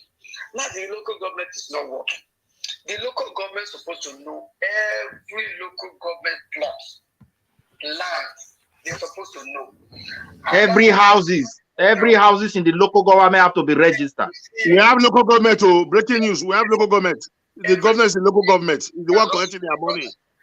My brother, this is the issue with you people now. You intrude. Not mine, that's what it be. So they shout for everybody there. If you want to do comments, no respect. Doesn't respect anybody. So you should respect somebody who is talking. Let's not be like we are not kids. And you people speak. Mr. Maruye, please wait. Let this man talk. Finish. He's calling from Australia. It's 2 a.m. He's watching us. Yeah, but you should be in charge. You should take charge. People should not interfere when somebody is calling him. Mute everybody so that we can listen to him. Causing more problem within yourself there. You are not start to insult yourself. Your father will do this. If your mother is, that is not good. Stop when barbaric person. So what I'm saying now is that when we are growing up, every house in my village we have a number. Every year they will come and repent the number. If there's no number in your house, the council will get you arrested. Even at that time, even Panadol, APC then, most people doesn't know what they call it. APC, if they find it, at the time the government put law, when they find APC in your house, you go to 3 months.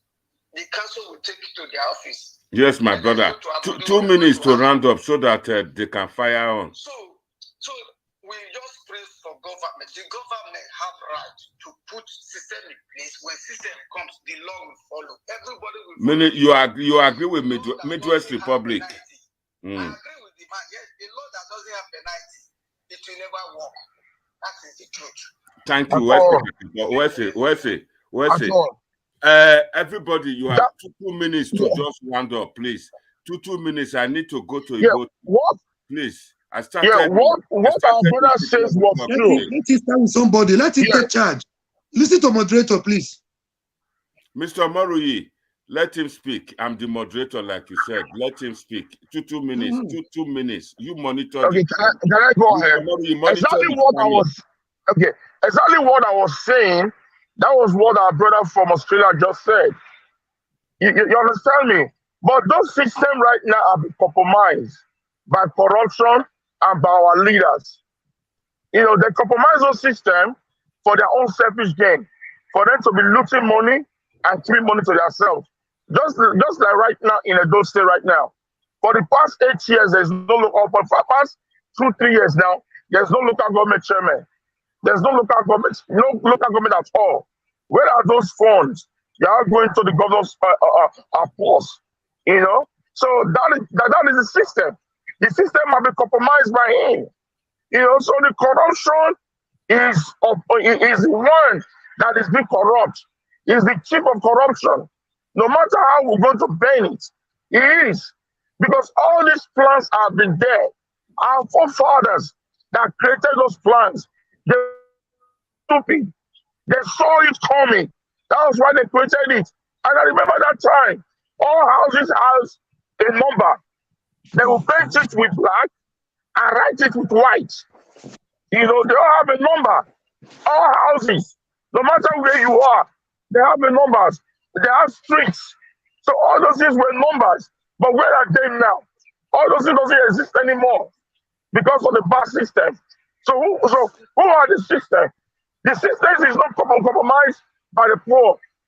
It's compromised by the elite, for themselves, for their own children.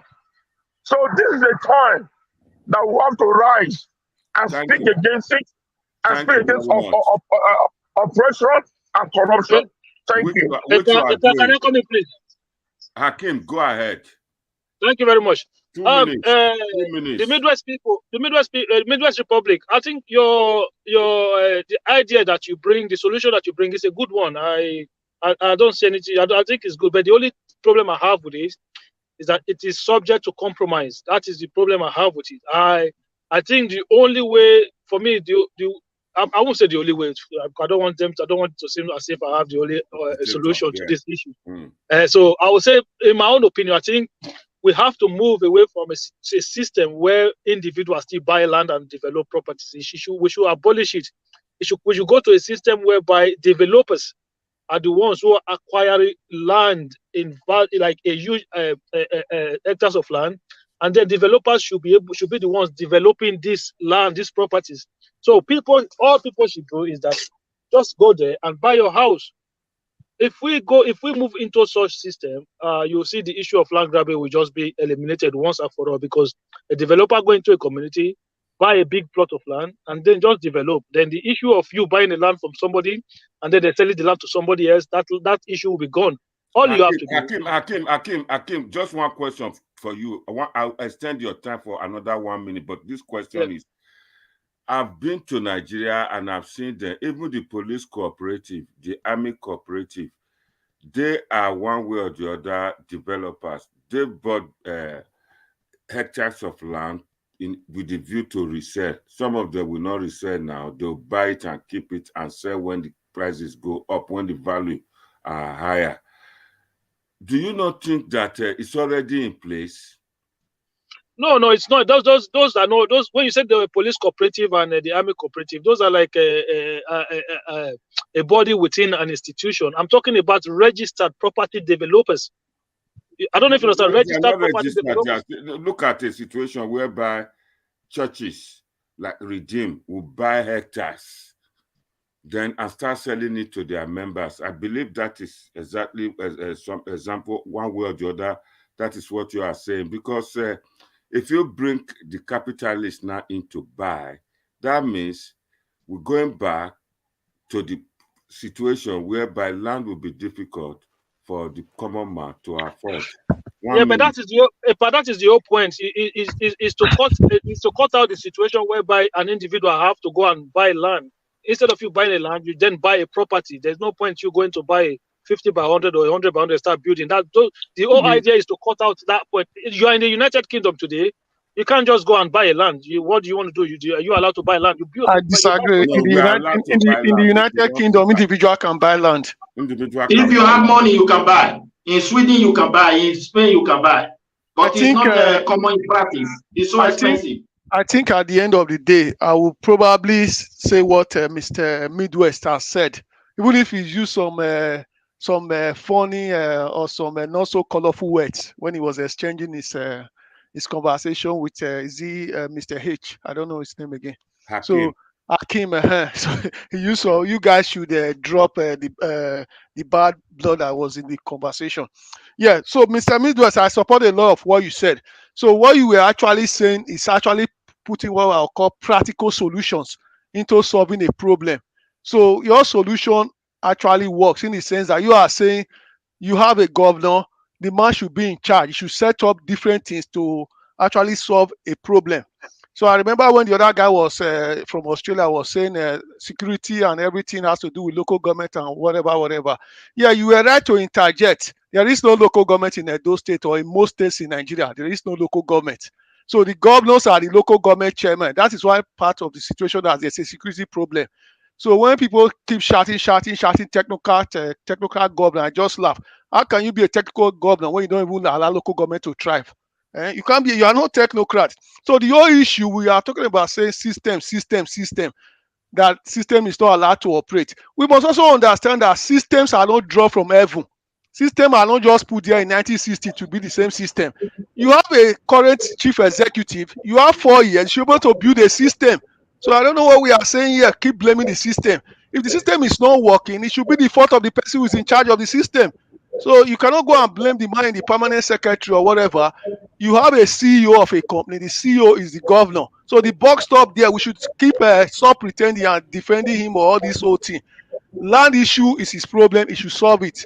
If he's not solving it, we should stop blaming people in the village or say go and sell land to land developers. If you give land to developers, I agree with you. So can I quickly answer that guy? Can I quickly answer him, please? We have CEO Niger Watch on board now. Maybe he's going to settle some matters and carry on.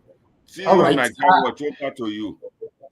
Thank you very much, sir. Thank you, everyone. My wonderful family right here, Mr. Moruyi. I just want to acknowledge you first. I missed you a lot, Mr. Moruyi. Thank you, sir. I miss you too. Thank you, my brother. It's been a while. You came late. No.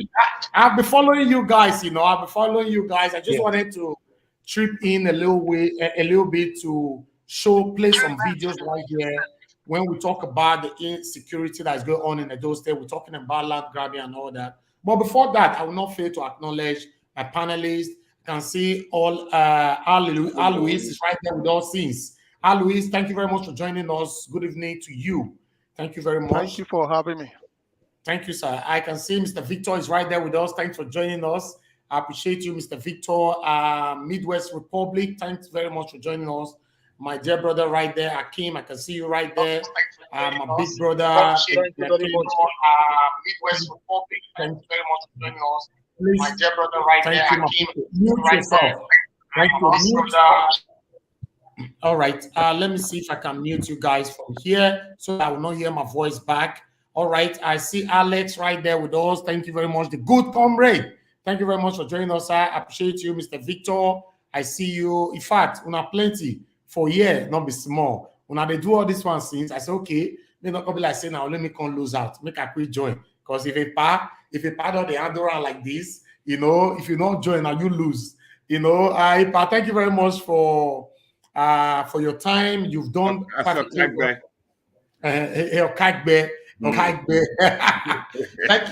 Thank you, my people. Yes, let's move on. And the people on the comment section, thank you very much, my wonderful people right there. I appreciate you all. I wish I have the time now to mention everyone's name, but I don't have the time. But we just need to move on. I have one or two things to trip into this. You know, everybody have contributed things. We have opposed, we have disagreed. That is what debate is all about. I've always said it.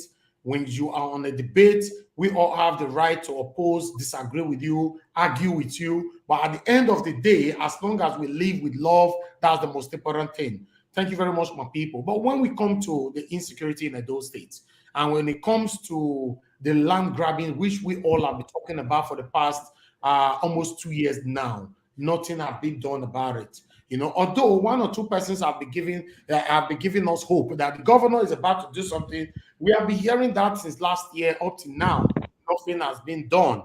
You know, my people, the insecurity, because on this platform last week, the good comrade mentioned that Governor Obaseki is receiving 900 million, right? 900 million security vote.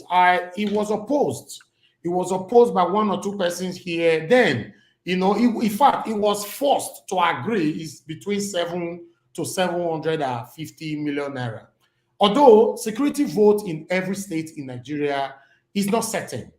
It's not certain, all are varies. And the reason why is that up to date, all the states in Nigeria, all the governors that have ruled us, and all the governors that are still ruling us right now, all of them has failed to mention the exact amount they are receiving. Do you know why? Because they have something to hide. But I have a video I'm going to be playing for you guys right now. It's not my show. Don't get me wrong. It's not my show. But I think I need to put this in. When it comes to insecurity in Edo State, then when it also comes to the security vote, because when this security vote is properly utilized, the insecurity that is affecting you and I will be totally eradicated in the states. But for me, I believe because of greed, selfishness, and wickedness, the governors in Nigeria are not utilizing the security votes. If not because of greed, for example, whoever that is receiving 700 million, or rather, let's say 900 million or 750 million. Okay, let's come back to 700 million. If you are not greedy and you decided to say, okay, this 700 million, make me the thief 300 million, since we already know you all as criminals, you know, okay, let's assume you want to be using, taking 300 million for yourself. And you've decided to say, okay, 400 million, I want to be utilizing it accurately for my people. Trust me, your people will sing your praises forever. Trust me, when you complete your 8 years, your people will clamor. Your people will cry when you want to leave office. I don't know why these people have continuously applied greed to this thing. I don't know what they are fighting for. But meanwhile, I would like us to listen to this video right here from our sister, Adiola Fayohun. She actually analyzed and talked about the amount and how they are receiving the security vote and how selfish and wicked they are with this security vote they are receiving, and these people, they don't utilize it well for the people. My people, please join us and let's watch this video. I'm going to skip it to somewhere where we can see how much Edo State is receiving. Allegedly though, because even Google, Wikipedia, they are not too sure 100%, but still, in any, like they normally say, in every rumor, there's a fact attached to it. Let's listen to this. Thank you so much, guys, for clicking the thumbs up in the last 2 videos. I'm so grateful to you guys. I don't know if you've noticed, but it's really helping us with state. And that's not the same across board, though. So that one. Thank you very much. Did you guys catch that? For years, we've been asking our governors in Nigeria, how much exactly do you guys get as security vote every single month? They refuse to tell us how much they're getting. So they get this much, according to Governor Ogorochas, my father and my God. He was the governor for 8 years in Imo State, and now he's claiming that he did not get the security vote. If he meant that he didn't get security vote for all 8 years, that means that they get 1 billion naira every year as security vote in Imo State. And that's not not the same across board, though. Some states get more than that, some get less. It's different from their salaries and their allowances. It has nothing to do with their salaries at all. Why should you care about this, you may be asking? Well, because security vote is a monthly allowance that is allocated to each state governor for the sole purpose of funding security services within that state. Anything that has to do with security, in order to ensure that you can sleep well at night in your state. Now, you may be wondering why it's so hard for us to verify how much they are actually getting for security vote. Well, it is because nobody tells them exactly how much they should take for security votes. It's not like they are given an envelope that says security vote. No. From the money that is being allocated from the federal government, each governor is able to now take what they would use for security vote. Unfortunately, they don't tell us exactly how much they take for security vote, and they usually would take it before they even pay workers' salaries. So, okay, my people, I'm going to stop that right there to analyze a little bit of what our sister is trying to say here. You know, this is Adiola. Let me give her a credit so quick. I'm sorry, my people, I need to do this due to YouTube rules. Even though she's your friend, it doesn't matter. You still have to give the credit to her. Let me quickly do this. Okay, just give me a second. Let me quickly just put this on. 1 minute, my people. I'm with you guys, but okay. So I want that to just be on the screen because I'm going to be talking about this. Okay, like I said before, security vote is something that none of our governors like to talk about it. But now they are already revealing themselves. According to the research, you know, from Adiola, she actually said that Edo State is receiving 900 million a month. Okay, that means, you know, that was the same figure that the good comrade mentioned, and it was actually attacked on this platform. And in fact, it was forced to agree itself between 700 million. Let me see if I can find that part here. I just want to put that on the screen to see how much Edo is receiving. Okay, 1 minute. Let's see if I can. 1 minute, my people. Okay, right there. As you can see there, beneath there, you can see Edo State, 900 million, which means about 10.8 billion naira annually. They are receiving Edo State. Okay, in case any of you want to argue this, like someone actually argued with the good comrade the other time. Okay, let's go back. Let's assume, let's base the figure on assumption that is 700 million, right? 700 million, trust me, my people. 840. Sir? 8.400 billion. Okay. Okay, is that what they have there? Okay, yes. Yes, if it's 700 million, yes. Now, if it's 900 million, it's about 10.8 billion. I think that's what I can see right there. Tell me, with the insecurity that have been going on in Edo State for a while now, my people, this doesn't have anything to do with hate, because I understand that most of you always apply everything to be hate, hate, hate, and hate. No, we are talking about facts and figures right here. You know, if this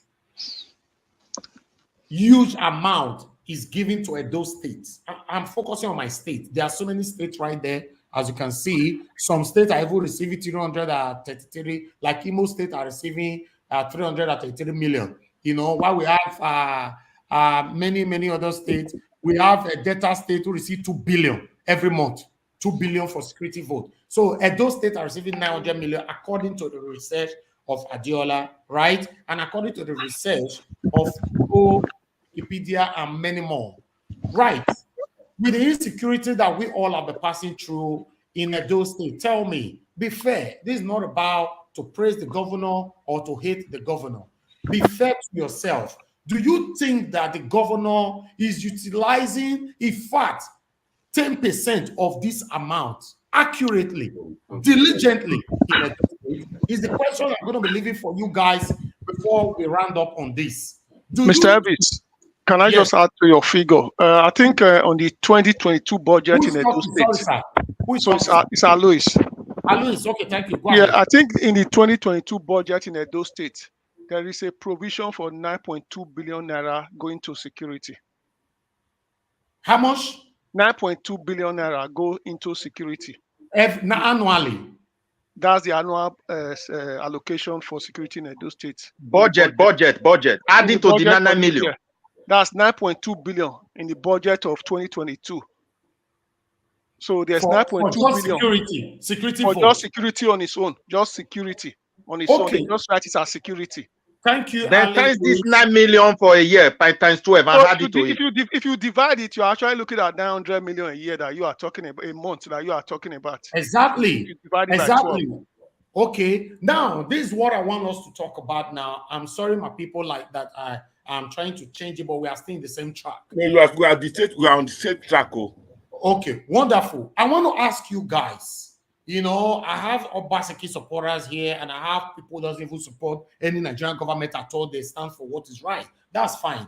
But I want everybody to sincerely argue this. Do you think that the governor of Edo State is utilizing 10% of this 900, or rather, let's say 700 million, 10% of this monthly for security, for the insecurity that we all are passing through? For example, the 79-year-old woman that were raped by 8 Fulani ex-men, that the daughter is still crying till tomorrow. If this money were properly utilized, I don't think that can happen. So I will leave this for you guys, and I will move on to Akim first. Akim, my brother, I want you to take the first response. Several shots. Oh, please, you need to come back to me. I need to quickly sort something out, please. Okay, I'll come back to you. I would like us to go to our Midwest Republic. Yeah, my brother, thank you very much. What I will say is this: the governor currently, we are so disappointed as an Edo people. If we consider the kind of support we gave to him to being able to come back as our governor for this second term, and when I look at the challenges that is confronting our land, and the kind of governor that we have, we are in a total danger as an Edo people. Because this issue of insecurity that we are looking is a very dangerous one. Because even superpowers, people with sophisticated gadgets, they have been doing their best to fight these people for so many years. And if you look at it, they are not achieving much. But if you look at the Israeli and some other country, what they preach is that don't give them chance to get a stronghold in any place. Because once they are able to plant themselves, you cannot root them. It becomes a very serious issue. But you have a governor who is giving an excuse that I don't command the police, I don't command the army. But a very good president that we have, Buhari, we Edo people should be intelligent. We should be intelligent to see the way they are polishing our president. We also have to see the good part of this man. He's so generous to hand over 9 million to my state governor monthly unfairly. He has been paying this money. Whether Nigeria is good, is not good, it's not his problem. Keep on giving this money. And the governor cannot even account for it. Who is the worst man in this place? Is it not the governor? Now, those Fulani, is from a Fulani tribe. We all understand. Back, just in case. Okay. He is from a Fulani tribes. There are Fulani who are just a catorieras. As we speak today, even in the Fulani settlement in the north, they are attacking them. They don't say you are a Fulani, go left. You are Unsakon right. No, when they attack the village, they don't care who is there. Now, among these Fulani, this occupation, bad guys have hijacked it and they have labeled them as a bandit. Now, if the governor wants to be sincere, the governor has to do his best as much as possible to create a database to know who are the Fulanis that are farming with us. Authorize them, because the license for them to operate as a catoriera in Edo State is not from federal. It belongs to the state constitution. The right for me to go and open a shop and be selling tomatoes, if I want to register it, is within the state legislation. Likewise, they are doing their business. But you have people who doesn't care, who want to give excuse. We are in a serious danger. We don't know who will be victim tomorrow. It is our time our governor have to wake up and stop deceiving our people. He have to work. We elected him. Can I come in, sir? No, hold on, Alex. I'm coming to you. Let me go to Akim. Akim, you are right there with us now. Please, 2 minutes. Address the security code. Thank you very much. I just before I carry on, I want us to first of all understand how we come about this security vote issue. Okay, I think this was something that all the governors fought for some years back, and it was agreed that since they're the chief security officer of the state, they should be given some financial support. So, having said that, I understand that we lay emphasis on the amount of money that the governors get from security votes. But if I tell you now that I'm privileged or privy to any information on how this money is being spent, I won't be saying the truth. But I know that every governor, not just those two governors, every governor have financial support that they give to every security enforcement that is in the state. So how much are they giving to them? I don't know. So I will not be speculating, but you cannot tell me that a governor does not support the police or does not support the army in the state. They all do.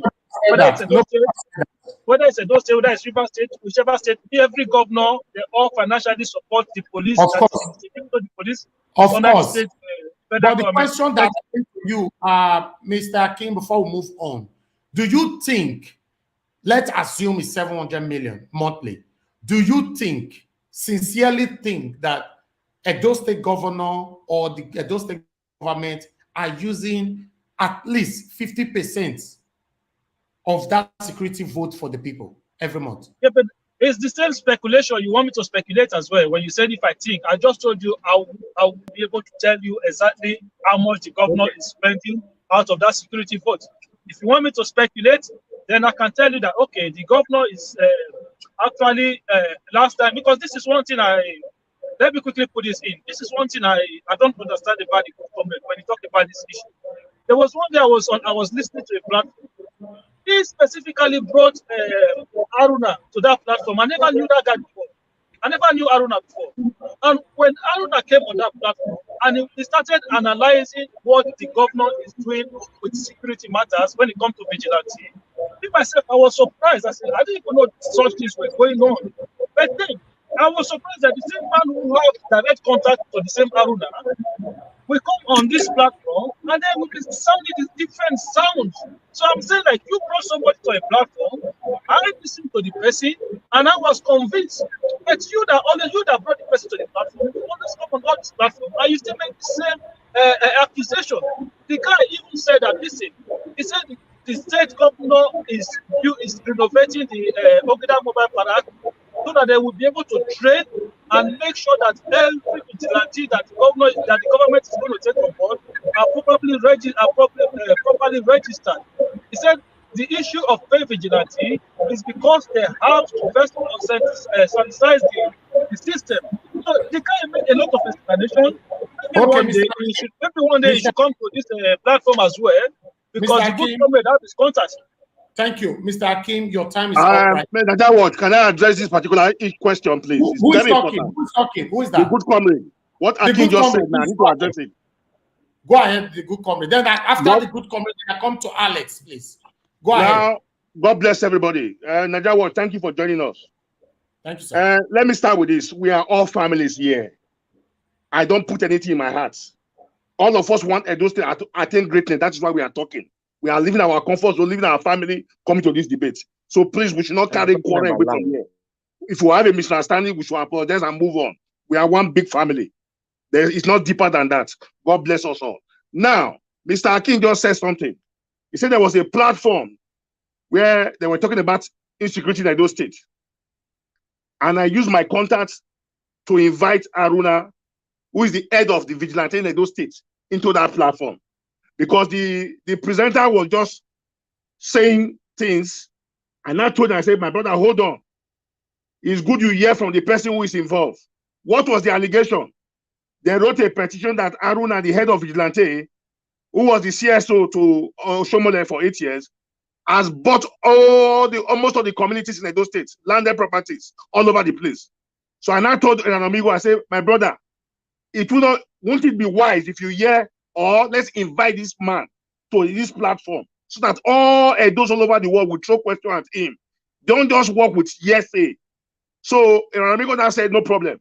So I now called Aruna. I said, please, there's allegation going on that you and Osaibo the chief of staff, are buying all the properties in Benin, or you have no Saibovo is fighting, and you have bought over 1,000 properties, landed properties.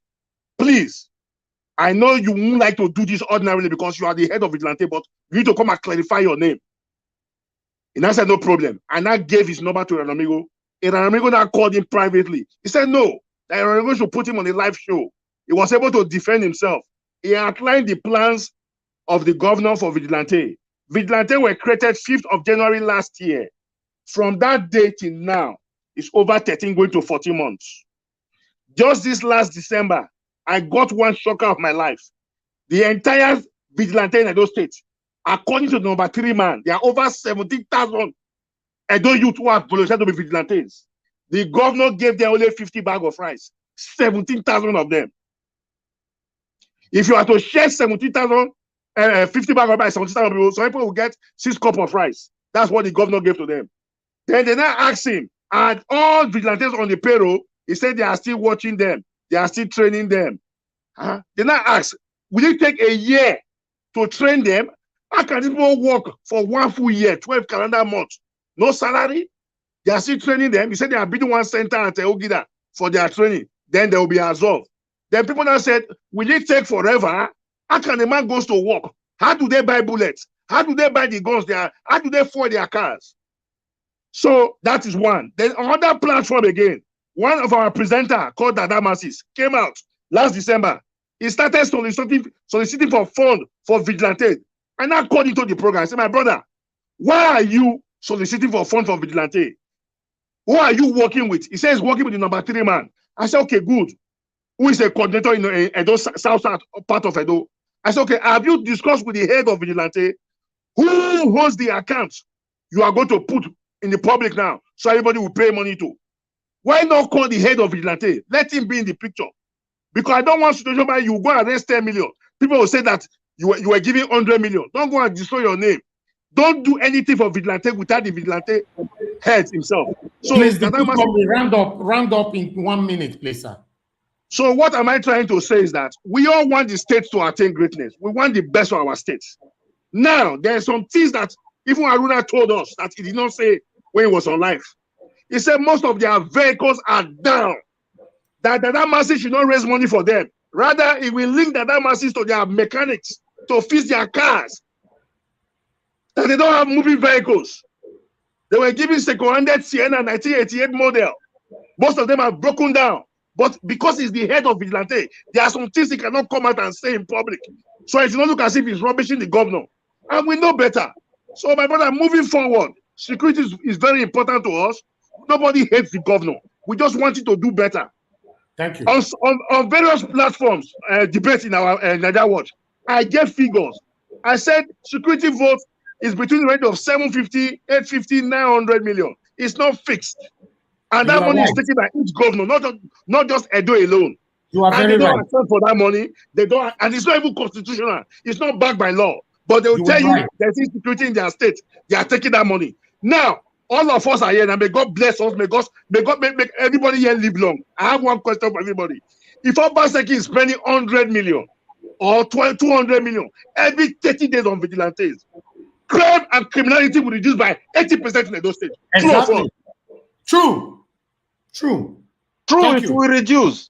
Thank you. Yes, true. Before I move to Alex, I want us to listen to a minute of this video again. Then I'll move to Alex. Thank you very much, my people. Numbers that they have on Wikipedia, but going by Wikipedia, this is how much. It's possible it's more than that, or it's not up to that. Like I said, nobody is really regulating how much they can take for security votes, but we'll go by the numbers on Wikipedia. You know, my first question when the governor said that they are owing him for security votes is, so how did he manage to provide security as the governor of Imo State when he was the governor of Imo State? Is he saying that he spent his own personal money to provide security for the people of Imo State? I mean, mean, that would be a bit weird for a Nigerian governor to spend his personal money when he's getting security votes. So I don't know how much I believe His Excellency with that statement. Hey, I'm just saying. And this money, they are giving this money in order to ensure that they prevent kidnappings, robberies, assassinations, banditry. The federal government pays the police, of course, but with this money, your state governor is supposed to ensure that the police in your state have all the gadgets and everything that they need in order for them to succeed in their assignment, from getting CCTVs, like camera.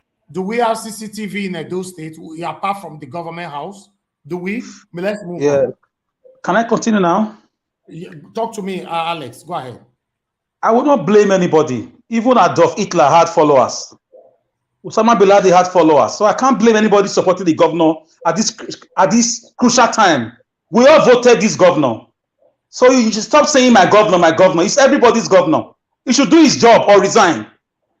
He should do his job or resign.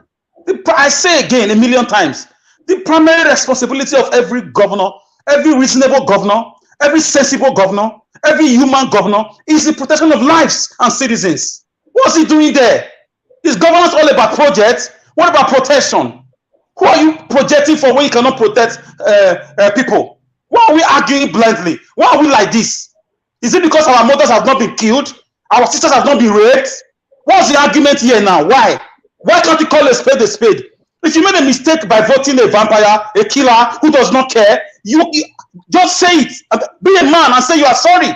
I have apologized to my own people here, my own circle of coverage. I've told them it was a mistake. I was deceived. In turn, I deceived you. How can a leader be there? People are just crying. Is everything fake? Just yesterday, a woman cried into a show. She couldn't even talk. She was crying. I was live on that show. How do you explain that?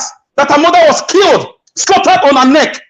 She said it in Benin language. Mr. President. I want to hear that she voted Obaseki not for her mother to be killed, but to be protected. We voted for development. We voted for youth engagement. What is all this nonsense going on? If you are comfortable with rape, that means you are a rapist. If you are comfortable with death, that means you are a killer. So you should be shown the way out as a governor. You are not fit to be a governor.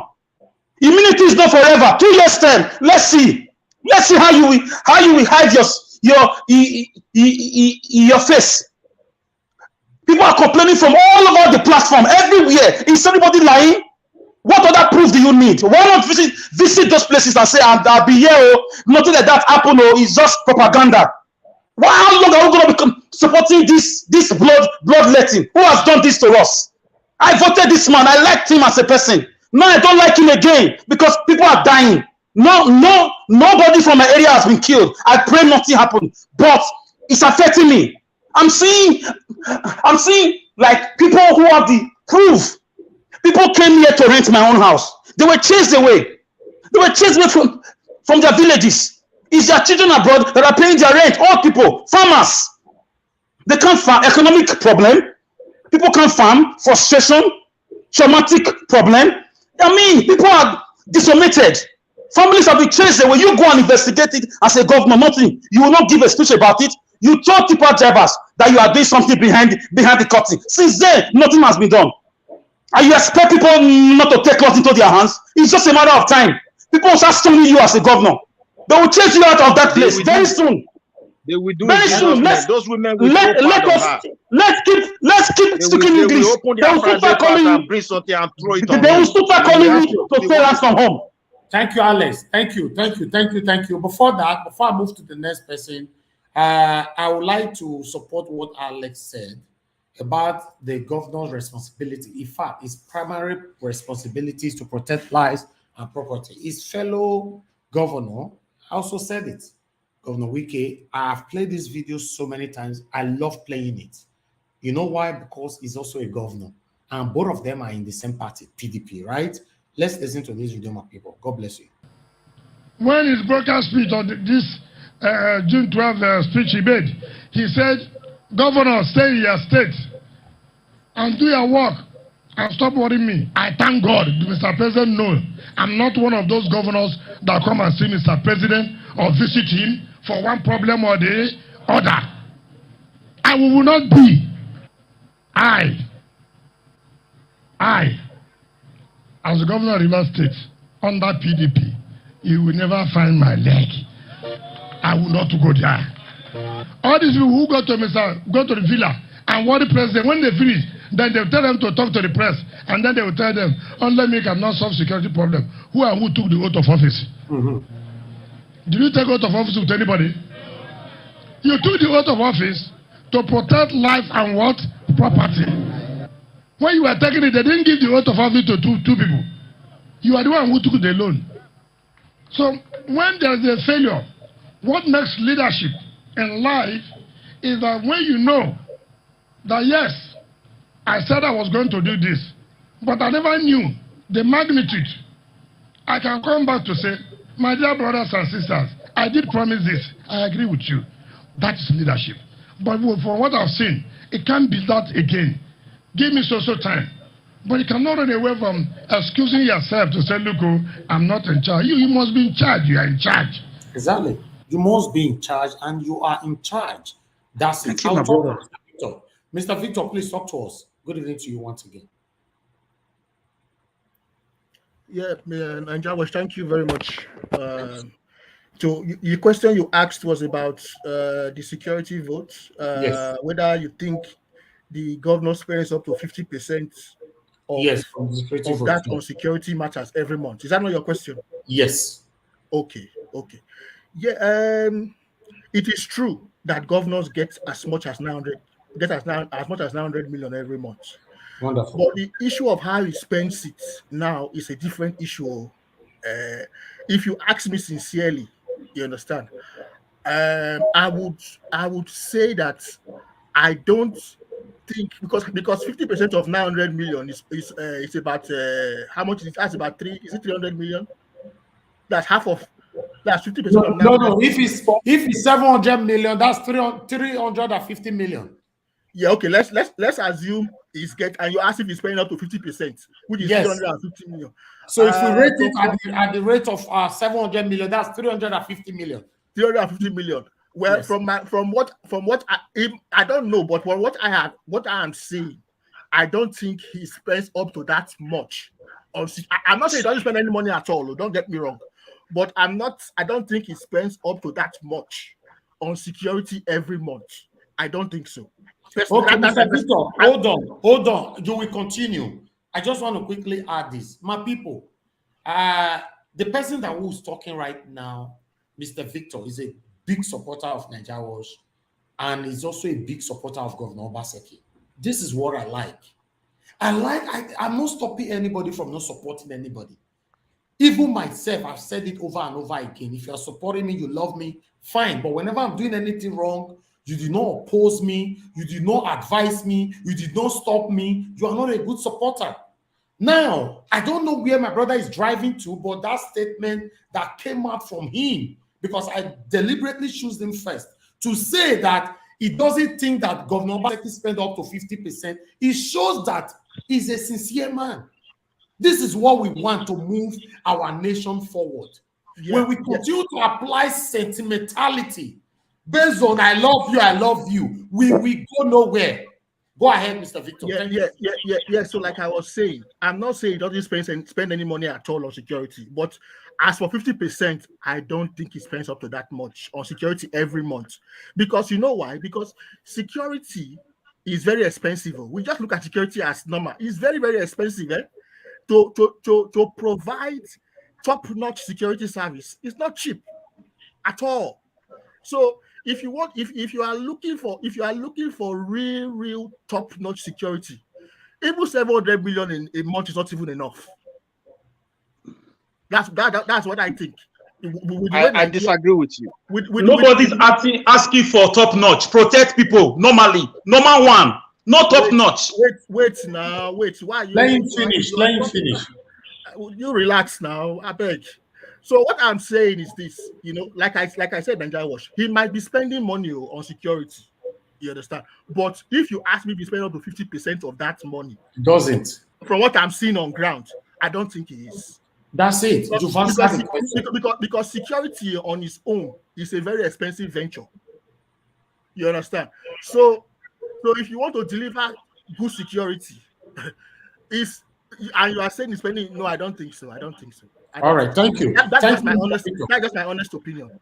Thank you very much, Mr. Victor. I would like to move to Mr. Mori. Mr. Mori, good evening to you once again, sir. Go ahead.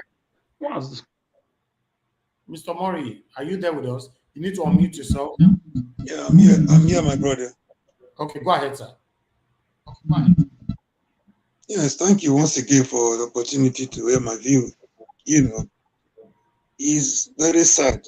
You know, my heart bleeds when I see, like I said earlier, nobody will be comfortable with what is happening in our country, Nigeria. You know, the only thing sometimes I speak against, when I speak here, people think we're in support of Baseki. No, I'm not.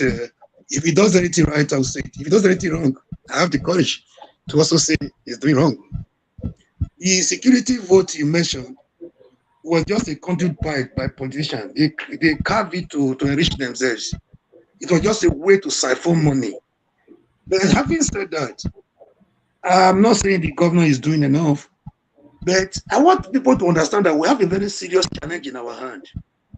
If we say Obaseki is not serious because he's not talking, he's not doing enough, what do we say about people like Governor Zulum of Borno State, who at a point he went to confront, he's not a military man, but he was like, you're not clear. Oh God, but today, please resolve the problem. We have a very serious challenge in our hand. The security vote you're talking about, most governors just, you know, they just came up with a way to siphon money and eat money. I'm not saying that you're spending enough, but it's not what we are looking here, my brother. Even this vigilante we are saying that the vigilante we're talking about is not enough to withstand the challenge we are seeing if it's not by the board. Look at the president's home state, Katsina State. Look at state like what's the other one? Katsina, I've forgotten the name of the other one where you have serious challenges. See, it's more than what we say here. Even if the governor, Niger State, with the million we're talking about, I'm not saying not Niger. I'm not saying Niger is tough. There's another one tougher than Niger. Where this guy? Borno State, Madiguri side. Borno State. There's another one tougher than Borno. Not Borno, sir.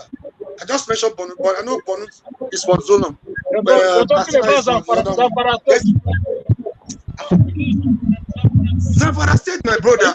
Almost what they know how to do now. Those people don't talk of bridge. They don't even talk of roads. Well, the major concentration is security.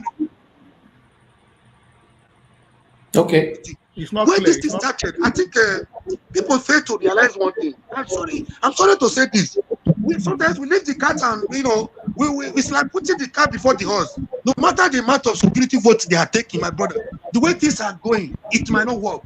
Because it's a systemic failure. You give somebody 100 billion a month. Yeah, at the end of the day, when there is trouble in that land, he has to wait for the order from even the wicked that was talking. That was just a political statement. It's a River State simpler than Edo State. God forbid, we don't want it to go beyond what it is. We want peace in our state. When people are making political statements, we know. I have people in River State. You know how many of my people have been kidnapped in River State and raped in River State?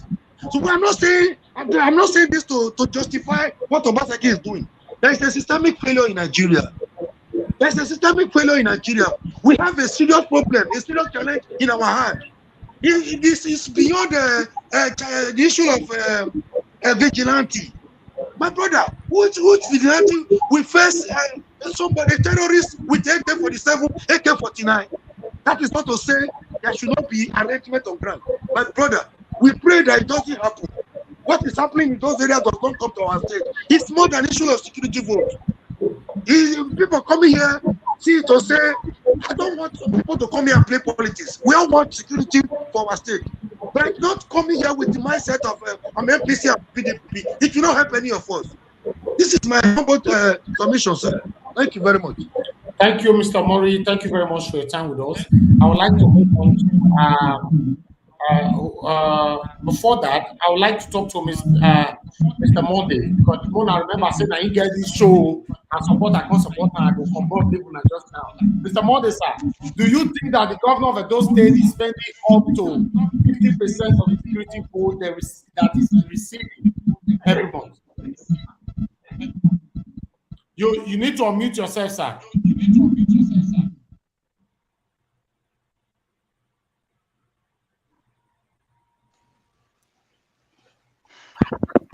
Okay, better. It is very clear that they are not spending that money on security.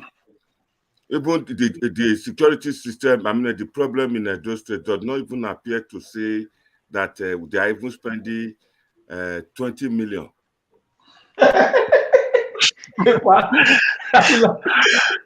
Truth is bitter now. Truth is bitter. That is truth. That is the truth. I supported you. Can I say something real quick? Can I say something real quick? Yeah. Yeah. Good afternoon, my dear people. You see, 700 million. You know, that's about $2 million. You know, that's about $2 million. You know, if you are bringing a battalion of soldiers to Edo State, you can be able to pay them willingly. Yeah.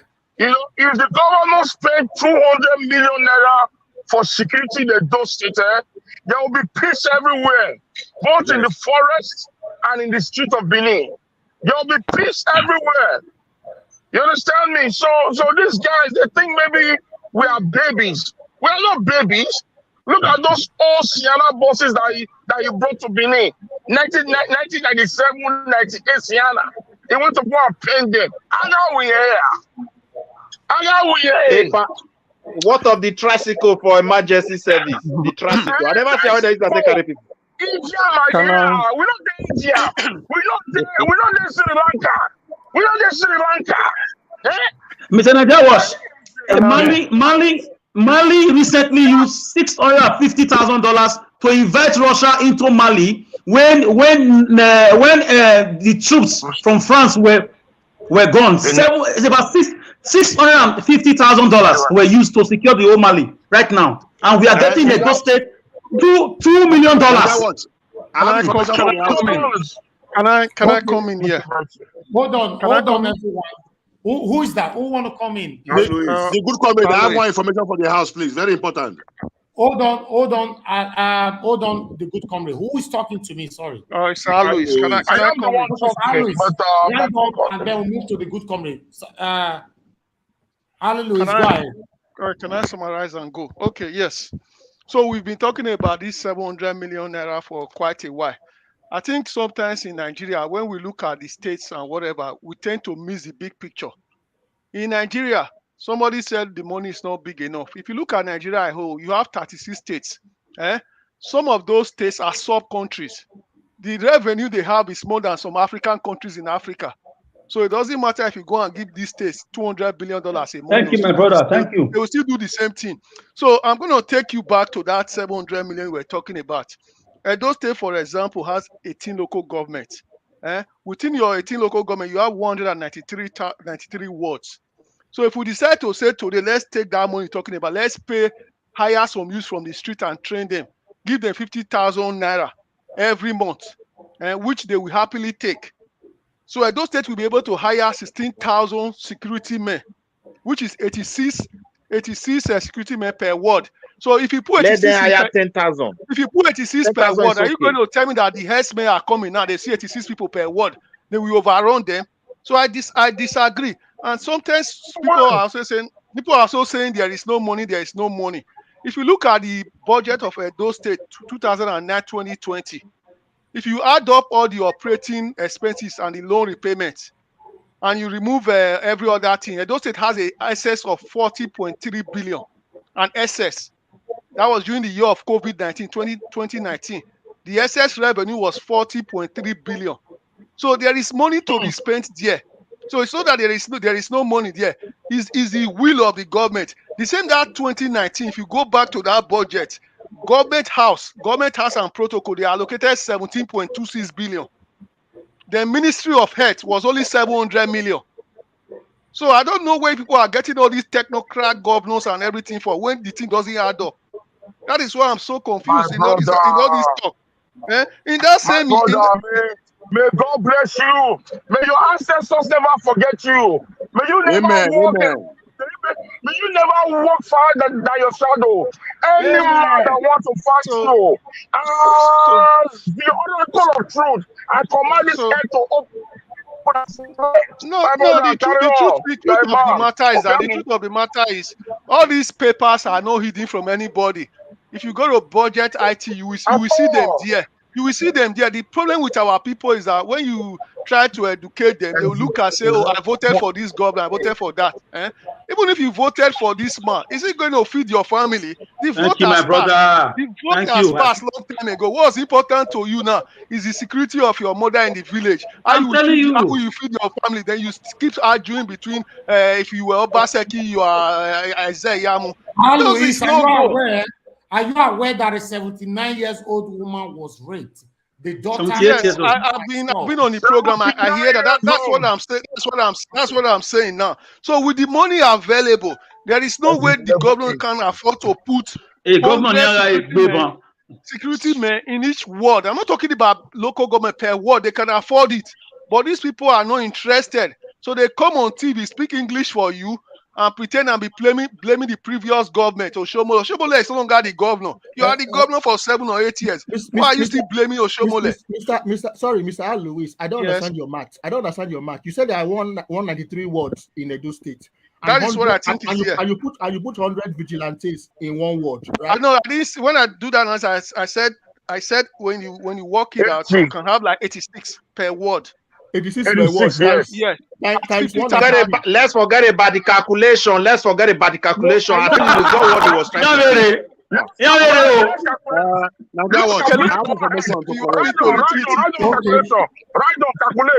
All right. Please, no interruption.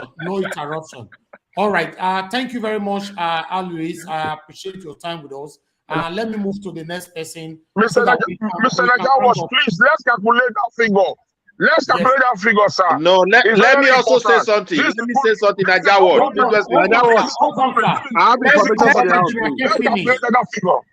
Which figure do we need to calculate, sir? Yes, the figure that he just said, 86 people times the word and times 50,000 naira a month. Let's see how much we will have. Mathematicians on the platform, carry on. Let me say we have 10,000 men in Edo State, then we'll be paid 500 million. Okay. If we have 10,000 men, and if we have to pay them 50,000, so we still have 200 million left. So 10,000 men can do a fantastic job. Calculation was even lower. But now we have 17,000 now. They say we have 17,000 now. Is that not what they say? Let's say we have 10,000. For 900 million, and we pay them 50,000 as salary in a month, and that 50,000 will only be 500 million. The governor he will die. He will not do it. The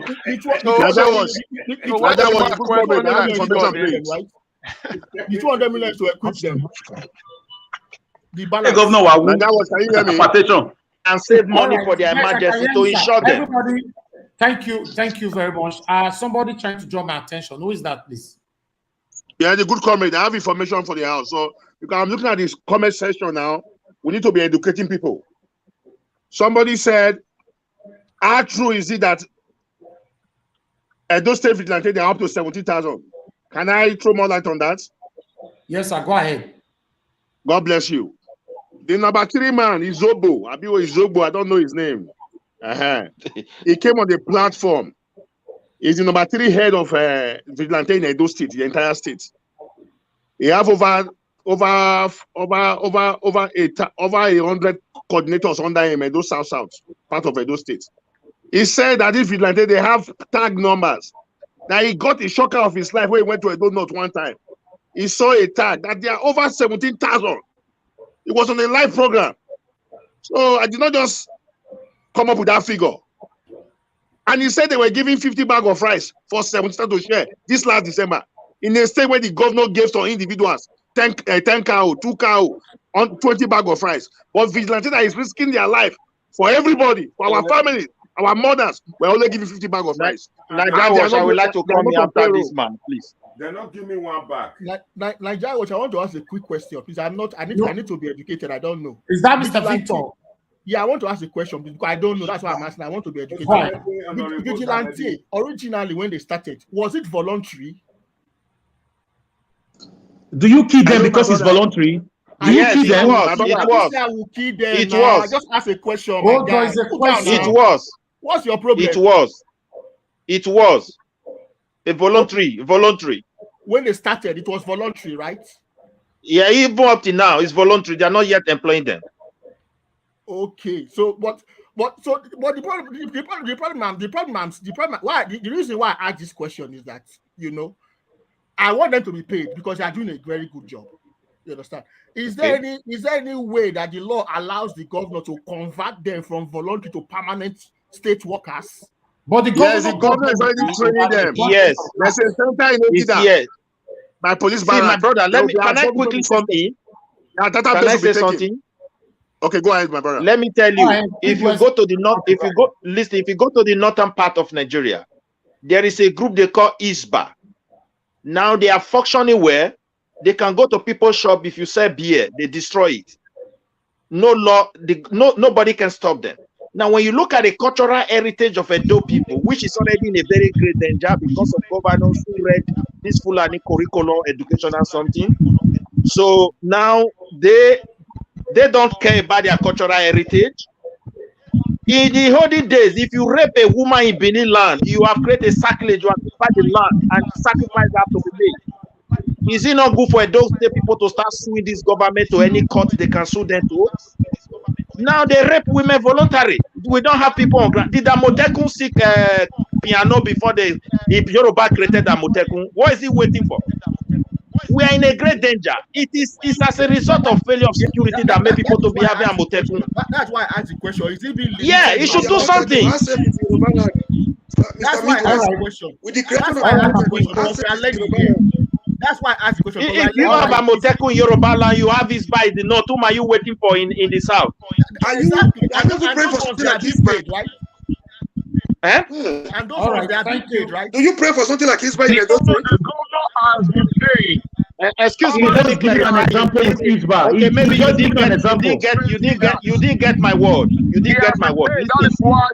If you have a vigilante, that is not something you pray for. Najawa, please mute somebody. Let one person talk at a time, please. Najawa, please, I wanted to say something. Can you give me the chance? Who is that? It's Midwest people. Okay, Midwest people, go ahead. Talk to us. Only you people.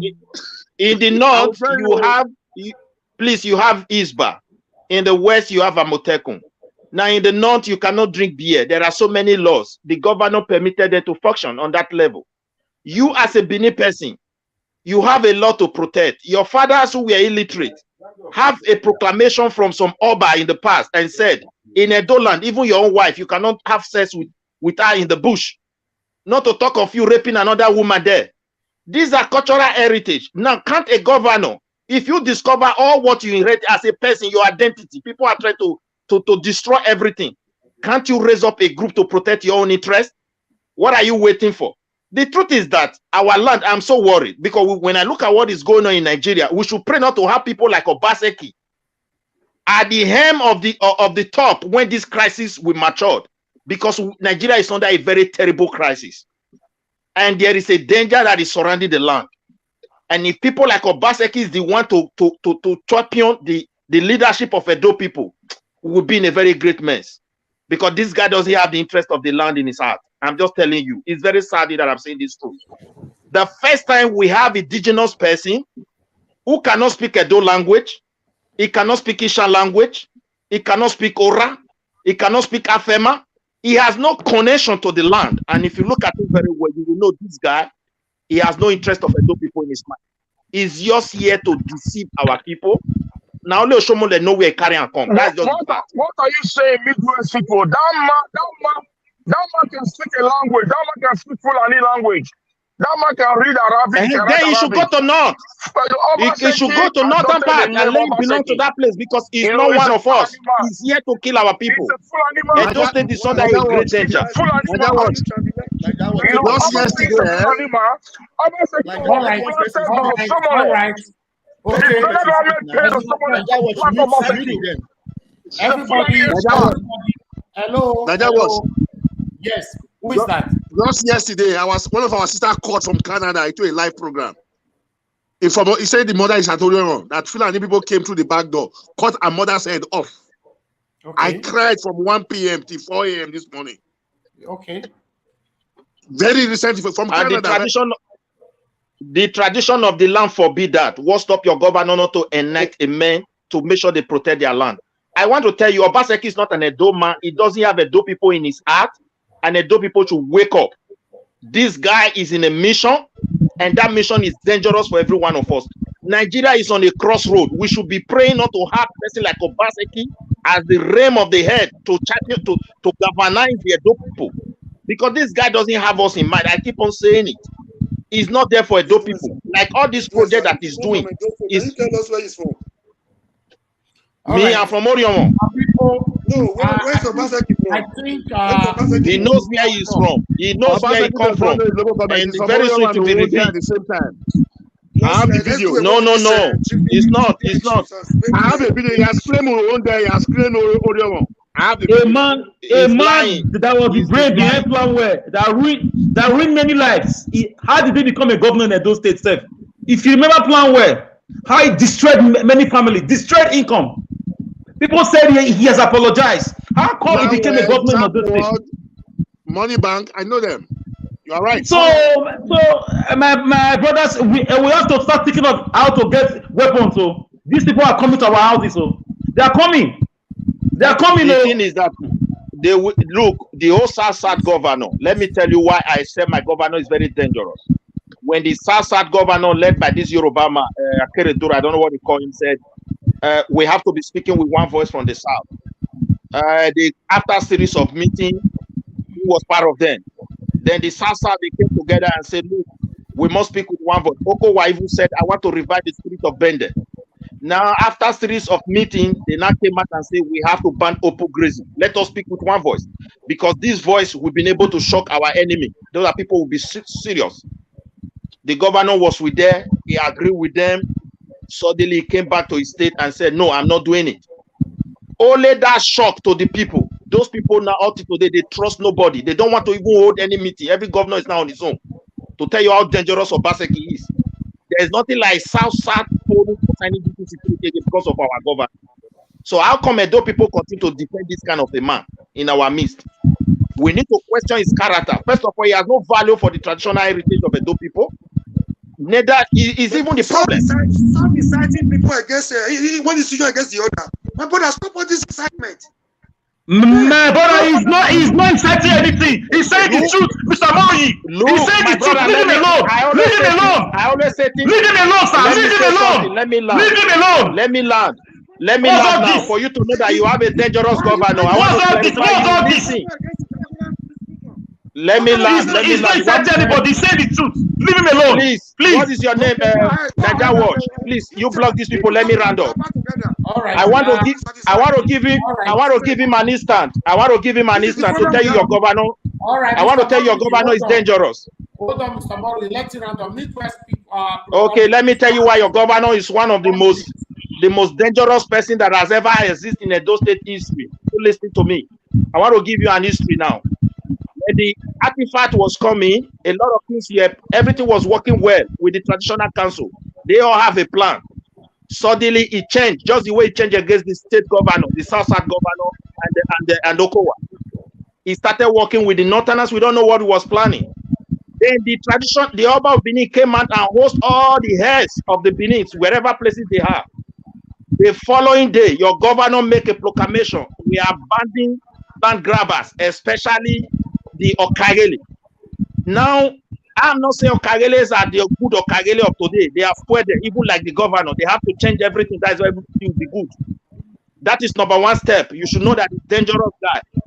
Then when he hosted the whole communities in Edo, like the pastors, the head concerning security issue. He told the traditional council, they told him he should give them 2 weeks, that they will give him reply concerning this banding of open grazing. The churches were there, the leaders. The following day, he went to Abuja. He said he's meeting the president about how to open graze, how he will settle ranching in Edo State, and concerning the artifact. So your governor doesn't believe in working with people. He believes he is to work alone. He's a very dangerous person. He brought OSHOMOILE from top to zero. He is trying to bring your traditional council from top to zero. He brought the entire SASA governor unity to zero. He brought the unity between the Edo and Delta to zero. Don't you know this guy is dangerous? It is time we have to tackle him. Thank you, my brother. Thank you, Midwest. Thank you. If he's not dangerous, why is he quiet about insecurity and the killings? Why is he quiet? He's very dangerous. Okay, hold on, Alex. Hold on, Alex. I can see more people are joining us right now. I thought we were supposed to round up. So, but because it's not my show, maybe Paul might like to continue with it. Let me ask him. Okagbe, do you want to continue with this, or what's your take? You are busy. Otherwise, once they see you on board, they all started coming up. Now I'm here. I can still stay a little while though. Okay, carry on. Let the PDP people try and support their governor, not saying the APC boys are Yamu boys. Carry on, my great CEO. Okay, all right. Thank you very much. I would like Akim to talk to us now, because Akim, the two warrior person like that. Not be like Alex. Alex not a Greek, not for cheater. We cheat on Akim every time. Akim, talk to us. Hey, brother, can you hear me? Yes, we can hear you. Okay, sorry, I've not been participating because I'm on the motorway, and the storm, the wind is so high here, so I'm trying just to focus on. Okay, now my question to you is that how do we move forward from here? Because I can see a lot of passions are being displayed on this platform so many times, because of the emotions, some people seem not to tell the truth anymore. Now, Akim, how do we move forward now? Do you think the governor is on the right track? The thing is this, Niger Watch, I've always said this. If we want to have a beer parlor conversation, a beer parlor argument, we can have a beer parlor argument. We know that we're in a beer parlor, then we have a beer parlor. But if we come on a media platform and we want to have a debate, then we should have a debate that are based on facts. And if we do not have facts and we start banding out personal opinion, then we should also be saying this is a personal opinion. I don't have issues with anybody criticizing anybody. I'm not the governor. I understand. But the fact that if I come here to say, okay, this is what I think is right, it means that I see something right. That is what I'm trying to say. This is right. So if somebody comes to me now and they're telling me the governor is a killer, without giving me any proof that the governor actually killed anybody, I'm not going to take them serious. If you want, I will bring receipt next week. No, I'll bring receipt. Since you are waiting for receipts. The only way we can move forward as a people, my brother, is for us to be honest with ourselves. It's for us to see what is the truth, and we say this is the truth. It's not like when something happens, we want to be noticed. We want to put our voice out there so that people say, yes, this guy is saying the right thing. No, if you want to move forward, we move forward on data. Okay, Mr. Akim. Mr. Akim, I would like to come back to you again. You again, because I want you to watch this video, because sometimes it seems like we see the fact we don't just want to deliberately talk about it.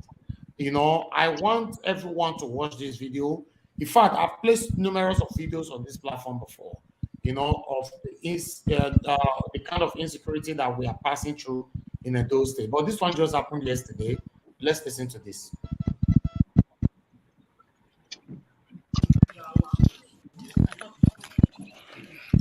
Ronaldo have been kidnapped in Ronigbe community. So I speak with you guys right now.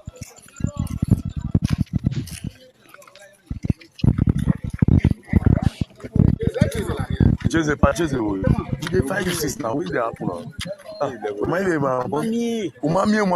Please, don't be offended. Many videos we just did have been deleted. Please, we are still looking for Tornado. The S-men, they have taken over Ronigwe community. Please, as you can see, we are still fighting for the how to get our brother right now. So everybody is still on the street. Please help us to share this video.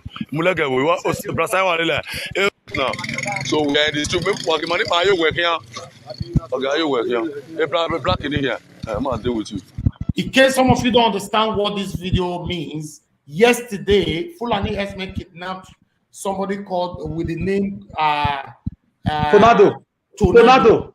Yes, he was kidnapped in Uronigwe community. You know, many of you who came from those states know where Uronigwe community is. You know, so Tornado was kidnapped just yesterday in those states. So you see, last week here, a 79-year-old woman was raped by Fulani S-men. 8 of them raped a 79-year-old. It don't say, you know, no ID. You know, and people still need receipt. People still need proof and receipt and parts. And yesterday here, an elderly woman was also killed and beheaded in the same Edo states. All right, a lot of things are happening, my people. I know that some of us will love Obaseki. That's fine. But when we see the truth, please let's say it. If you love me, that's fine. If you see the truth, also say it. We all once love him. We voted for him. We all once love him. The diaspora can pay for him. They are not in shame. I have to tell you. So let people say the truth. We are in a great community is concerned. Hold on, sir. So we are still moving to see exactly what is going on. They just make a call that if we fail to pay some ransom before tomorrow morning, we find the dead body. That is what they told us. After calling the number is not going no more. A young youth, Otunohiaze Kinano. So no Tornado, no Izeki festival. Nobody will believe. Maybe they will think it's a joke. So this is Obohai Amuna. No Tornado, no Izeki festival. Because it's good to all youths. He's a very nice guy. How can you expect me at 18? Mama Tornado at 18. I'm not done with my you see again or what? I speak with you guys. We are in garage now. We are very close to the Awolokun. Men on street this middle of the night. We are now having a sleepless night in Ronigwe community. Please help me to share this video. I believe this one will not be deleted. Please share this video. Share this video. Our brothers in America, London, Austria, Tornado Festival. All right, I'm going to stop that right there. My people, you see, some people think Nigerians don't like Governor Obaseki, but forgotten that I am the only platform who gave my own platform out for Governor Obaseki, and I also gave it out for Pastor Saigeze Yamu.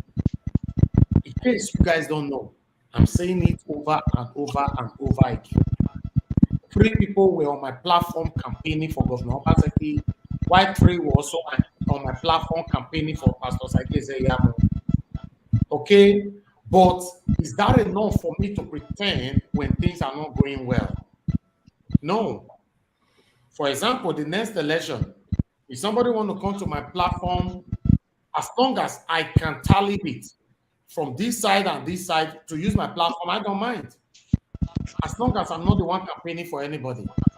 But does that mean that when this person or person is now doing something wrong, we shouldn't talk about it? Why do we always apply emotions to everything? Thinking that, oh, you hate Obaseki. Why? What am I going to gain to hate Obaseki? All our politicians are the same. They don't mean well for us. We should have that in mind. They only go there to do 5% for us. That's it. They are not there. They don't really mean well for us. They are competing with themselves. That's it.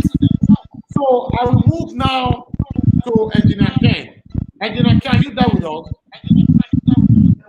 Somebody is, I think it's Buhari. We are hearing. Yes, I'm here. I'm here.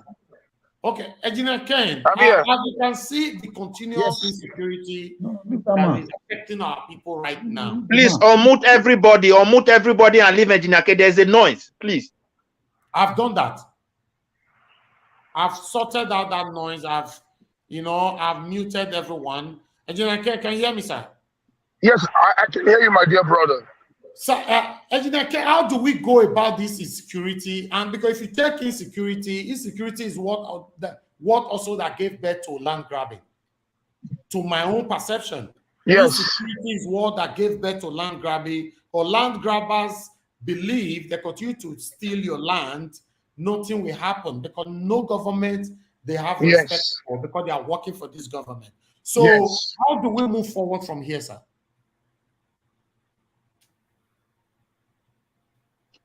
This is my own idea.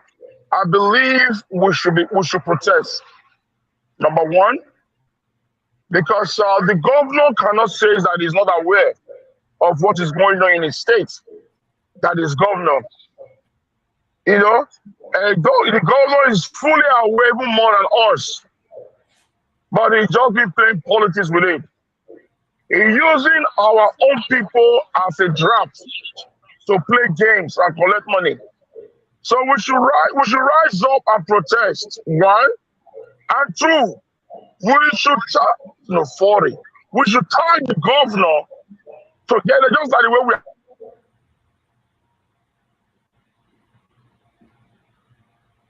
Okay. Governor as a terrorist. We lost. Yeah, we should tag him as a. No, I can hear you. Hello. Go ahead.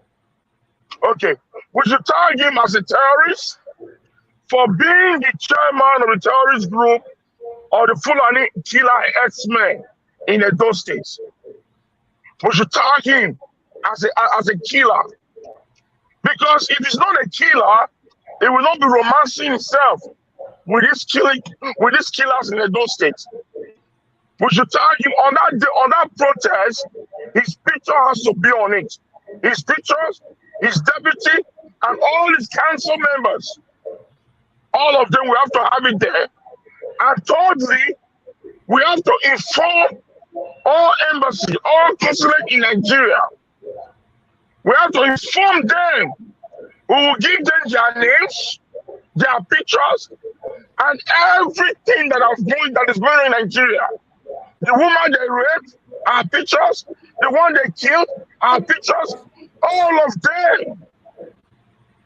We'll open a file for them and submit all this file to every consulate in Nigeria.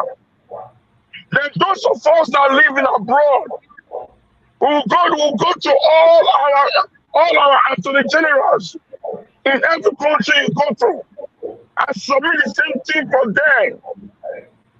Injustice to one is injustice to all.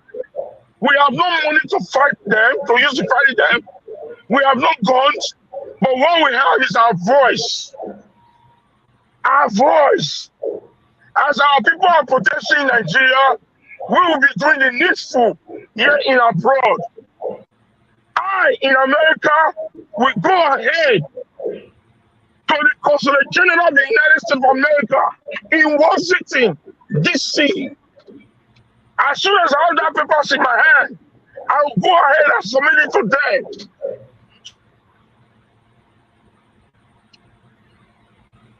Okay. So that they can never leave Nigeria anymore.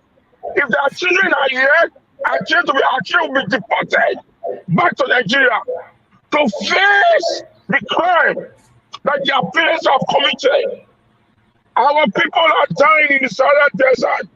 Our people are dying in the ocean and the rivers. All for this bad governance. This is my take on this. No matter how we love Obaseki, the truth has to be spoken. Thank you, Nigeria Watch. Thank you very much. Thank you very much. That was a wonderful speech right there. You know, as you all can see, that the pains is gradually, inflicting every one of us. Yes, no matter what, we need to speak the truth. People are dying. These people, they have families.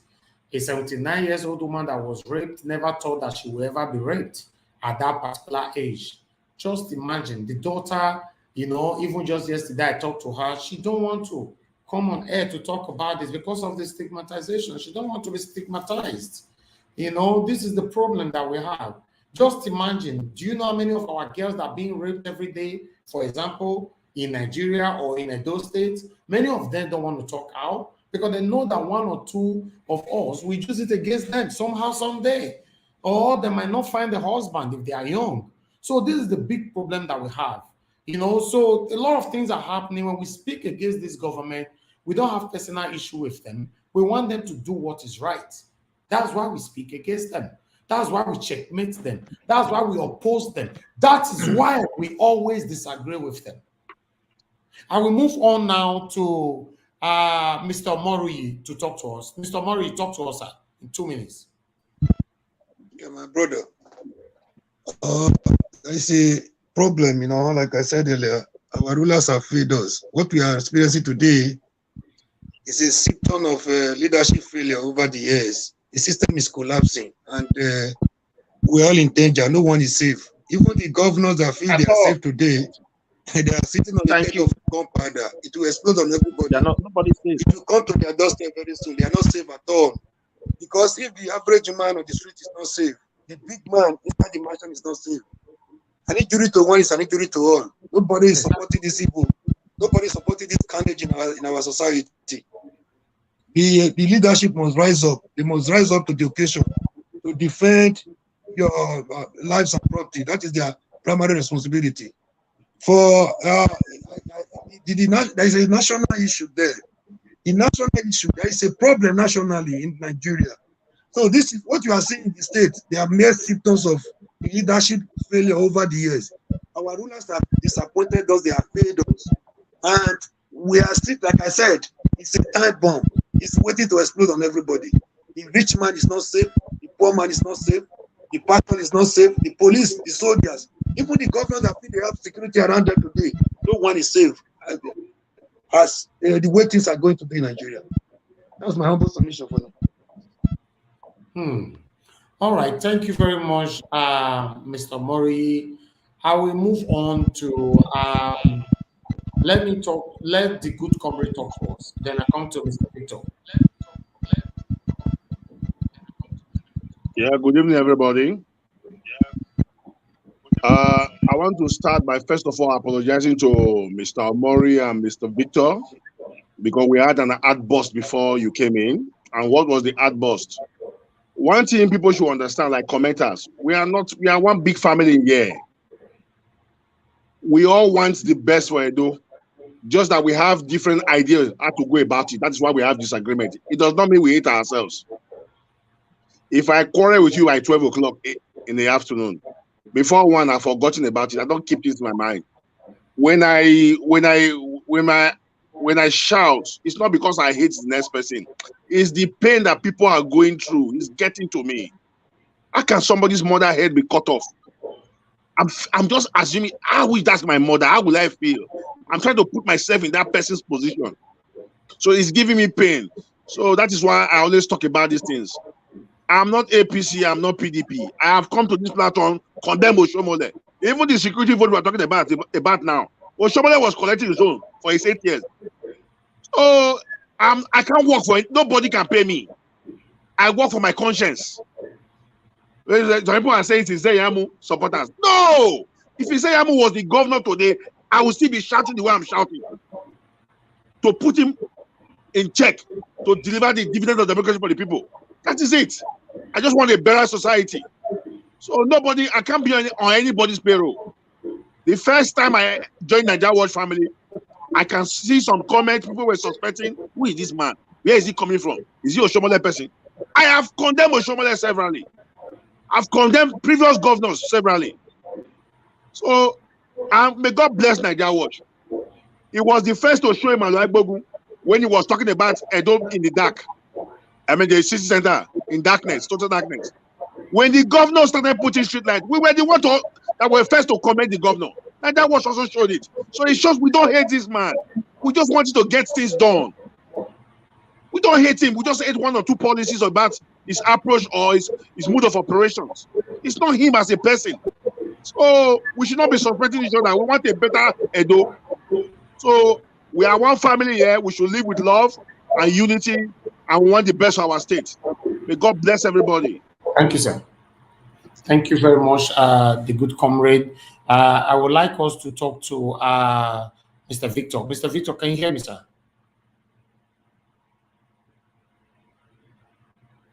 Okay, let's wait for Mr. Victor to unmute himself. Nigeria Watch. Okay, go ahead, sir. Talk to us. Yeah, Nigeria Watch, thank you. Before I start, I also want to reciprocate the apology to Mr. Good Comrade. I also was out of line myself, and I was also a bit disrespectful myself.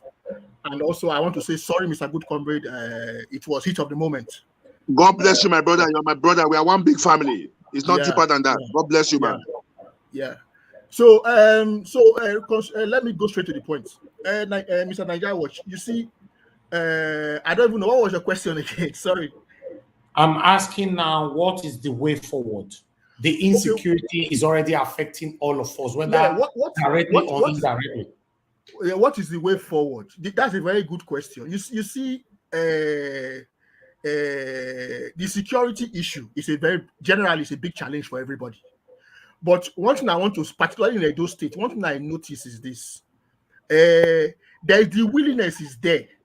You understand? I can see some willingness from the governor doing some little vigilante, but I'm not saying it's enough. But the problem I have with the overall security architecture of Edo State is this: you see that there's nowhere where there's no crime. Crime is committed everywhere. I'm not saying the governor should be everywhere to fight crime. No, crime is committed everywhere in the world. But the response to crime when the crime is committed, the response is where Edo State is lacking. Yes, there's vigilante, there's police, there's army, and all that, but the response is still too slow.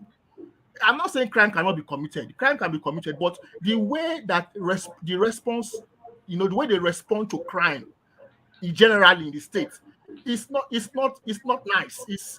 For me, it's not the best. So that the way forward is, how do we organize our security architecture? How do we organize the vigilante in each local government, each ward, so that when a crime is reported, when there's trouble somewhere, the response is quicker?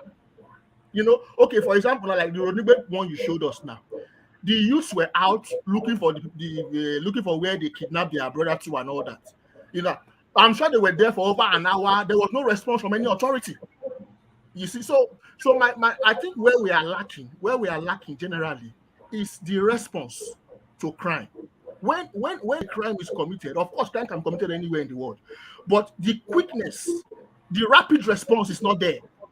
You understand? So, and with this era of social media now, I mean, the vigilante or the police can also they didn't hear it on time, because as soon as the thing came out, the guy went on live. People started sharing the information. It will go round. So, but the response is still too late. So I think going forward, I know the governor has a lot of work to do in security.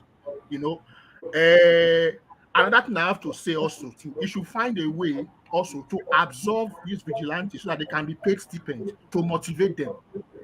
Some of them might even hear of some close by vigilantes might even hear of this crime. They might not be motivated to go to say, I beg how much they paid me, say how much I so it kills motivation. When you are not compensated for the work you do, it will kill motivation. So the way forward for me, number one, governor should find a way to absorb this vigilante into a proper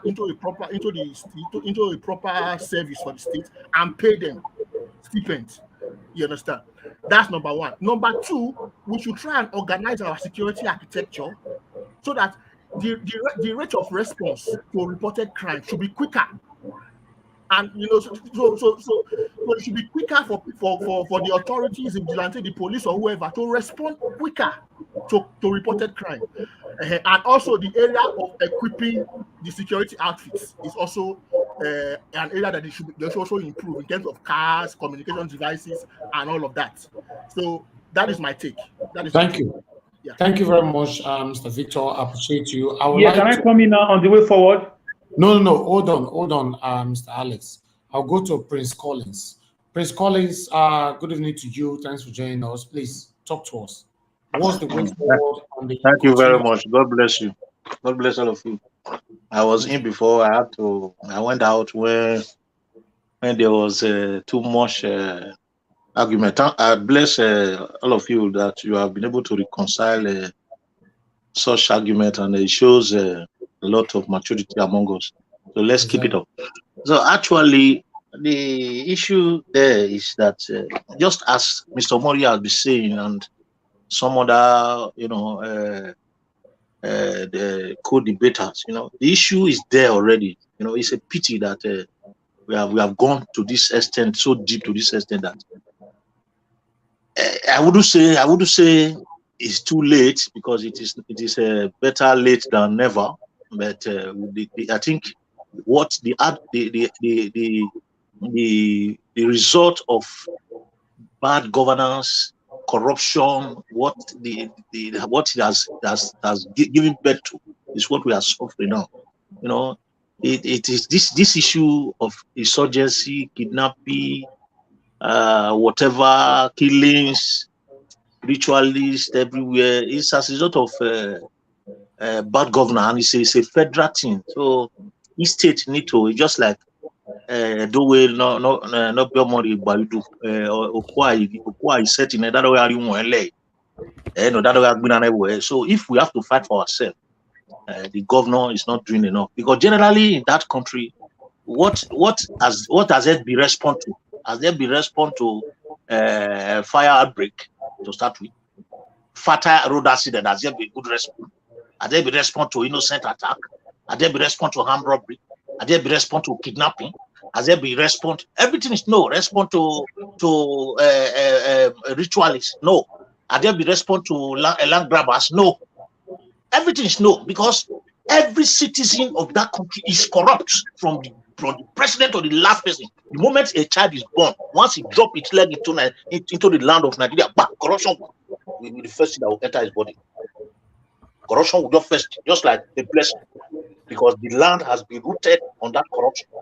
So until that issue is addressed, no matter the security vote that is being meted at, that is why you see them, they just look around, they sit down, they see there's no solution. Even if they give the money to people, those people are going to eat it the way they are eating it, because there's no system put in place for control or for manipulating people. So what they do is just to siphon the money and use it for something else and bring little one for those that are close to them.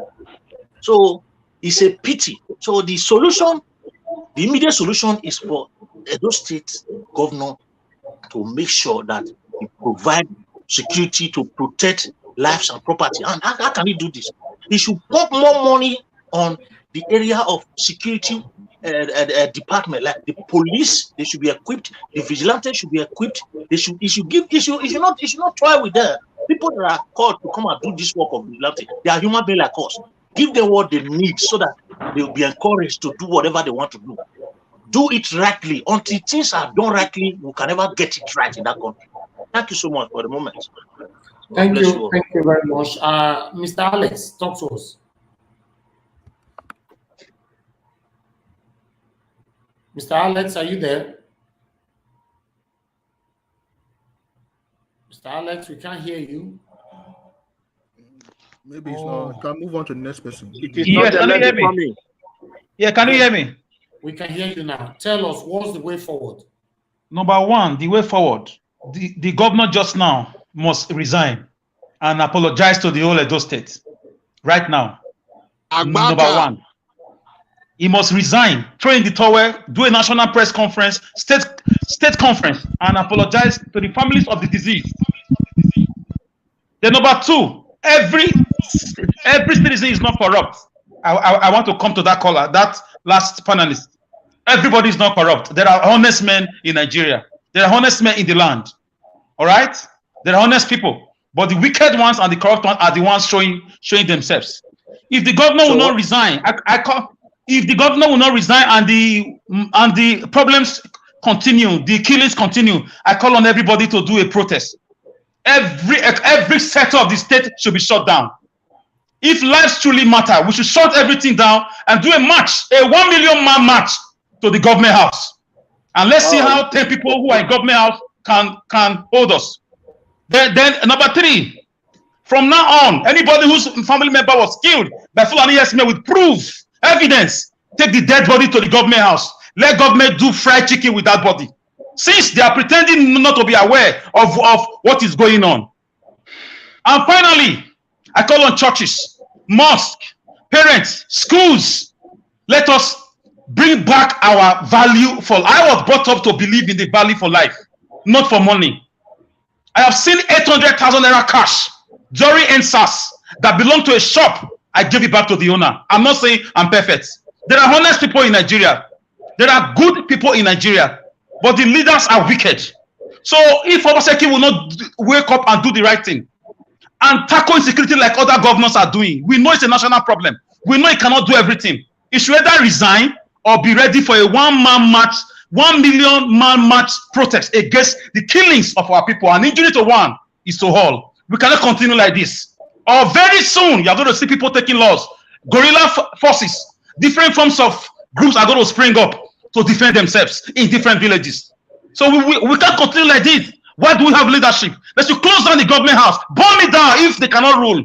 Do another election. Period. Let them all resign from the commissioners, or let them go and bring in people who are ready to work.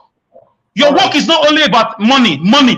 Protect lives. We don't want projects now. Give us protection. We are tired. Thank you, Alex. Please, nobody should interrupt anybody because we are about to round up. Everybody must have their 2 minutes so that we round up. We've been here now for the past almost 7 hours. It's a long debate. Yeah, let me say something. Right. All right. I would like us to move on to Midwest Republic. 2 minutes, sir.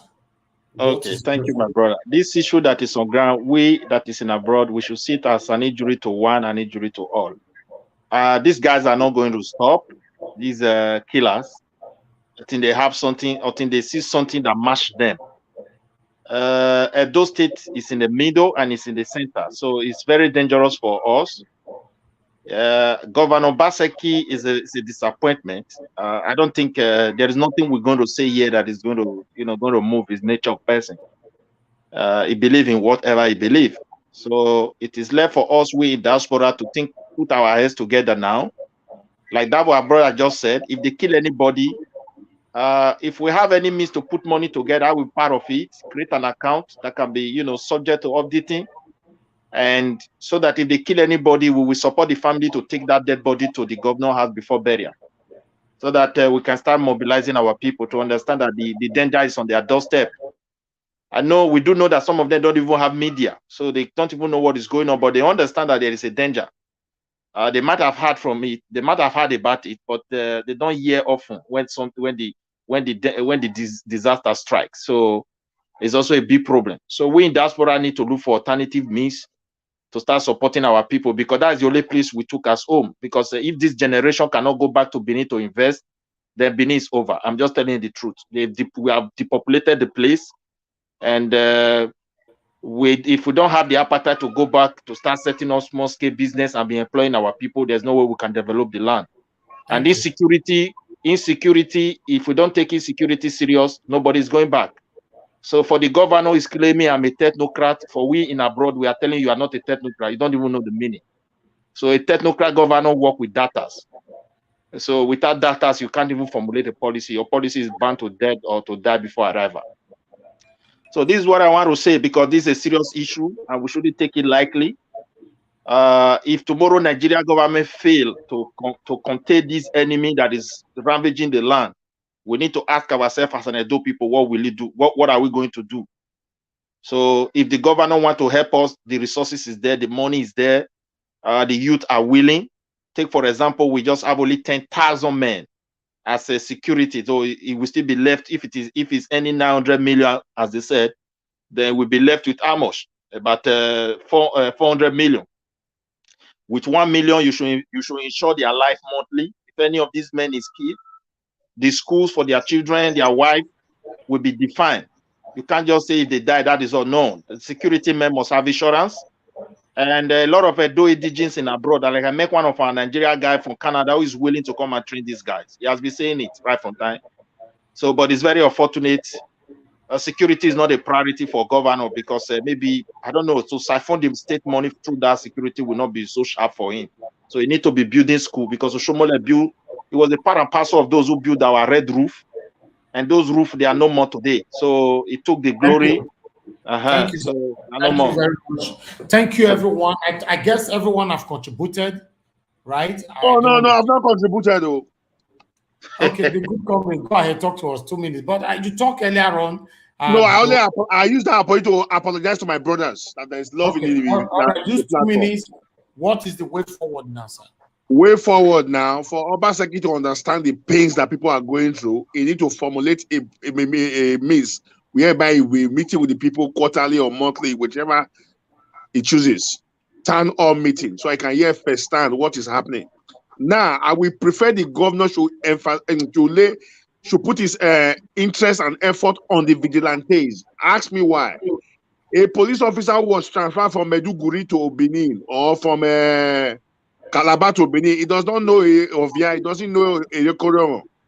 But the vigilantes that live in that locality, they know all the shortcuts. They know strangers amongst them. Just like the last video you showed now, the young man was kidnapped in Uronibe. Those youths know their locality. If those people are on the payroll of the government with just little stipends, they can protect themselves because they know strangers among them.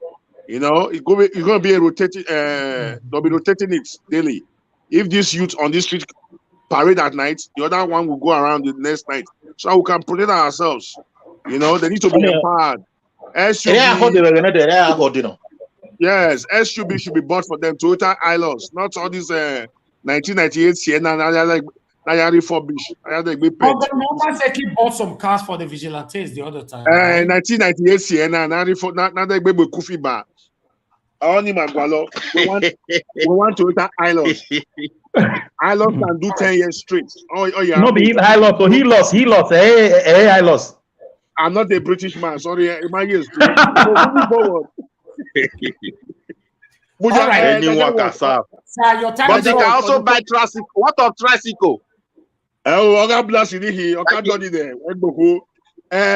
Aladewo, I have a question for you. It's always missing in action. We are on the platform.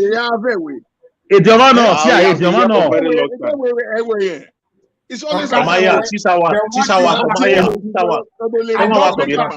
don't bring her come back. He's here now.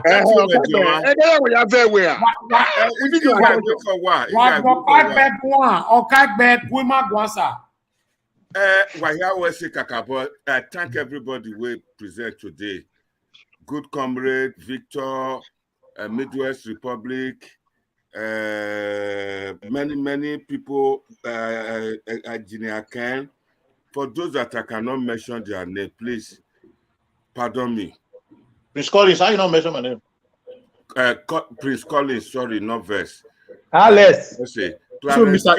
Israel was here earlier also. Israel they on strike in the Verse. They not let her talk. So my people, we started with the possibility of OSHOMOILE becoming clicking the ticket for APC, and we discussed that at length. I would like to appeal to Edo people. If it does happen, we should support. Even if it's not happening, we should crave for it. We are ready. If we are ready, we are ready to do that. Don't worry. We will support him 100% if he's given the opportunity. Even if he's given the opportunity, we are with him. Even if it's not happening, we should be clamoring for it. We should. Any Benin man that is giving ticket, all of us will support him. Okay, man, no. Correct. That's it. All right. Whether it's from Edo North, Edo Central, Edo anywhere, we go support. No, that will not be. That was we have made it 7 hours. We have been sitting here. Wow, great one. Hold on. We have we need to round up now. We'll be here for the past almost 7 hours now. Akim is here with us. Akim, please, 2 minutes. What is the way forward once again in 2 minutes? Thank you very much, my brother. Listen, guys, I did not intend to leave you. My phone has been overheating and the thing is going on and off and off. So I just go catch fire. Make it catch fire.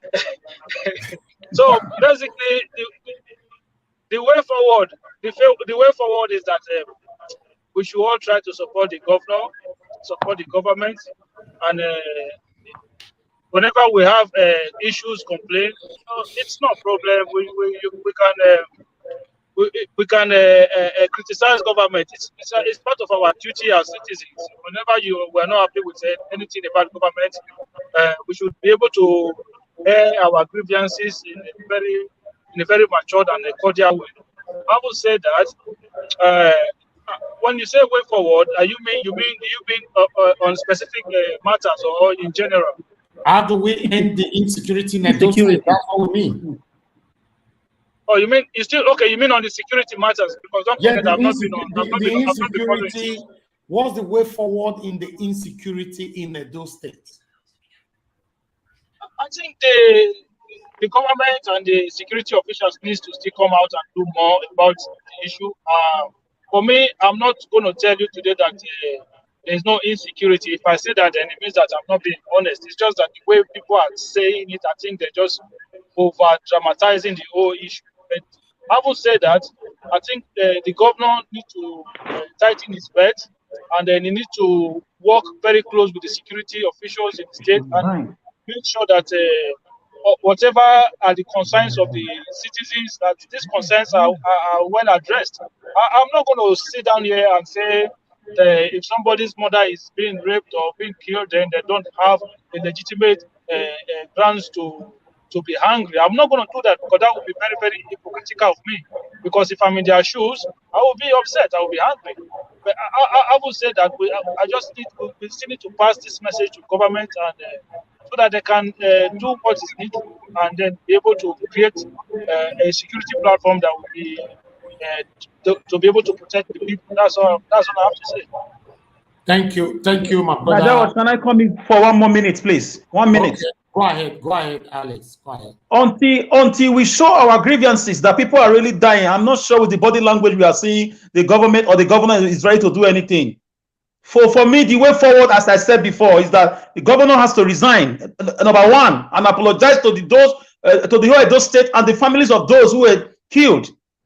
And a 1 million march protest should take place in addressing insecurity. We are all Edos. We are brought up to appreciate life. We love life. Life is more important than houses to us or projects. Then number three, as we speak right now, if any of your family member is killed by Fulani men, drop the dead body in government gates. Drop it there. If you need money, call me. I will do it. I will support you. So drop it there, because anywhere around the world, let's create that anywhere around the world, human life is very sacrosanct. We have money to do this. We support. Forget about English. A better account for that. Forget about English. Human life is more important than anything you want to do in this life. Thank you, so Alex. for me, we are tired of English. We are tired. Thank you, Alex. Yes, we all are tired of English. We need security, and I support that. Engineer Ken, please. Engineer Ken, please. Yes, I was about coming to you, sir. Go ahead, talk to us, sir. Oh, thank you very much. You know, before I proceed further, before I proceed further, I have a little song. I don't know if this audience can permit me to go ahead and sing. But it must be in Edo language, oh. Go ahead, sir. Go ahead. Yes, go ahead. Okay. Come yo, Baba, come yo. Come yo, Baba, come yo. So no bring Baba, Osuno Baba dole doji, come yo, Baba, come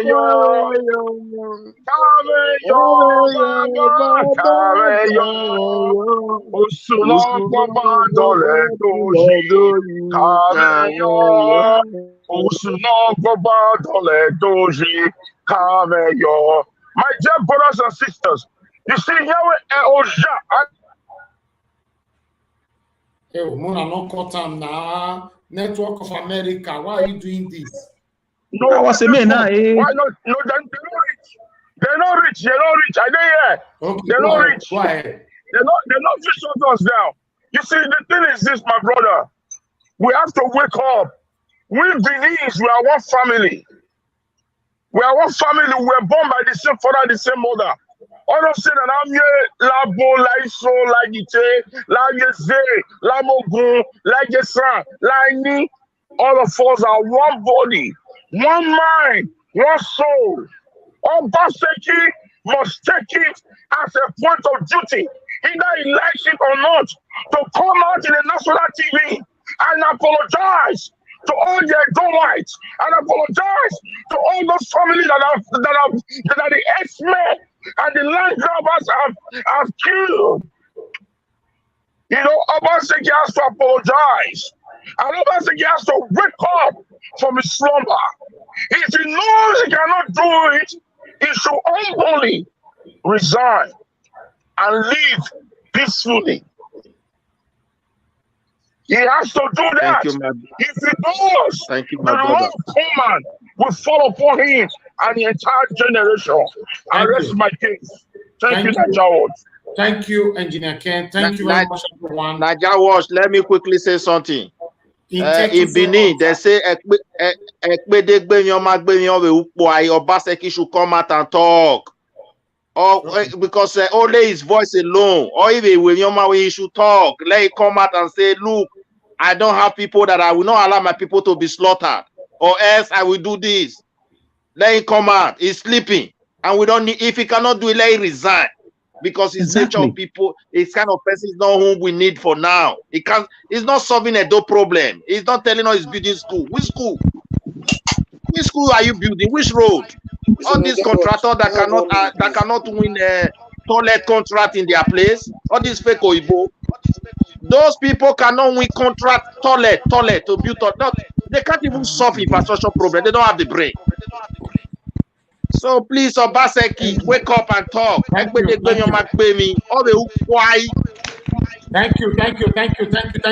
everybody. Everyone has contributed. I'm going to leave the floor. Thank you very much. Everyone has already contributed. I just have my 2 minutes. All right, okay. All right, Mr. Mori, okay, you can have your 2 minutes before we move on to Epa or Kagbe, you know, to finish everything here because he owns the show. Remember, I'll not be my show. Mr. Mori, go ahead. Mr. Mori, you talk to us, sir.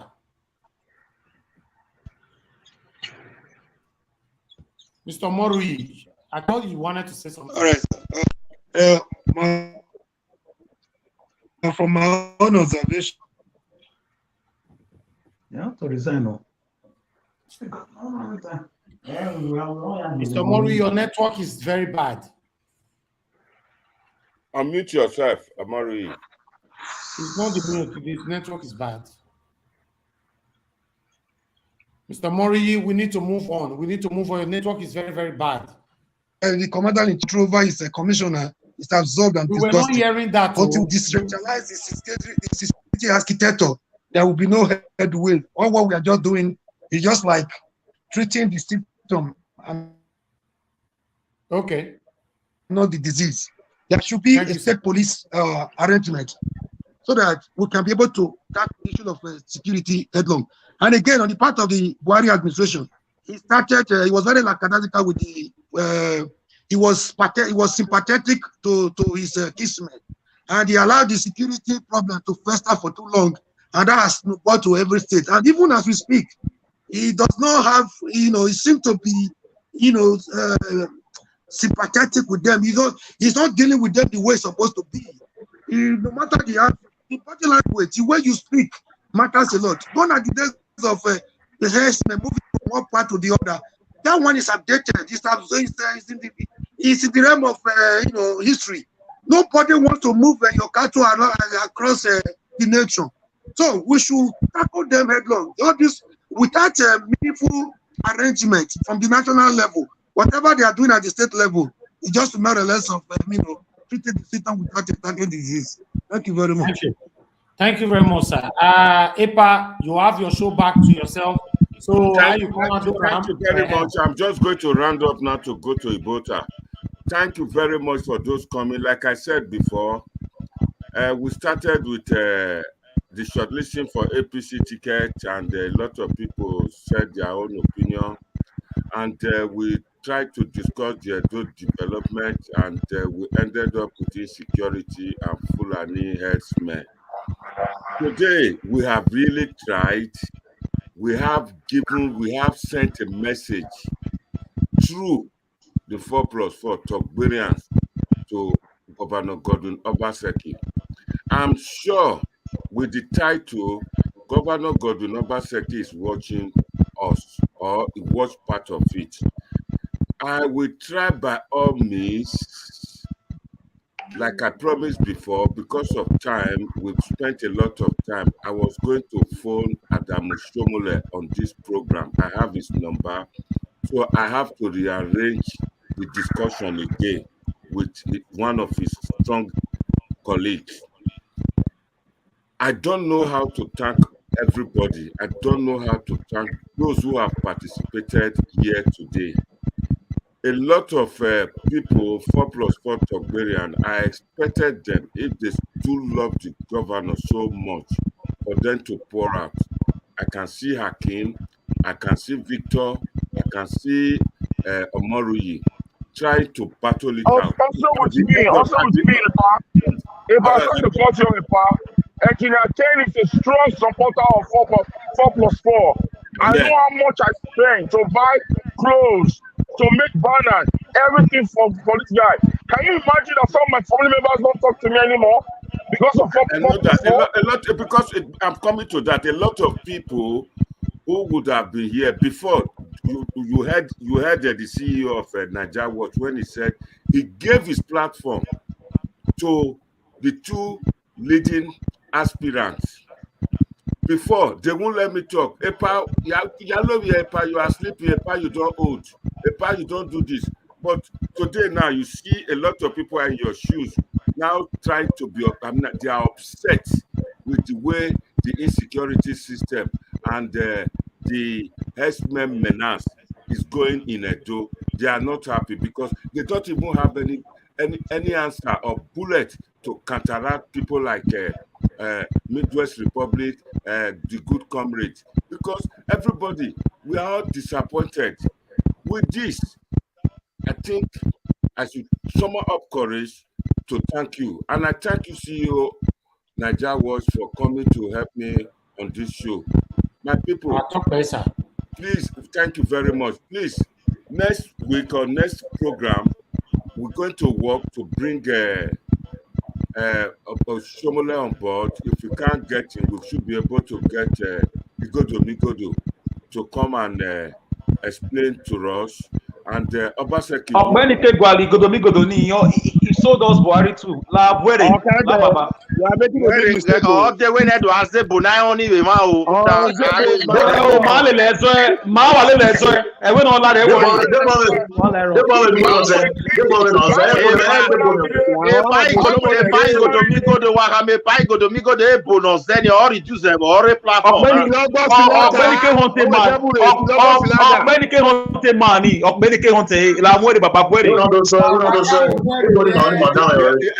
So far, white team and John, very money where we might hear my girlfriend. Only married.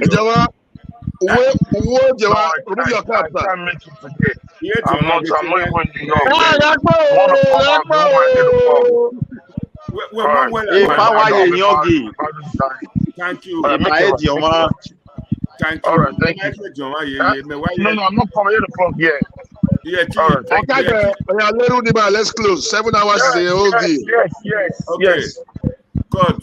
All right. We're ready for prayer. God,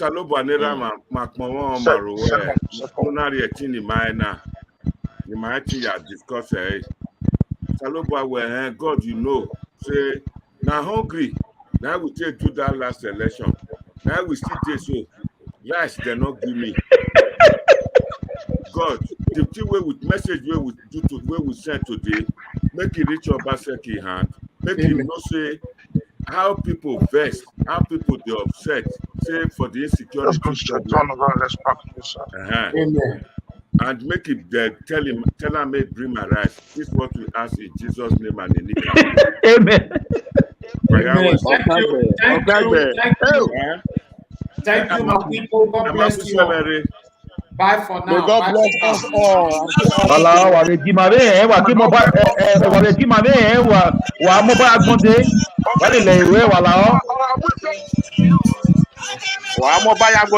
The topic in Wamwede. I have a Latin dictionary. Obaseki will call for the State of the Nation discussion. But Obaseki, why is Obaseki not coming to this platform? Why can't he come? I will phone him too before they carry my phone. They go swear my name for where I did. Now part two. Now be you the square. Why not they come here? He should come here. Make us say his side. Before I they carry my phone. If I come, but people go spoil my name there. You know one hear about me anymore. Okay, no wahala. God go do one time go reach. After 2 years, he go be ordinary citizen. He not go even get political party himself if Nigeria. Thank you. The day we come up for governor, now that day PDP go through with that man. Just go mark my word. Play your music for that side. Play your music for that side for us. Good night. Good night, everyone. Thank you very much, all of you in the comment section. I appreciate you all. God bless every one of you. Epa, thank you so much for your time. For 7 hours, you did perfectly well. Take care. Good night, my people. Bye for now.